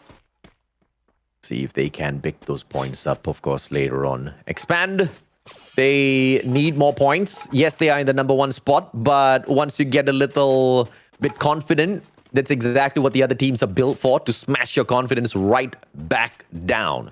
And therefore, they have to be very careful with how they approach this competition. Blacklist International, the ones who have been mediocre at best today. This team is sitting down in the 11th spot after 5 rounds. If you are Blacklist International, you're not going to be happy right now with the performance of your Free Fire team. No, who would be happy if your Free Fire team will be in there in the bottom half, or not even in the top 2, and they need a little bit of, I would say, coming back, pep talk. Yeah. Pep talk coming from organizers, probably their in-game leaders or whoever is managing the team, for all the teams to move up, to step up. Because if we see the same story as we've seen from the league stages, that only means that not a lot of teams really studied and did their homework in terms of countering the top dogs. Let's see, of course, if or not the strategy to counter those top dog plays might still maybe come through within the next 3 rounds, including this one, of course. Kalahari, we used to know it as the Farang map. Oh, so painful, even as I say it, we used to know it as the Farang map. Because Expand just very quickly swooped in and dominated Kalahari at the league stage. But earlier on, it was a superb showing by Geek Fam. But, even though they had a superb showing there, it's not like the players of Expand kind of fell back. Because if you remember, earlier on at Kalahari, Expand got the most number of kills on the battlefield. They know their way around Kalahari, this team. Yeah, with the snipers that you have in there, with that advantage already, you can get the kills in Kalahari. You might not survive longer taking that booyah, but once you get that position, good position, as what we keep mentioning for Farang, wherein they take that refinery, but they had let go on that from the first Kalahari match early, thus they didn't get a lot of points. This time, no one will be going in for that refinery because the safe zone has moved towards Bayfront, and this is where Blacklist, Todak, Access Esports, even Geek Fam, hard to get, has been staying in there and needs to get a good position to take advantage of the gatekeeping capacity that they have. Yeah, Ritu Stanamo, fantastic on the revival, but now they're caught between the players of SAF. Good ice grenade. Wine pushed back outside of the circle, and SAF piles on the pressure. The players of AV Radicals are being pressured by SAF, but Toda says hello and helps out their enemies. In this case, their frenemies, AV Radicals, by snuffing out SAF. Toda, you do not know what you've just done. You've helped the monsters survive. Yeah, the monsters will be surviving as well, but Monster in there from Red Tools is putting in a play. 3 kills from AB Radicals, but they are still surviving. Blacklist in the middle of everyone else, and they need to be careful because Expand is expanding their dominance, their area on this playing field, and Newbie with a grenade! Oh, right in time in their deflection. Oh, denied. No grenade for Newbie. That glue wall was too good. The timing of that glue wall, just perfection. Hakimi snuffs out the final player of Anxiety with his grenade launcher, and Hakimi himself gets taken down. I think that one was a little bit of a blunder. Yeah, I mean, it's one thing. One problem with having a grenade launcher is you can take out yourself in the process, and that's why some of the teams out here who has been using that grenade launcher to perfection has been hyped so many times. But the question is, where is McRory in that grenade launcher gameplay that he usually shows? It's not showing this time. It is Expand showing up and taking down Blacklist in this compound. Yep, Axel down on the ground, too fast, trades out one player from the side of Blacklist, but they cannot jump out of their compound just yet. Farang, on the other hand, playing a lot of pressure. Spark takes out SAF's McDo. Expand dealing with the players of Farang now from up top. Too fast and X-Roy, they've got the Mag 7 double barrel in hand. We look away for a single second and Aries drops. Let's go. Farang, full squad. Expand, they are in a lot of trouble here. X-Roy with the ice grenade double on those glue walls, gonna keep them alive for a single second. Time Turner is the savior for Farang, and Farang scrambles. Expand misses that opportunity, and they will back away. Yeah, backing away from this fight. Farang has a good advantage in there, and there it goes too fast, taken down by the grenade launcher, but too fast will be taken out by Cobra with a shotgun, and it's now a 3v3 situation, if I'm not mistaken. There goes X-Roy, but the safe zone is closing in. Hopefully they have a good approach to rush in onto that next safe zone as we see SAF being taken out by Blacklist International. Expand still rushes in and into the gunshots of Axis Esports. Expand now, surviving with just X-Roy and Cobra. One CQC guy, one long-range guy, but the long-range guy doesn't hold on to a sniper. Farang taken out of the equation. X-Roy dropping Spade, and you gotta be happy if you are Expand. But now, the circle's gonna be a very big problem for Cobra to deal with. X-Roy a little bit too far away to back him up, and Axis gonna be a huge problem. But the players of Geek Fam distract Axis, which means Cobra has an opportunity to play the game of survival, and he strikes with the AC-80, but pulls too much of attention to himself. Tuwa drops Cobra. Pando EWG taken out of the equation, and Pando doesn't even secure that kill before getting taken out. Expand dropped in the 6th spot. AB Radicals, they want to claim their #1 spot right back here, but Geek Fam wants to make sure that doesn't happen. Geek Fam's looking for that booyah as well, Neptune. Yeah, Geek Fam is really trying to take the throne and maintaining that #1 spot, but Axis Esports is putting a little bit of distraction against AV Radicals right now with 3 members, and with a compound being taken by AV Radicals, they have better advantage at this point. Axis Esports going for the flank, Geek Fam on the right-hand side, both of them same ideation, might be taking AV Radicals in the same process, and we'll have to find out who will beat them to it. Raymil, on the other hand, on the sniper, trying to gun down all those glue walls as Todak is behind them. AV Radicals will be in such a pinch that they might be squeezed by a lot of teams later on. Yeah, Axis now. Huge task ahead of them. Can they drop Geek Fam? Can they stop the ravaging monsters, Geek Fam? It looks like the answer is going to be yes. Axis drops them, and it was 4 bits that aids a little bit of assistance in there as well, which means AV Radicals now, one of the hot ones to pick up that #1 spot. In fact, they should be able to complete this run. All they need to do is to survive a little bit longer. They don't need the kills. They just need all of those placement points in Neptune. Esports eliminated right there. Grenade help by hard to get, but JC has been taken down, and AV Radicals has the potential to be in gatekeep right now. Hard to get, going in for the push, and there goes the takedown. Ares against Wine, and Batman in there goes in for the grenade launcher. Hard to get for that booyah. Yeah, Philippines, stand up. These guys are on fire as they step by with a massive booyah to their own names. Hard to get so far in the competition have picked up 40 points. The last time we spotted them, hard to get, I believe they were sitting down in the 8th place in Neptune. Yes. More than enough points picked up now to jump around 3 or 4 positions up the leaderboard. And I feel like the top 3 isn't going to be too far-fetched for hard to get, and I feel like they would have been able to outperform SAF's overall performance, and that's quite the shocker because SAF has been solid at least at the start of the day.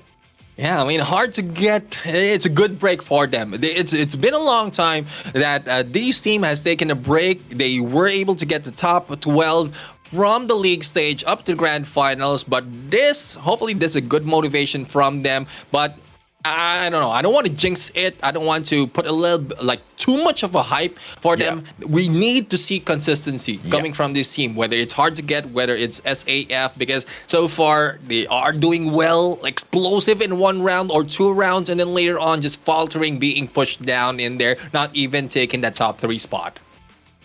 Let's see what our host Danny has to say about this fantastic booyah. Danny, your thoughts on Geek Fam unfortunately bombing out? Oh gosh, I mean, it was disappointing, but maybe it was coming at some point. We at one time the Goliaths do eventually drop, and it seems like this was the game for Geek Fam. But it wasn't just Geek Fam that really dropped, right? There were a couple teams that really dropped the ball this round. I mean, Sem9 got 12th place this round, which this team cannot afford to get. I mean, it's so sad to see them do so well at the beginning of the day, and I had so many high hopes for them, and then it's just, I don't know, this plane ain't flying anymore. It's like dragging its stomach on the ground. But I mean, the SSM9, it's not looking so great. I was kind of hoping that they'll pick up again. They've got 2 more games to go today to at least maybe get back up there, but not looking so great. Hard to get though. That was a shocker. This team is actually starting to pick up. They started the day a little bit slow. They're actually got a couple of good games under their belt. They are on track to actually making top 6. I think the ultimate goal for some of these teams, and particularly hard to get, top 2 likely impossible, but top 6 definitely doable for this team.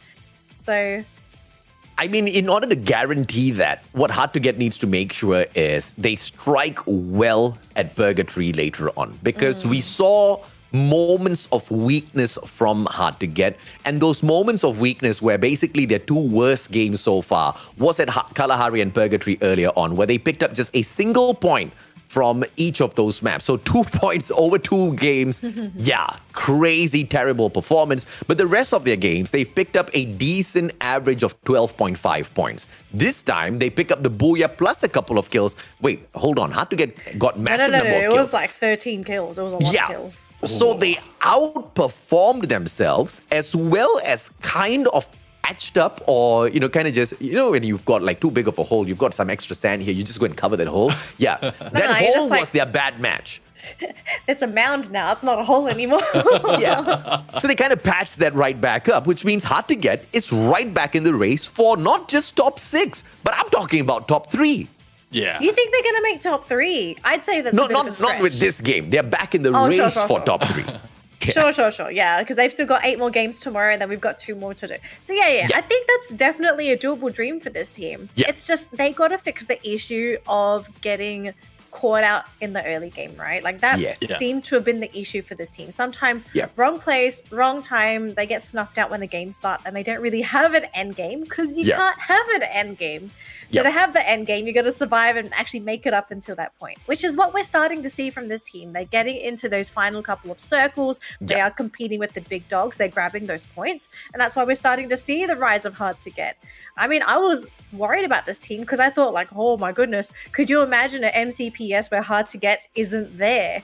I think we've seen them in so many MCPs that it's almost like they're a staple in the tournament.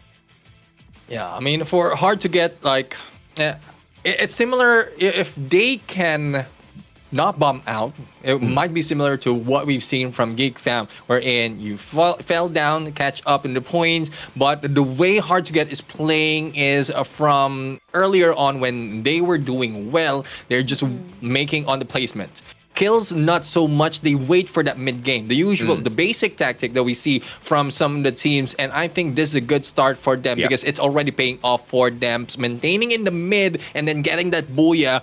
Good motivation coming from them. And if they don't bomb out in the succeeding matches, then they might be able to get that top 3 or probably top 2. That's an excellent point, Neptune, because I didn't even think about that, right? Because as you mentioned that, you were absolutely right. The most number of kills Hard to Get has gotten so far was actually 5 kills. And that was in the previous match on Bermuda. Before that, they were averaging around 1 or 2 kills per match, which is, and they were just totally just depending on placement points, right? So good on Hard to Get. It looks like the second round of maps are so much better for them. They found their groove, they found their momentum, and now it's all about just keeping things up. I mean, before this one game of Booyah, it seemed to have been an easier task because you just need to deliver once again 12 or 13 points in average. But now you've outdone yourself, haven't you? Now you've upped the stakes. Now you got to keep up this sort of a gameplay. Hopefully they can. I'm worried though, because we've seen some teams where they have these amazing games and then the follow-up game just sort of is just not so great. So 7-9.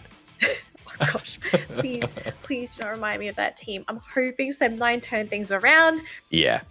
I mean, we've got 2 more games to go. Hard to Get. They have opportunities to perform. Same thing with Sem9. But it's going to come down to whether these teams can make the adaptations work. MVP for the round, it's going to be 4 bits from Hard to Get, 25% accuracy, 5 kills a round, and 2,300 damage. I mean, I didn't think we would ever see someone from Hard to Get as our MVP, but boy, am I glad that we're getting one.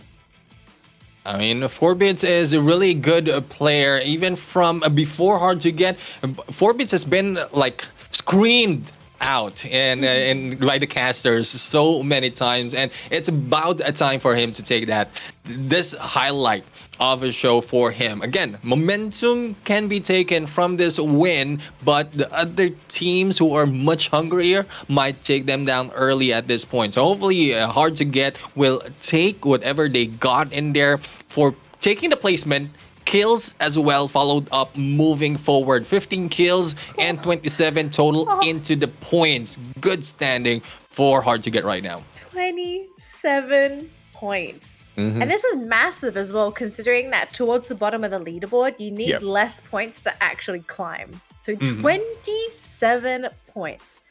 Where is this actually going to put them? Like, does Hard to Get qualify for top 6? Because I do believe there was, I think you said so, right? They were sitting in 8th position. Yeah. So Hard to Get, they made the climb to top 6. Can they make it to top 3 at the end of the tournament? Now you've got me thinking. That's the one.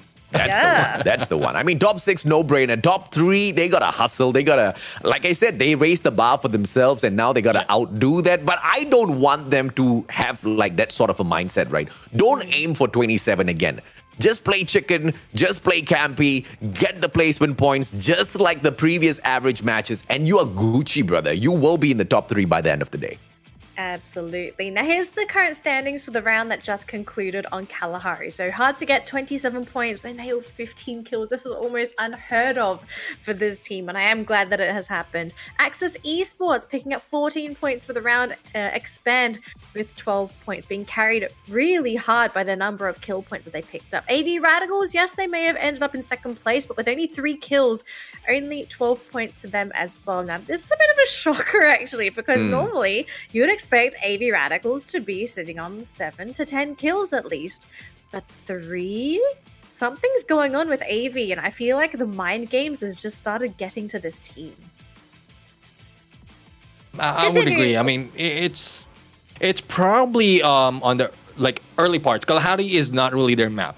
Once they jump in, it's so risky with a high tier loot area, especially with other teams already have good position. If they jump in onto a hot drop wherein top dogs or aggressive teams will be in there, it will be very difficult for AV Radical, especially in Kalahari.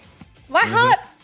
Yeah. Hard to Get. They climbed 4 places, now sitting in 4th, just behind Geek Fam. Although Todak is pretty close behind, but to be completely honest, Todak have had a really tough time getting points. So I think Hard to Get, they are going to be sitting very comfy in 4th place here. Gentlemen, this is big.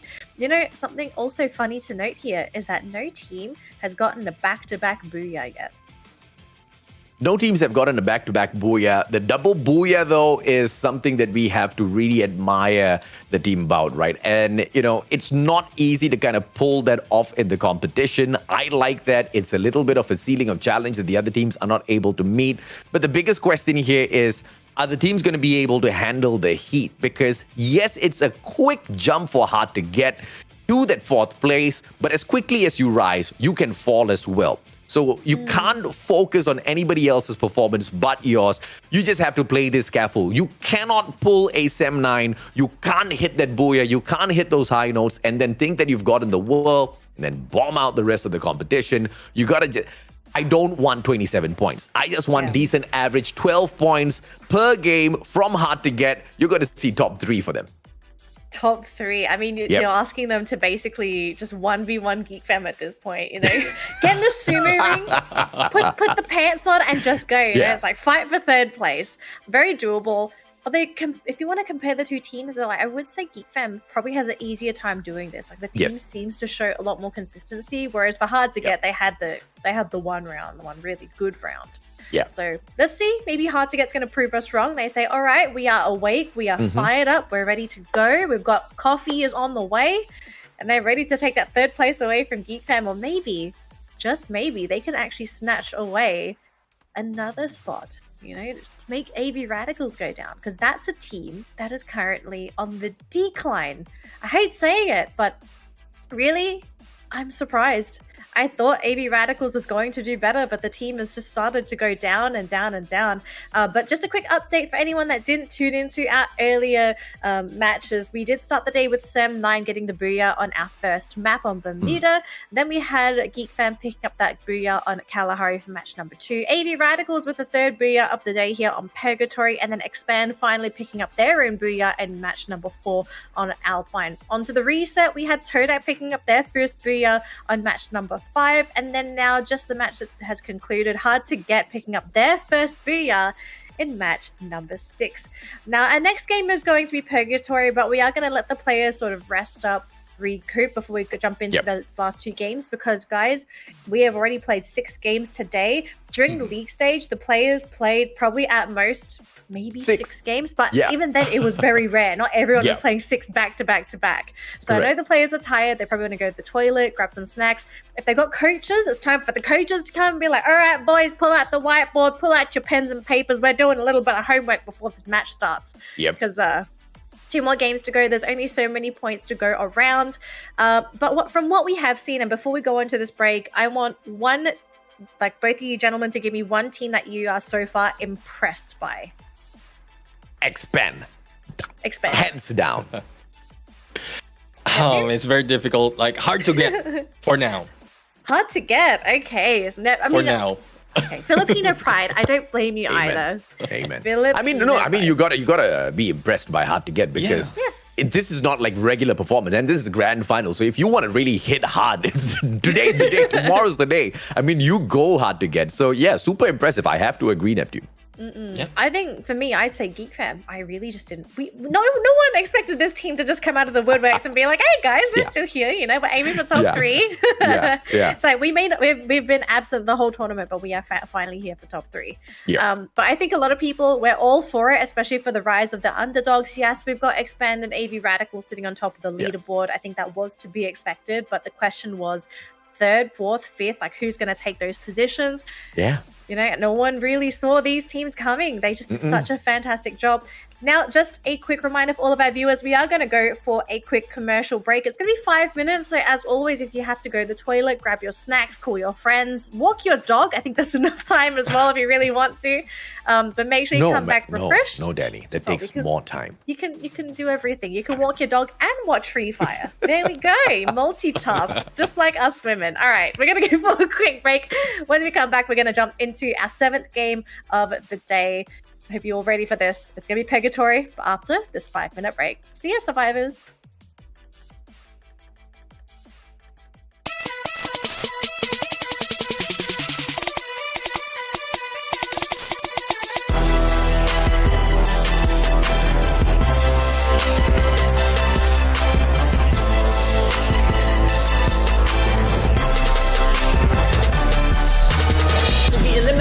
as Geek Fam continues to survive. The king has returned. This will be the champion, Geek Fam. And Cobra wins it out. Blacklist International with the Booyah for Who round five. managed to bag it all the way through that Blacklist International. And then back, that's far with the Booyah.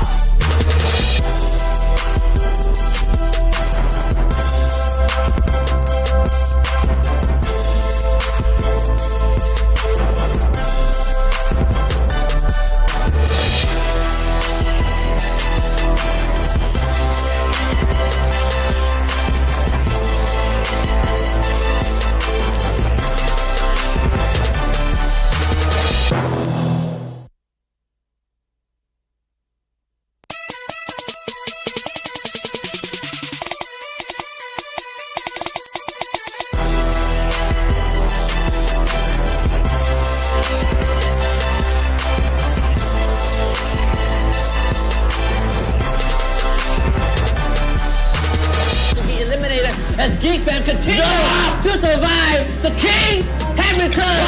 This will be the champion, Geek Fam. And Cobra wins it out. Blacklist International with the Booyah for round Who five. managed to bag it all the way through that Blacklist International. And then back, that's far with the Booyah.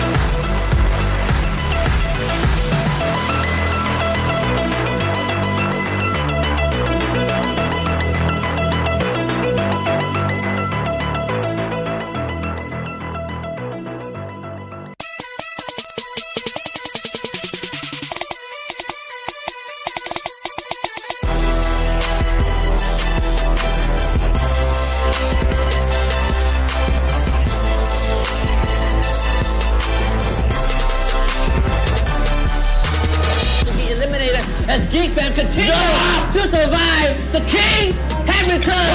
This will be the champions, Geek Fam.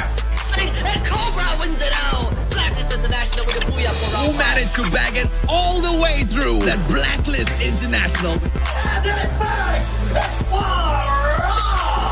With the booyah.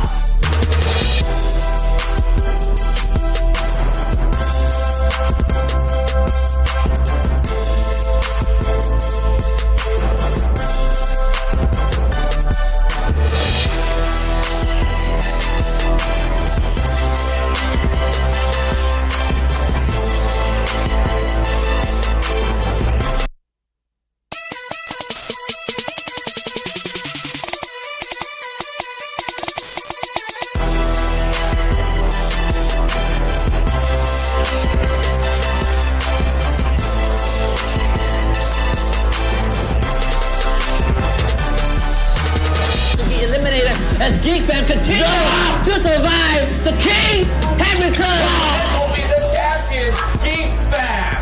And Cobra wins it out. Blacklist International with the booyah for Who round managed to bag it all the way through that Blacklist International. And then facts, that's wrong. With the booyah.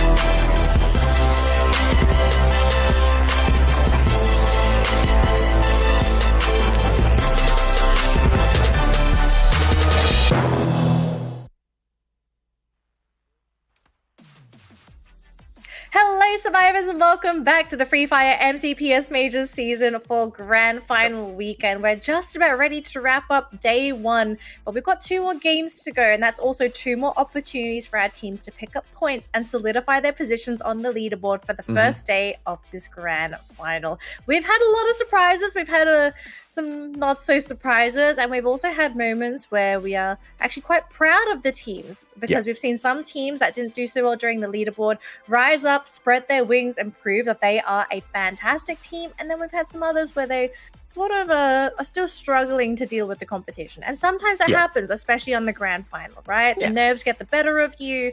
Teams are trying out new things that might potentially counter XYZ's team strats, and that requires teams to change on the fly and see, like, okay, what works in the league stage didn't work out this time. How are we going to play moving forward in the Grand Final? Because the Grand Final, absolutely different atmosphere compared to that league stage. Welcome back, Neptune. Let's kick off the discussion here before we jump into our second last game of the day. It's going to be Purgatory, and the leaderboard is it's in an interesting state. I think at this point in time, we can say that top 2 is effectively almost locked in, but third onwards, very easy for change to happen, right? Like as much as I want to say Geek Fam and Hard to Get, they're looking good. The teams are still a little roller coastery, a little unstable for me to say that they're going to stay there. I mean, do you agree, or do you sort of see the leaderboard differently? Because I'm thinking like third onwards, anything can happen. I think even the top 3 is not locked in. I mean, it's an open competition. No! Like, there's no way in hell the top 3 is locked in. And, of course, it's not dependent on what Expanded AV Radicals and Geek Fam do. I think they've been doing a tremendous job already, and they're going to continue to try to do a good job. But some of the other teams are slowly waking up. We're looking at the rise of Hard to Get. We're looking at the consistency of Thoda eventually going to creep up on the top 3 as well. We're looking at Farang. And Farang, the one that went to the World... we're looking at, potential upsets here. And, it's just day number 1. We know that some teams can hit those massive days. I mean, AV Radicals, they might not seem like the biggest of threats out there, but they are capable of hitting like close to 40 points in a single round. Even if they do falter, which they haven't yet, they have got more than a leeway to get back into the competition, right? So a lot of potentials out there. So no, ma'am, the whole fight, the whole competition, the whole leaderboard still open. Do you think the same way, Neptune? Yeah, I What do you mean, think? it's still open. There's a lot of potential for other teams to really catch up in terms of the points, especially on how close some of the teams have. And like, let's look back. Hard to Get was able to get a lot of points in there. And if that can be continuously done by these teams, by other teams as well, not only Hard to Get, then they might be able to change what we are looking at on the top 3. Fair. I mean, I have this mindset only because these two teams, AV Radicals and Expand, they seem to show the most consistency so far. I think everyone else, they've sort of been all over the place. Yeah. They might be placing high, but they're not placing high enough sometimes, or not getting enough kill points. There's a lot of factors going into the grand final, so really anything can change. AJ, I think you're right as well, right? It's an open field. It's not like you can say, all right, top 2 is reserved. No one's allowed to be top 2. Everyone else can fight for third onwards. It can really be anything. Let's take a look at the head-to-head very quickly before we jump into our 7th game of the day. So AV Radicals, SAF, and Geek Fam are going to be our featured teams here. We're going to ignore the graph in the middle because that sort of doesn't apply to today. Things have really changed. But what does apply is the total booyahs and total kills, because this is what's happened today, right? And Geek Fam, the surprise team, came out of nowhere, 40 kills, just 4 kills behind AV Radicals. And AV Radicals, up until this point, we could say they were sort of the kings of kills. Not necessarily anymore. They're actually tied with Expand, if I remember correctly. But SAF, this team has run into an issue. I want to say they run into a brick wall. We saw SAF really explode starting out the day. And then all of a sudden, they just sort of disappeared into nothingness.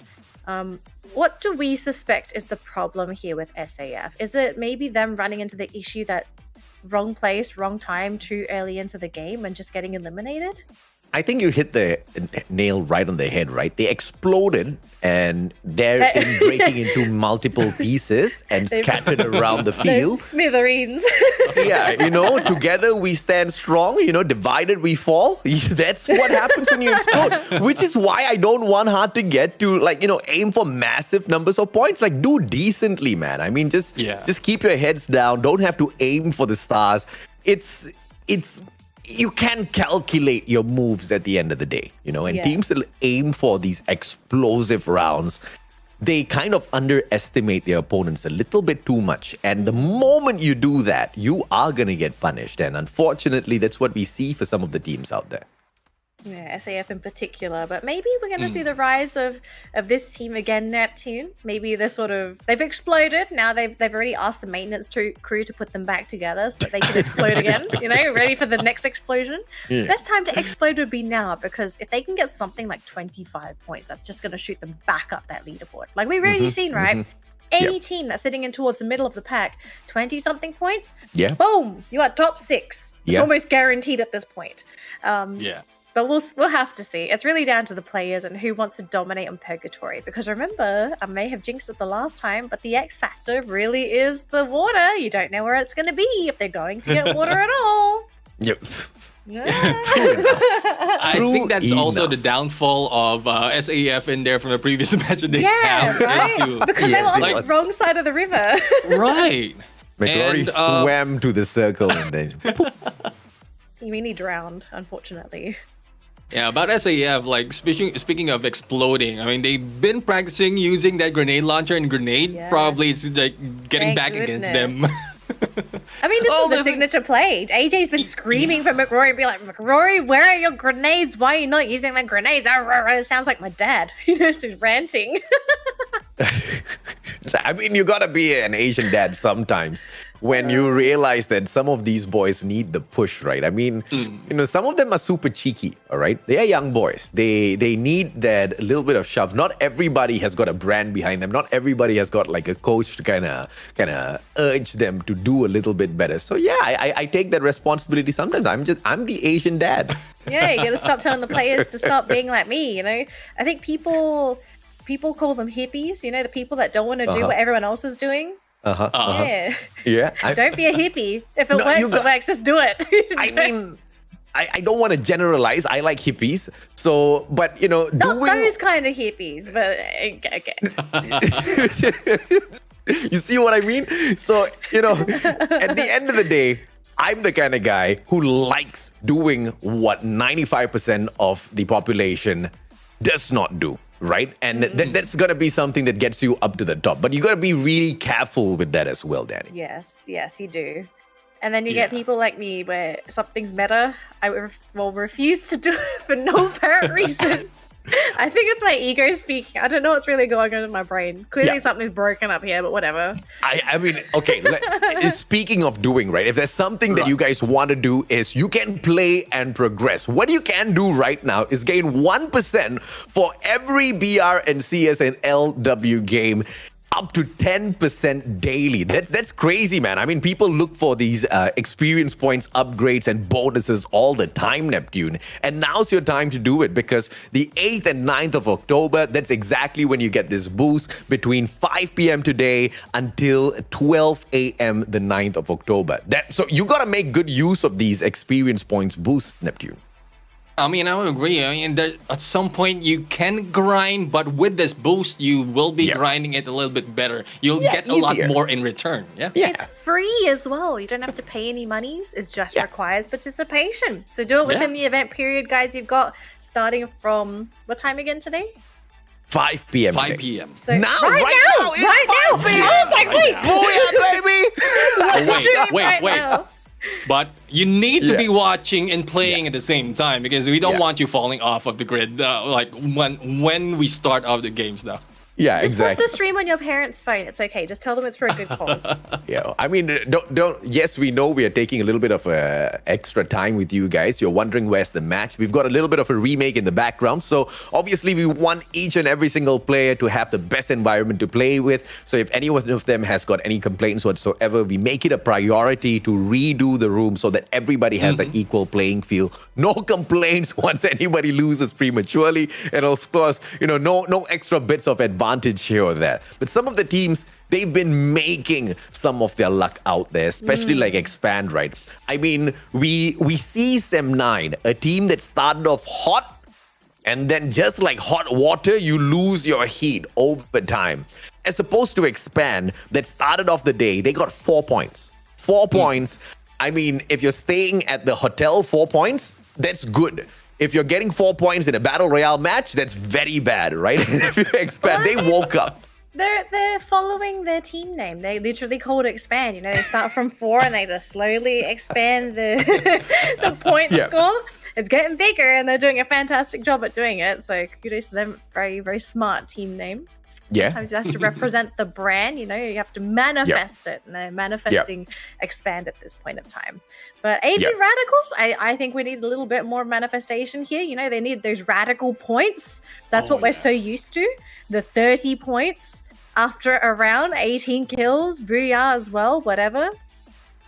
AV Radicals. Go on, Neptune. One thing that I love to see from from AV Radicals, the radical gameplay, is the radical vehicle gameplay that we haven't seen in a long time from this team.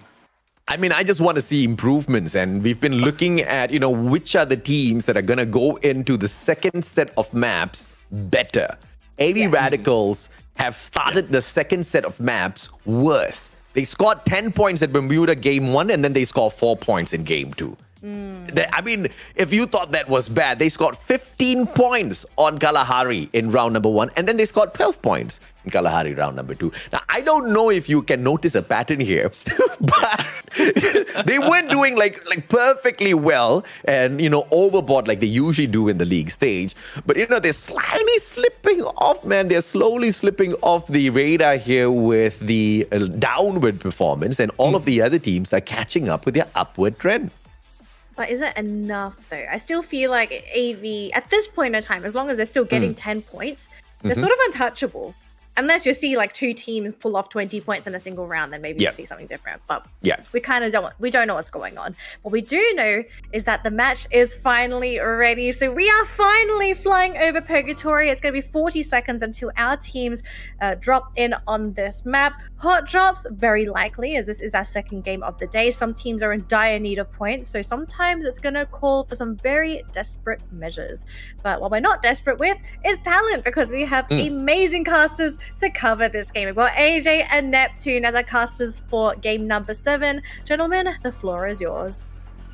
Thank you very much, Dan Lee. And we jump in to Purgatory. Neither heaven or hell, but this will be the turning point for some of the teams who want to to concrete their plays in there. And we talked about this earlier, AJ, wherein if it will have been a fix on the top 3 in there, this is where they need to put it off. The next 2 matches in here for day number 1 needs to be best for Expand AV Radicals, even for Geek Fam, who fell off early and now starting to get back up. So we'll have to find out if that will be the case for these teams. And this is also where 3 teams can prove that the top 3 is not set in stone just yet. We're talking about hard to get Toda and Farang, who are sitting down in that 4th to 6th spot. One good solid round for them can launch them up into the top 3. And that's exactly what we want to see, right? We want to see the grand finals continuously shuffle in that leaderboard so that it will keep us on the very edges of our seats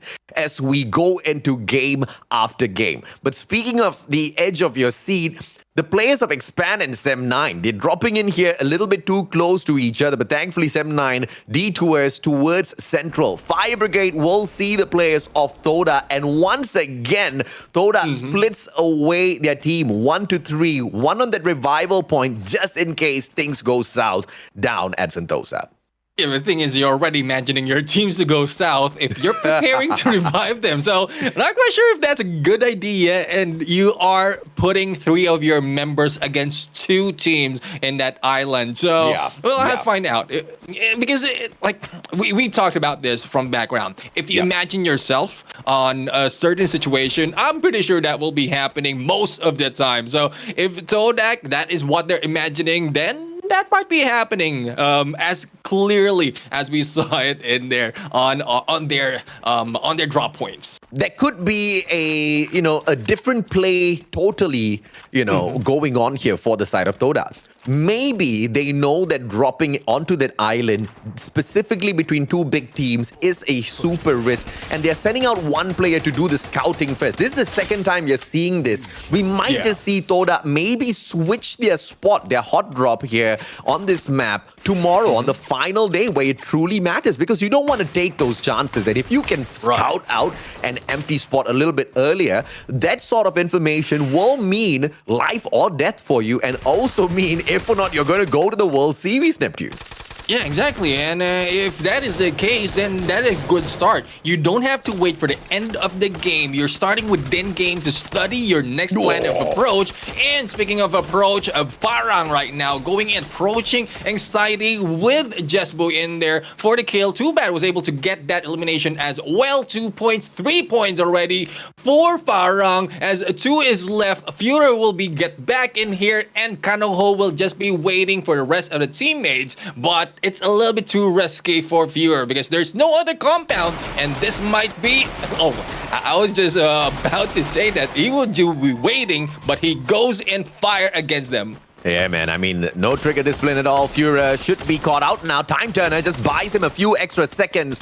Finally taken down, but he has bought more than enough time for the rest of his team members to back away, play the game of revival, and of course survival. Kanoho, you see, all that Führer was doing there was pulling away the attention of the players of Farang. So, technically good play, but the question is, can Kanoho survive and bring in the rest of his team members, because he's now running straight towards hard to get.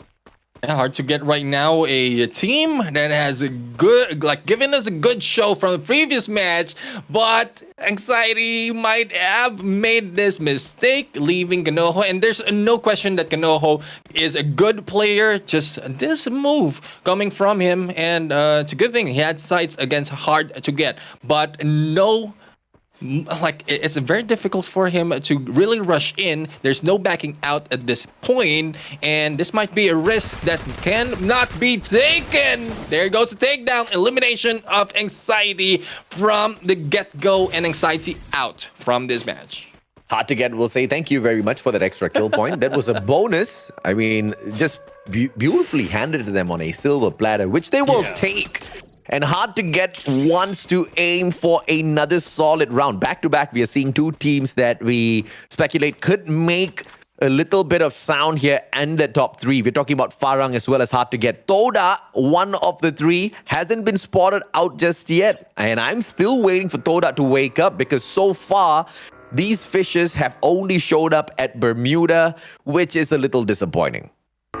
I mean, Bermuda we would expect that some of the teams or a lot of teams will be doing a great job in terms of points in Bermuda because of how OG it is. Speaking but of them, they are in here, but Chill will be chilling in there, being taken down by Axis Esports. Yeah, Axis now gonna do a number on them, and looks like Axis wants to just reduce the number of possibilities of troublemakers in the top three. Flame had made it 87, cannot circle around. Glue walls proving to be too much of an issue for him as he backs away, has a little bit of backup. Pedro runs away as quickly as he can. Spark has the vehicle to deal with, and Pedro's just gonna be that sacrificial lamb that will buy time for the rest of the Toda players. But we can see a chase ensuing here. Neptune on the side of Axis Esports. Yes. Pedro caught out, but just pulls a little bit of a distraction, buys just a tiny bit of time.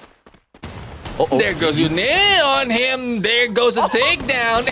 And just like that, Flame will be able to take them down. But before that, Raph has been taken out as well. So it's like I'm really surprised of some of the response of the teams right now. Earlier, we saw the moment that the glue wall has been taken down, they shoot back. And this time, it's pretty much the same story. So I love how the response as well as how these teams are be playing it on.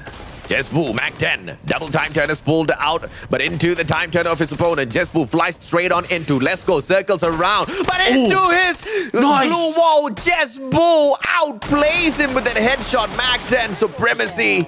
Jesbu, look at that. You know, conservation of bullets, man. I need this Mac 10. There goes Macdo going for the kill. McRory has been taken out by Jembal in the process, and Macdo right now taking down those glue walls, giving an opening against Jesbu, but Jesbu will not letting it off. Glue wall will be disintegrated with this shot, but there goes Macdo for the dance and the turnaround, but he will be taken down by Jesbu a little bit too quick, and the pickup against Speed will be done. Now we'll have to see where the rest of this team of SAF is, and if they can be hunted down by Farah. And that's exactly why you want to save the bullets on your Mac 10, because you want to be the king in those CQCs. But now, Farang, with the opportunity to challenge them, SAF will play the game of survival. How many coins does he have? Has only enough to buy McRory back. He wants his Grenadier back, at least for the next circle, to play the game of survival. Sem9 gets caught out by Pando EWG. Who catches who? I don't know, but it's EWG at that buy point. One grenade knocks Tua down onto the ground, and nobody else can go in for the save just yet. But Sem9 on the open grounds, Eastern Wolves gang now have the advantage. Tuas right now has been taken down, but Eastern Wolves gang with advantage of the height. Oren and Man04 might be the next target, but I'm quite surprised as EWG is backing off from this engagement. Later on, if this continue on and the chase by Sem9 will be done, everything will be balanced, or the places might have been changed, and them moving around in here outside of the safe zone might be like a good showing of why Pando EWG is not moving up in the leaderboard, because they have good intentions, survivability, they can get a few kills as well, but the moment that they have the pressure, they back off and they really don't fire back against the enemy and put them a challenge. Yeah, they don't want to take any chances out there, man. I mean, you're talking about a team that's sitting down in the 11th spot so far at the grand finals. They want to get those guaranteed placement points. I don't blame them. You can play chicken, because sometimes that's the only strat that you can double back to, right? Until you find a little bit more confidence, a little bit more momentum, then you get to play your chances. Pando EWG doesn't have the ability to play chances. They've got no points right now to their side. Jesbu from afar, Yado down onto the ground. It's going to be Toda against Axis, though, right here in front of our screens. And slowly, Axis getting hurt by all of that circle's pressure. But both teams now outside. Neptune steps on out, and Chill taken down. Fantastic with the angles. This grenade, Neptune, can he get the job done? Yes! No, Flame backs away. And Flame will be able to back away. Vegeta will be taken down. Moving into the house. And there's a compound access esports might have an advantage of. But there goes the dance. Get away by Zodak right now. And a good turnaround by Kid Ames. And you don't call him Kid Ames for nothing.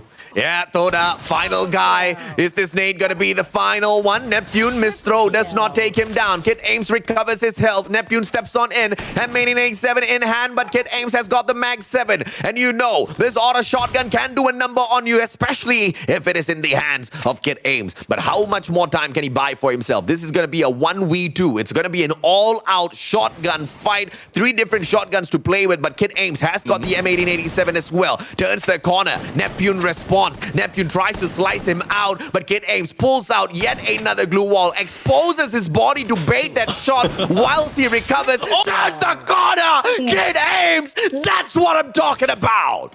Kid Ames for the clutch right there as we move on. Hard to get right now, fighting it off, and the pickup of the teammates, Fallen Brothers from Hard to Get. 5 eliminations already for Hard to Get, and I guess they still have the momentum. Farong has been taken down in there by Blacklist, and if I'm not mistaken, Hard to Get also dealt with a few members of Blacklist International from this battle. Now, this is Hard to Get already within the top 9 of this match. 2 games remaining for this day. Hard to Get already a number 4 spot, and they need to get more to make sure that they stay there or even move a little bit more higher.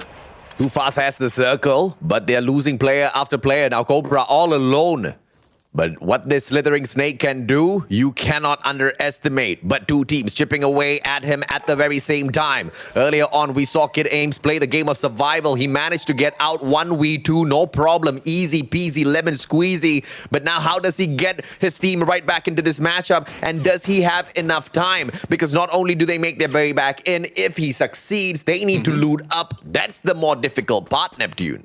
Yeah, I would agree. I mean, with this safe zone, 3rd going into the 4th right now, it's very difficult to get a good position to drop unless it is simultaneous to the knock and as well as the kill being done by the teammates. But Blacklist right now will be moving up on the higher ground. Backing away is the team of Blacklist, and Ashura is now preparing as well as the rest of the teams. Geek Fam right now, no backing off from them. They just head straight into Blacklist International, and Geek Fam might get a chance to take and eliminate this team, as Blacklist International really is not firing back that much. Oh, ice grenade will not connect. Geek Fam backs away off screen. Eastern Wolves gang drops Man 04 with the grenade launcher. We hop on over to that action. Oren down on the ground. It looks like Pando EWG is quickly taking over the situation. Those multitude of the glue walls you see pulled out there by the players of Sem9, that is a desperate maneuver to back away from Pando EWG, who's managed to take over the situation already. And that LMG doing a lot of damage. Lemon shut down as well. Fikri, game of survival. Can he get away as Pando EWG annihilates 3 out of 4 players on the side of Sem9? Fikri, game of recovery now, but he needs to peek out because he needs to get through Pando EWG to get to the circle.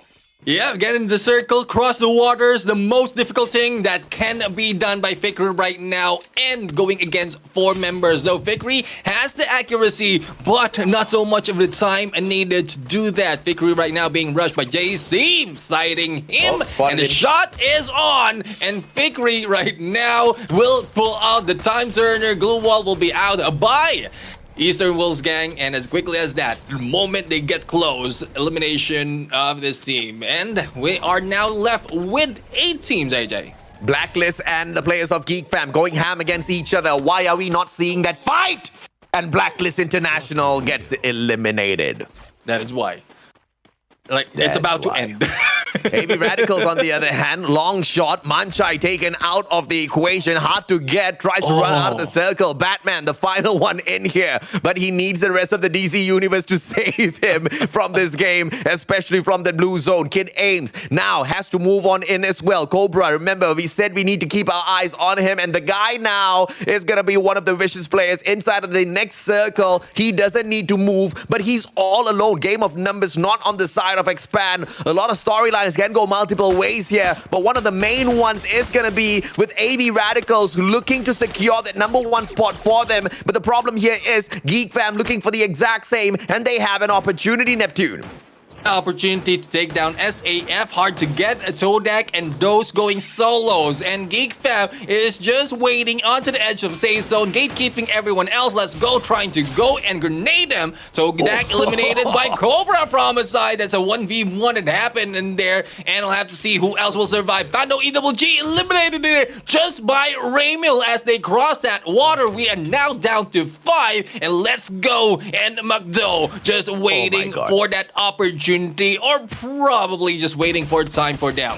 Yeah, that guy's the king of positioning, man. I mean, he manages to sneak away, lie down, ice grenade tossed at him. He avoids the blue zone as well as that ice grenade like a champ. Expand finally taken out of the equation. AV Radicals desperately wants that number 1 spot, and they want to go up against Geek Fam. Those that sit down right below them at the 3rd place. A total of 4 points between them. SAF stands between these two teams, and SAF wants to get into the top 6. Can they get it done? They are already there, but SAF once more. Shots out from AV Radicals. Tadamo down on the ground. 0 kills so far. He needs to be rescued. Wine maintains fire. All of this suppressive gunfire from Wine should help them pick Tadamo up. And as I say that, Tadamo recovers his HP. AV Radicals will be ready for the next battle. And SAF is the distraction that the players need on the side of AV. And SAF, they take out the players of Geek Fam one after the other. They get snuffed out, but AV Radicals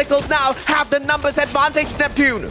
AV Radicals swarming against Geek Fam here and onto the edge. We are seeing Yasta taking damage, and Yasta will be taken down, keeping the only one left and taken out. The Booyah will be taken by AV Radicals. A good takeover of that number 1 spot. Yeah, man, baby. Number 1 spot ripped back by AV Radicals. This looks like so much of what we saw back at the league stage as the fight for the number 1 spot went back and forth between Expand and AV.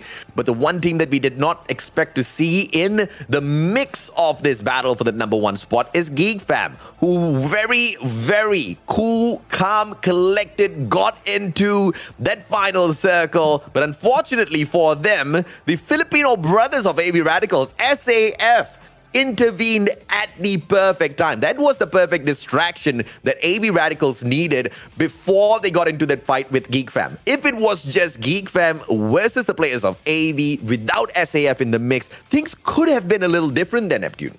Yeah, it's because they are on the edge of the safe zone, and once that started closing in, SAF has no choice to show up. And once you show up, I mean, you will need to start firing. The distraction of SAF was just the best timing because of all those positions, and AV Radicals has a chance had a chance in there to eliminate the team as well. But a lot of engagement that happened in that battlefield, as well as how a Blacklist has been taken out in there in that fight. But I'm really, really happy as AV Radicals didn't falter this time in this game. Well, Danny, you know, we have seen a lot of teams go up and down, but what are your thoughts on AV Radicals radically moving back up into the number 1 spot? I think we had to have expected it at some point. If it wasn't today, it was going to probably happen tomorrow. But the race of first, it's always going to be a race that's never going to end. I have to say, though, I think this game is a very good representation of the powers of the teams that are currently competing in the grand final. So when it came to like the last 5 teams, we actually had the current top 4 teams plus SAF. So I think we're starting to see some of these teams establish their mark on that leaderboard. It's not done and dusted. It's not over. Of course, the race, it's like we're only not even halfway, actually. We're only match 7. Match 8 is the halfway mark. But I think it is easier for us to start distinguishing who's starting to show consistency, where we could possibly expect some of these teams when they're ending the rounds, what's the average we should be expecting from the teams as well. I was surprised that Hard to Get actually managed to survive for that long, because Neptune and I, when you were gone during the break, we had a bit of a talk, right? And I think both of us sort of agreed that firstly, we're glad that Hard to Get managed to climb this high in 4th position, but we're both worried that it was just going to be a fluke. You know, like a one-hit wonder kind of thing. So this match, it's stop. You didn't even say Hard to Get when I told you who you were impressed by. But I didn't say Hard to Get, but remember what I said? I said they're very capable of just picking up decently average points. 12 points is what I want from them for the final 2 games. But we were worried that they were just going to be the one-hit wonders. They have like one good round, and then it was just going to be like... Have more faith. I think they are fantastic. I think they're phenomenal. I mean, give me average 12 points. Do you like roller coasters? Do you like roller? Okay, then. No. That makes no sense then, because if there's one way for me to describe Hard to Get, they have to be a roller coaster, and it's not like the nice ones where it's just like, oh, you have fun. It's the ones that where you think you're about to die. It's like, oh my god, those kind of roller coasters. That's the Hard to Get roller coaster. And they're fun to watch. So there's that. But when it comes to putting your faith in them, sometimes I need to preserve myself, I need to make sure that I'm okay before I can put my faith into somebody else. Hey, I tell you, Hard to Get, they were aiming for the top 3 fight, and yes, it's going to be a tough fight, right? Yes, it's going to be a super crazy tough fight to get into that fray of things, but it's going to be possible. SAF, I'm not going to be surprised if they are now in the top 6 fight, because, super decent performance coming out of SAF. They just needed about 6 or 7 points more than Farang to play the top 6. And I think them in the final circle kind of provides the room for that to happen. Well, that was the thing. Like we did discuss that one of the issues Hard to Get had was getting into the final circle, and it seems like they're starting to find that solution. So once they've established the safety of, okay, we can guarantee like second last or last circle. Now we've got to figure out how do we get the kills, right? Because the kills are the follow-up after the placement points. So I'm just really glad that they are starting to prove me wrong, because if they proved me right, I would have been a very, very sad camper. But I hope this continues. They've got one more game to go. Everyone's got one more game to go to really flex their muscles, grab their last shot of points before they're done for today. Because we do need to remind all of our viewers that this is just day 1 of the grand final. We are not crowning the champion today. We are crowning the champion tomorrow. So the teams have a day to recoup, to look at their strats, look at where the other teams are dropping, to see how they're going to adapt going into the next day, because I suspect tomorrow we're going to be seeing a lot of change. The teams may be dropping in different places, teams actually sniping some of the not so good performing teams to try and pick up on those points, because the gap's so small for some of these placements, especially when the race for top 6 is actually not that big. It really just comes down to being able to grab those couple crucial points. And that is one reason as well why there's a little bit of worries for those the teams who might not be doing well. Like, popping off and then doing average because of how close it is. Once a certain team gets the number of points, it's easy for you to be pushed down in there, especially in the middle of this ranking. So that is where the worry is coming from. Not really for the performance of the entire team, but on how they are placed against the other teams as well. All right, let's take a look at our MVP for the round here. It is Jesbu on the side of Farang with 7 kills to his name, 2,000 damage, and almost just shy of a 30% accuracy for the round. Now, weirdly enough, we actually didn't see Farang make it to the final circle. They did get eliminated, unfortunately, a little bit earlier on, but I mean, they got 10 kills. They only got 1 placement point. What kind of happened? I mean, we win some, you lose some. Farang trying to hold on to their dear lives for that 6th spot. And this is what we were talking about, right? Can SAF make it into the top 6? Because they have Farang here who are holding out against them. And SAF, yes, they did get into the final circle, but the biggest question is going to be like, how many of those kills did they manage to find a kind of pull to their side? Because we know SAF, and we know that SAF isn't like the most aggressive team out there on the battlefield. So that's going to be a huge weakness, but there's potential here. But I like the fact that, a lot of these teams are putting up a strong fight up against each other, not just the big names. Yeah, I mean, it's actually strange for me to see Farang with 10 kills. I don't think we normally see this team picking up major kills unless they are high on placement points. But very quickly, 21 points here for AV Radicals, 15 for Geek Fam, 12 points for Hard to Get, 11 for Farang and SAF, 9 across Todak, Pando, EWG, and Expand, 8 for Blacklist, 5 for Axis, 3 for Sem9. This team. Oh, I need to see a doctor. I feel my heart palpitations kicking in.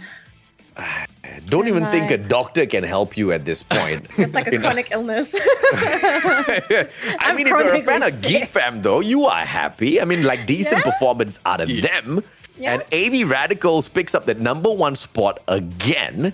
And the biggest question is going to be, how will Expand respond to this storyline now? Because now they are, I guess, not really left in the dust, but they have now once again need to fight for the #1 spot, but not outdo one, but outdo two teams who are doing quite decent in the competition so far. I mean, I think they're used to it at this point. They basically did it for the entire league stage. It was just chasing AV Radicals. I would think the team is very capable of doing it.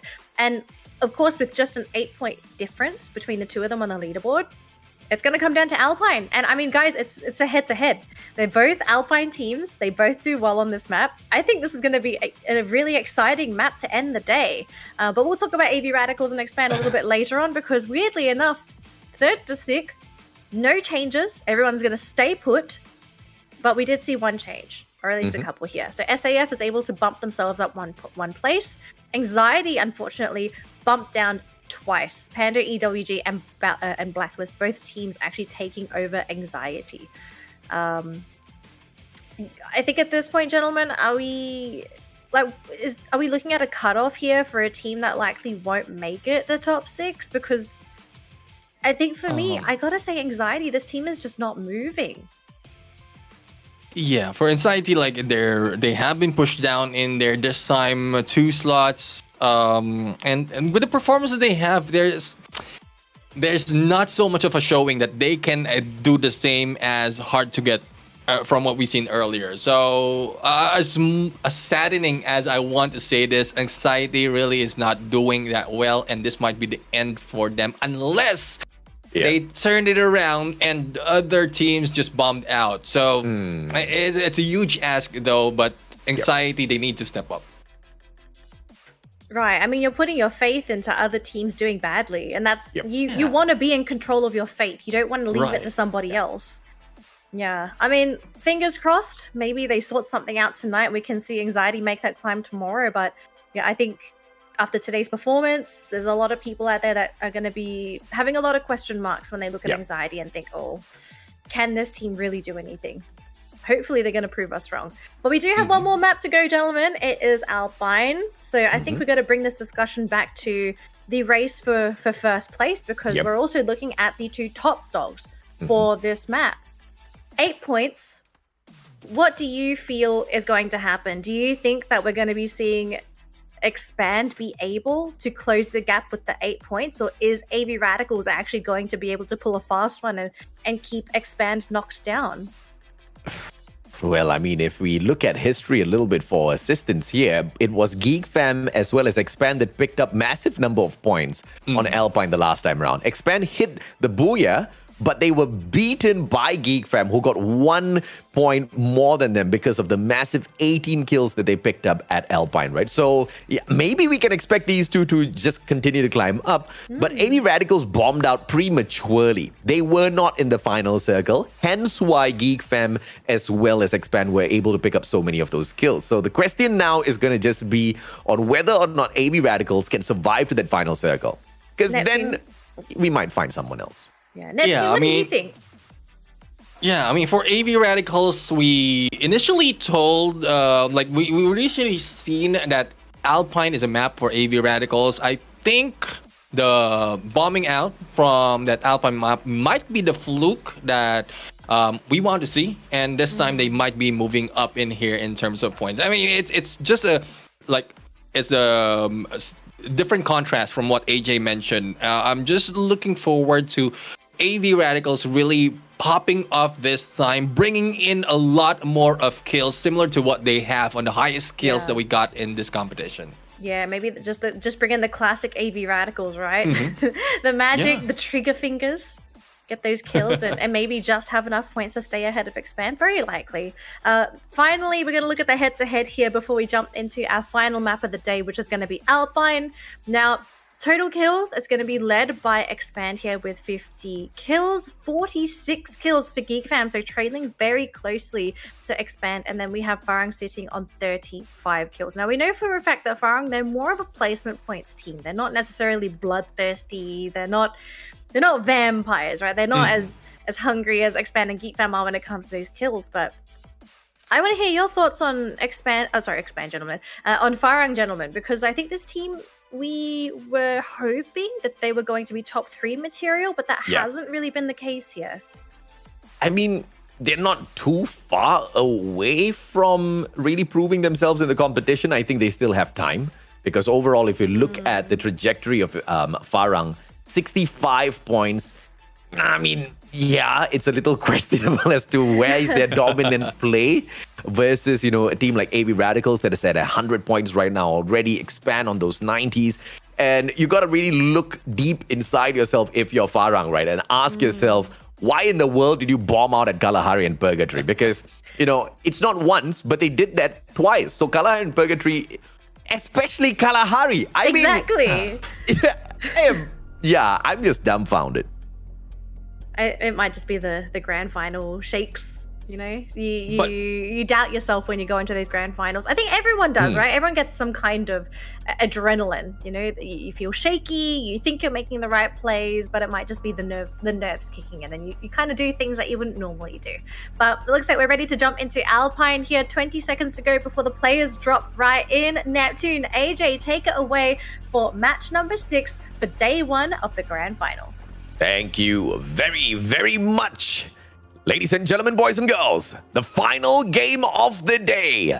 7 back-to-back rounds, grueling matches, and we all ended at Alpine. Match number 8, as it kicks off, the biggest question is going to be whether or not someone else from the 4th to the 6th spot is going to be interfering with the top 3, because now the top 3 is really starting to run away with the points here, Neptune. Yeah, first to reach that 100-point mark, and the rest is now up close. I'll have to see. That would depend on the drop points as well as AV Radicals. They will be taking this alone. I don't think anyone will be contesting this, but it will look at Expand. They are in there heading towards probably Forest Red, or if not Fusion, and they might be meeting up SAF in there in the process. But no, they have dropped in a little bit split up this time. Now, this is a little bit questionable for Expand. This is a huge split up for them. Yes, information gameplay might go into action, but with early engagement as well as other teams already gunning in for their heads, then they might be near out for earlier than expected. I understand why they can afford to play it a little bit more riskily, because this is, at the end of the day, Alpine, where every single compound, almost every single compound, has got a revival platform. And we're not talking about buy points. We're talking about free full team revival.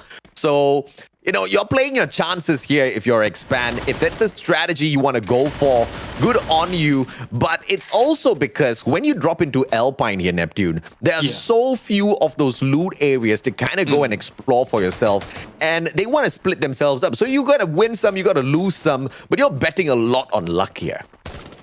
I would agree. I mean, luck and probably overconfidence as well, because maybe they're thinking that they can manage to take down a few members on their own. But speaking of taking down, there goes takedown against newbie Farang right now, eliminating one of the members of Blacklist. But we'll have to see who else will be taken down. Jespu has been knocked down as well. There goes the hit. Too bad, taking down twice in the process. And 3v2 situation up Blacklist in the shorter end. Yep, the players of Blacklist, all they can do now is run away. Hoi! Grenade! Perfection, Ashura cooks it up, and Too Bad eats it up.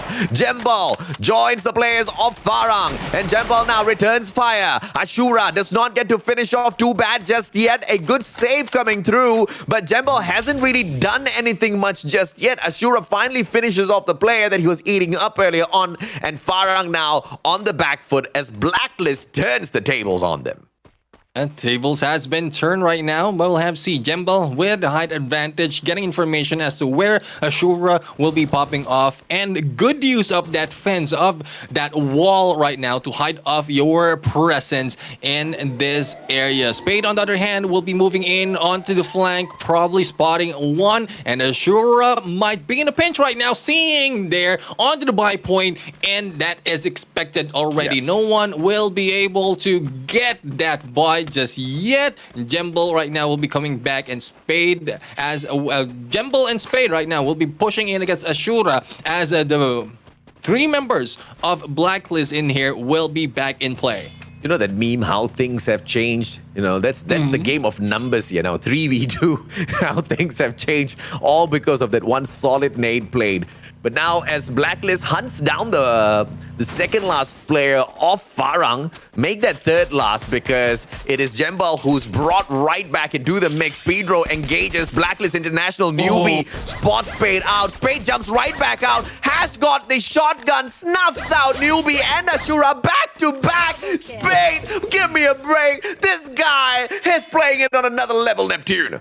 He is not only the jack, he is the king and the ace of this team. Blacklist will be running away. Miruli, and a good cut down in there by Jembal. Just cutting the approach, and a good shot against Blacklist International. First to be eliminated in this game. Now we are left with 11 teams, and Farang is too far off with 5 points already. And this is what we expect about this team. And we waited for them to pop off, and this might be a part of their plan at closing that lead against those above them. Currently, from the previous overall standings, they are sitting at number 6, and with this start, if they continue this on, they might be moving up a little bit further higher into that leaderboard, probably number 4, depending on how they perform this time. Expand will be in the middle of the danger zone. The rest of the teams will be in there from the outside. Sem9 and Anxiety will be the battle on a 1-3 split this time. Sem9, Anxiety. Let's see if or not one of these teams can set this up before Eastern Wolfsgang drops by to spoil the party. One of them needs to farm the kills on the other. And if you're looking at who desperately needs this, it's going to be Anxiety, man. But, can we really say Anxiety? Because Sem9, they started off like the hottest boys on the block, and then they fizzled out like the cheapest firecracker you can buy in Petaling Street. The thing is, if you are in a good running already, and the other teams are doing the same thing, moving up, especially from how we started off this match, it's not really that stable as to who's taking the lead. So a lot of changes will be happening, and with that being said, Sem9 is slowly being pushed down in there on the leaderboard. So it's just one more good play or one more good match for Sem9 might bring them to a good momentum, and we've seen that from Hard to Get. I mean, the first Boya that they got, and then they went and managed and take those placement even with a kill. So if that happens, probably Sem9 will be moving back up. Batman is chilling with his plushies. Eastern Wolfsgang from afar, trying to figure out if or not they can snipe this guy off of his high horse. Not a horse, a metal building, but you know what I mean. Batman, on the other hand, I'm surprised he is not going for the loots. He's just chilling. It's quite early, man. I mean, I'm not understanding that plan there. Yeah, I mean, I think it's Batman in there just staying back because he just came back from a revive flight, and then Forbits is the one tasked to take over and bring back the rest of the teams, getting information. And, well, it has been done by Wine earlier, but this time the safe zone is a little bit smaller. So if say, Batman is in a good run, very close to that middle of that next safe zone, then he's a good chance to get that placement point even without getting the kill. Okay, Batman's now running towards the revival point. Spade, as he engages with Hard to Get on the way out. Forbits is not going to get taken down anytime soon. Manages to get away. Batman survives, and I believe Batman is going to be able to scan the rest of the team members back now in the next few seconds. Good play by both of the team members of Hard to Get. Yeah, I think it's communication that has been one thing that can contribute to that play is communication between Forbits and Batman. You don't want to risk both of you rushing in. At least one will be moving in, and Forbits has a good chance because of the catapult that he took. And this time, Batman is giving out that distraction, giving time for Forbits to recover or revive the rest of the teammates. Let's see if or not the players of Geek Fam can snuff out the hopes of SAF, who once again have problems with waters, man. I mean, I think the first thing SAF needs to do after this competition is just get like their diving license, get used to the water a little bit more. Because every time they get to a body of water, SAF's run just ends there.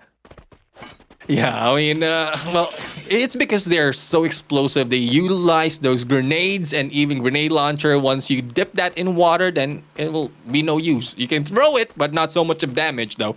Yeah, I mean, it's unfortunate that's the case. That's how fire works. I'm sorry, SAF. But, moving on, Expand has to deal with Farang if they don't start moving, literally.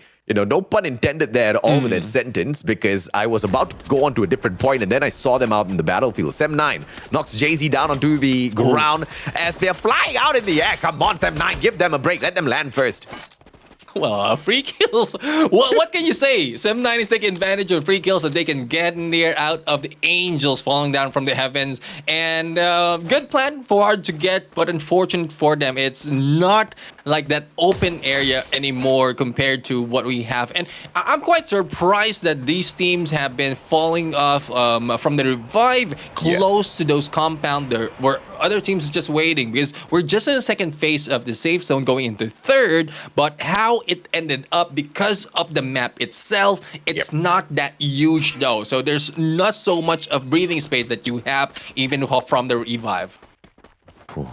At this point, I'm getting hungry, but that's not what I was about to say. At this point, I'm waiting to see who's going to take advantage of the circle. Because, bro, you are 10 minutes in. You've got about 6 to 7 minutes to go on this game. 6 minutes if it's going to be super fast before we even get to the final circle. 7-ish minutes if we get down to that final circle, kind of crunching everyone in. And you've got 11 teams still alive and kicking. That's like too many teams for this next circle. And, this is just all-out chaos. And Expand is staying away from all of that chaos, which actually means this team is going to stand a huge chance of picking up the booyah towards the very end. As long as they can keep their heads down and get in towards that final circle, Expand's the kind of team that knows how to finish the job at Alpine. Yeah, I mean, and they can just move in slowly in there, just pick off some of the teams who are moving the same way as they can, and there's not so much of a risk in there because we know the mechanical skills of Expand has. They just need to be on the edge, gatekeeping some of the teams, but we'll have to see how well will that play, because speaking of gatekeeping, I think Geek Fam is gatekeeping Todak as well. They are on the south side of this map, and not only as Todak is in their crosshair, they also have Saf in there onto the sides, who has been moving in there, might be backstabbing them in the process. Victory, big shots, man. Expand down on the ground. And there's no expansion of that player just yet. He hasn't been snuffed out. Axis responds. Orange down on the ground. Orange Esports loses a player now as well. Expand back on their feet. I like the recovery. And now Lemon is a little bit too far away. He's got a grenade launcher, but the distance, the range of between him and the rest of the players of Expand, a little bit too far. Grenade launcher absolutely useless. So he needs to be super careful in this position. Hazik, on the other hand, just trying to keep the players of Toda behind those glue walls with his grenades, but he will run out of time, run out of space as the players of Geek Fam now snuffed out by the players of Toda. Aims with a gun in his hands, and the Max 7 drops one. Can he find another glue wall perfection? Geek Fam runs away with the perfect defense. Oh no. Max 7 in there, taken down by Yasta. Kid Ames will be out and about. Pedro will be taken down as well. And there goes Geek Fam eliminating Todak in the process. When I thought Kid Ames with a shotgun as well as movement. Remember, he did a 1v2 clutch earlier. That didn't happen in this point. Probably pressure as well as the distraction of the rest of the teams. Some point you can do well solo, but not so much when you need to think about your teammates. Hard to get. I just wanted decent performance, Barre. Not you bombing out super early. 10th spot. Too early, man. Too soon for the team. Vickery hits again. Axis this time in his crosshairs. 7-9 response. Vegeta taken out. Vickery's on fire. Axis Esports needs to do something about this. Vegeta on the way here to get picked up. Flame gets the job done as Neptune hits a double. SAF being toasted by everyone. Yeah, SAF right now is just stuck in there from the outside. And that's one thing about this compound gameplay and in this map as well. Once you get yourself stuck in the outside, you will be a target of those who are getting those points. Society, on the other hand, only get 1 point, but challenging Farah in this gameplay. It's a 1-3 split as Kanoho will be staying back in here. And a good push right now, but unfortunate for them. There goes the takedown of Anxiety by Farang. 3 remain in here, but Jesmu will be taken out in there by Kanoho, and we'll have to see who else will be exploding at this point with a grenade launcher in the hands of Kanoho. Yeah, Kanoho, Max 7 pops off as well. Grenade launcher plus Max 7. This guy, close quarters combat, is a demon. Mid-range, he's an annihilator. He snuffs you out without thinking twice. Kanoho now down on the ground, and he needs to be safe. No circle finishes the job. Anxiety survives with one final player as loses his life as well. Jembal, you're too far away from the circle. Jembal's gonna expire in a little bit as well. The one and only chessman, he plays the game of survival at least decently for himself. Now, there's another grenade launcher that's in the hands of Expand Neptune. Expand might be able to use that grenade launcher, especially with 8 teams still alive and not so much a cover for the rest of the team. But AV Radicals right now, this is what I love about this team. They are adjusting their gameplay, not so much in aggressiveness. They're waiting for a good chance to get into the final safe zone and then later on get those kills. But will they be able to survive as a pressure from a lot of teams is happening right now? They were able to step in, but McRory from above has a good shot against everyone else. It is Axis in there next on the target. Geek Fam eliminated, and that is by AV Radicals. A lot of information, a lot of visibility being taken, as well as the kills being taken by this team from above, and there's no stabbing Saf right now. I spoke too soon. Your dope has been taken down in their process. Yeah! GG, man. Too fast stealing away the kill points from the players of SAF. SAF now drops down. That's not part of the plan. Yes, they are out of the circle, but they've got a little bit more time. They don't need to move just yet. They could have used the other side of the tower. That might just be the game-breaking mistake from the side of SAF. They just need to hold on for their dear lives. Expand on the other hand. They still have the grenade launcher. Too fast. The final survivor needs to play to perfection, and he goes down as well, but Team Expand hasn't been expanded just yet. There's another survivor for this team. Yeah, there's another survivor for Expand, but there's no survivor from Saf in there. The mistake of dropping in from that tower a little bit prematurely has been their downfall. Speaking of downfall, Rap has been taken down in here. The Namo and Ray Mill is on the ground, but Redus and Wine, they might be stuck in this small room. No way out, but they need to run. 4 teams remaining right now as 5 soldiers fighting. Axis eliminated in the process, and Redus will be taken down with a grenade launcher from Manchai. Wine is still alive, too fast, alive and kicking. He's got the grenade launcher. Expand, looking for the booyah. Deeks to get through Wine, and I cannot think of a better matchup. 1v1 in the final game of day number 1 of this grand finals. 2 players have got the grenade launcher going up against the best CQC player in the competition, the one and only Wine. Too fast tagged up. Manchai just needs another shot, and the circle does the damage. Bye-bye, Expand. No, time turner. Too fast still survives. Wine tagged up. Expand finally goes down to the circle, and it's now CQC God, the one and only Wine from AV Radical, jumps on in. Grows the response. Wine taken out. Manchai says Bando is still alive. EWG, good showing from them. This time taking this booyah, and that was an epic end for this day. 1v1v1, and what is more epic? The consistency of Pando EWG this time paid off as they take that 12 placement point for the booyah. Oh my God, what a play. what a team. Pando EWG, I mean, if there was a good time to wake up, yeah, final games, definitely one heck of a good time to do it, right? And they were, the last time, I think, very close to that 50-point mark, around, I think, the 8th or 9th placement. This should allow them to jump up quite a number of spots. And I'm looking at the top 6 here for Pando EWG, Danny. I think they do just make top 6. It might just be enough. But we've got to wait for the calculation. So we'll have to hold on to our hopes and dreams. But let's talk about what really happened in this matchup, right? So the final circle ended up being a 1v1v1. And essentially, I think it was just Manchai, right? He lobbed a couple grenades. He was able to get rid of Expand first, sort of left Wine to his own devices. And I have to ask, what was Wine's decision for sort of like bouncing in and out of the blue zone when he was actually trying to 1v1? Because his movements were strange. He Was it just didn't a have... juke? Go ahead.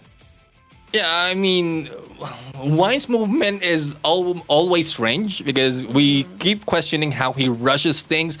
As we saw earlier, he could have a flank on the right-hand side, but I think with the grenade that has been thrown on him, we were expecting them, or he was expecting them to look that way. Thus, he went in on left-hand side. I think the answer is actually because he had quite the terrible gun. He didn't have the M1887. He didn't have the Mag 7. You can't rush your opponents. I think he had a UMP. He had a UMP in hand. Yeah, I mean, a good SMG, but decent at best, right? You can't rush at your opponents like that. Yeah. And the stepping in and out of the circle, the man just totally did not realize the circle was closing in on him. He was just trying to sidestep the bullets. He didn't know he was stepping out of the circle. There was just panic moment, and then he got snuffed out. That was just unfortunate. I wonder if he started panicking once he saw the circle, right? Because like once you're in it, you see it, and it was like, oh god, need to outrun the circle. But you know, it gets rid of your health so quickly that late into the game. So if Wine had the double barrel, I think that would have been an easy booyah for them. I mean, he wouldn't have stopped. He wouldn't have been dancing around with no circles. He would run straight at you, around your glue wall, pop, one shot, bye-bye, booyah for me. But and this is the main reason why you really have to focus on your looting game. This is the main reason why you can't get cheeky, can't depend on revivals, even though Alpine is littered with revival points. You can't because it's still a disadvantage. You don't have your favorite gun, especially in the final circle. No booyah for you. Yeah, but I think AB Radicals, they're sort of like, okay. I mean, they got kills that round, so the booyah would have been a bonus. So yeah, they're okay.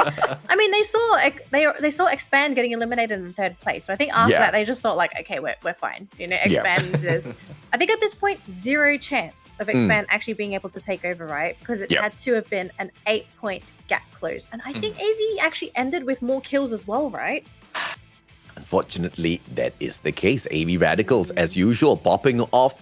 But, you know, it's just so crazy to see the team that, you know, used to do quite decently at the league and then bomb out at the grand finals, not bring that nonsense into the grand finals of the MCPS Majors Season 4. This is AV Radicals winning on a whole new level, and it's the kind of consistency that we've begged out of them for the longest of time, multiple months, more than a year now, and finally we see it. And I hope they make this all the way through towards tomorrow as well, because they now deserve a spot at the World Series.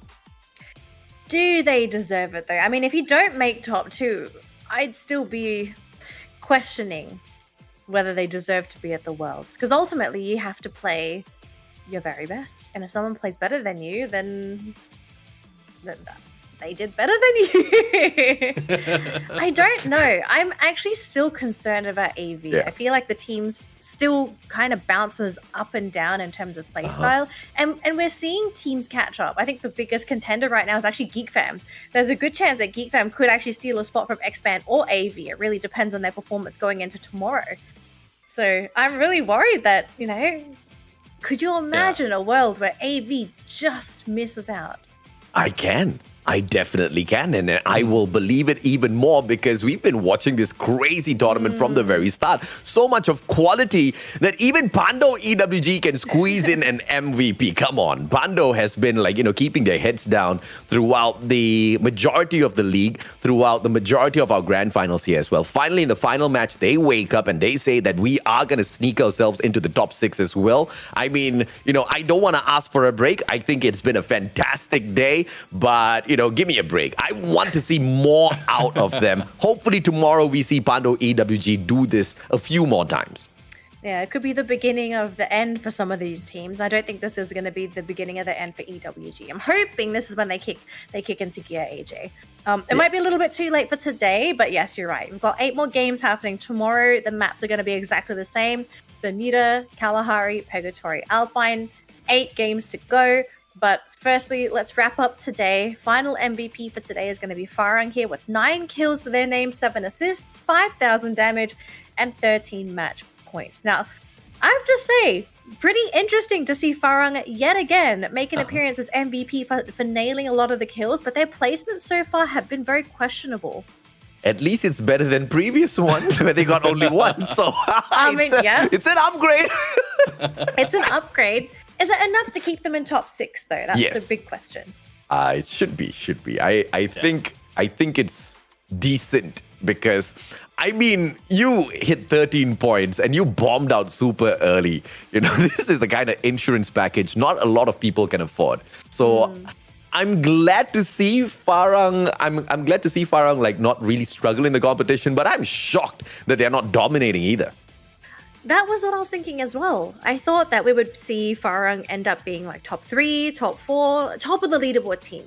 That's a team that we was really, really looking to. Yeah. And they're just sort of sitting in the middle. Maybe they're saving the magic for tomorrow. The real grand final day, Sunday, last 8 games. Save the pixie dust for when it counts the most.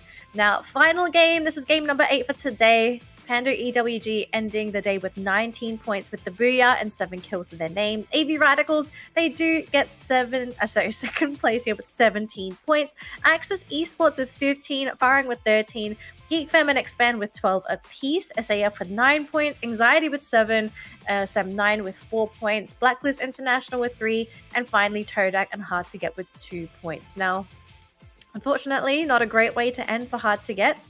I do suspect that maybe Hard to Get is going to be dropping in just a second. And I do believe we're going to take a look at the leaderboard right now. Nah, they'll take a while. Now. There we go. It took a while for it to come in. And no changes for our top 4 teams. But the only changes we see, right, is Farang making a climb to 5th place, Axis climbing up to 7th, and then Pando climbing up 2 places to 8th place. Now, this does mean SAF drops down 2 spots, SM9 drops down once, and Todak unfortunately drops to 1. And SAF just tagged in another Filipino. Hard to get. You go get it. And about 20-ish points, 21 points away from Geek Fam is a decent spot to be in with another day of the grand finals to play for. And once again, if you're from the Philippines, you just got to admire the quality here, right? Low in numbers, but not in quality at all. AV Radicals and Hard to Get, good representation. And there is a fair chance to see 2 Filipino teams representing the server this time around at the World Series. It's not impossible just yet, but of course, it's not going to be easy.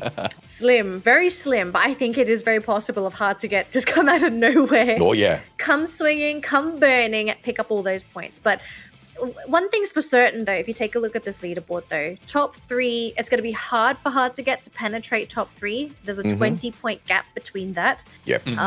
But below that, it's very likely for these other teams to make that climb, right? Farang can definitely chase Hard to Get, Todak to Farang. So, the race for top 6, that's still very much possible. But top 3, I think those teams are starting to get a little bit too far ahead of the competition. Yeah, it's because of the consistency that they had against those other teams. Because some of the teams have been in the top 5, top 6 because of one good game. But for the others, they might not be getting the booyah, but they have been consistent in the middle, getting either kills or placement, and that's the golden ratio that we usually say all throughout this broadcast. And if you might not be getting that booyah, at least you get the good kills in there to make yourself afloat on your position. If I'm AB Radicals or Expand, tomorrow is going to be a day where I cannot afford to falter, not even a single time. Because the only reason why GeekFam is not in the number one spot is because right now they suck at Bermuda. They really can't get much done on that map. But apart from that, all three other maps, they pretty much got a massive number of points for themselves. And they are being held back by just this one Bermuda map. You're talking about the players of GeekFam picking up, number one, 0 points on Bermuda the first time they went in. Second time round, they picked up 2 points. Yeah. Case in point. Imagine that Sem9 were unsuccessful and actually trying to shut down GeekFam for game 1 of the day. They would actually be in second place. They couldn't even be in first place. Yes. So, I mean, anything's possible here for GeekFam. I'm looking forward to seeing if they are able to sort of patch up their issues with Bermuda. Bring out the duct tape. I don't care what you need to do. Just fix Bermuda. Yes. Once they've had that sorted, I think there's a good chance it's going to be a top 3 race to make for that top 2 worlds. But AJ, Neptune, thank you so much for casting the games today. You two, as always, have been an absolute pleasure working with. I know everyone's going to miss you all as well, but all of us are going to be back tomorrow. Yes. Exact same time, day 2 for the grand finals, 8 more games. We are only at the halfway mark here for the MCPS Majors Season 4 Grand Finals. We might have our favorites, and of course you have your own favorites, but at the end of the day, we're going to let the guns do the talking as the teams fight their way either to top 2 to qualify for the World Series or top 6 to make it to Season 5. But thank you for tuning into the broadcast. We'll see you all tomorrow at the exact same time for the MCPS Majors Grand Finals. We'll see you later, survivors. Nice to this.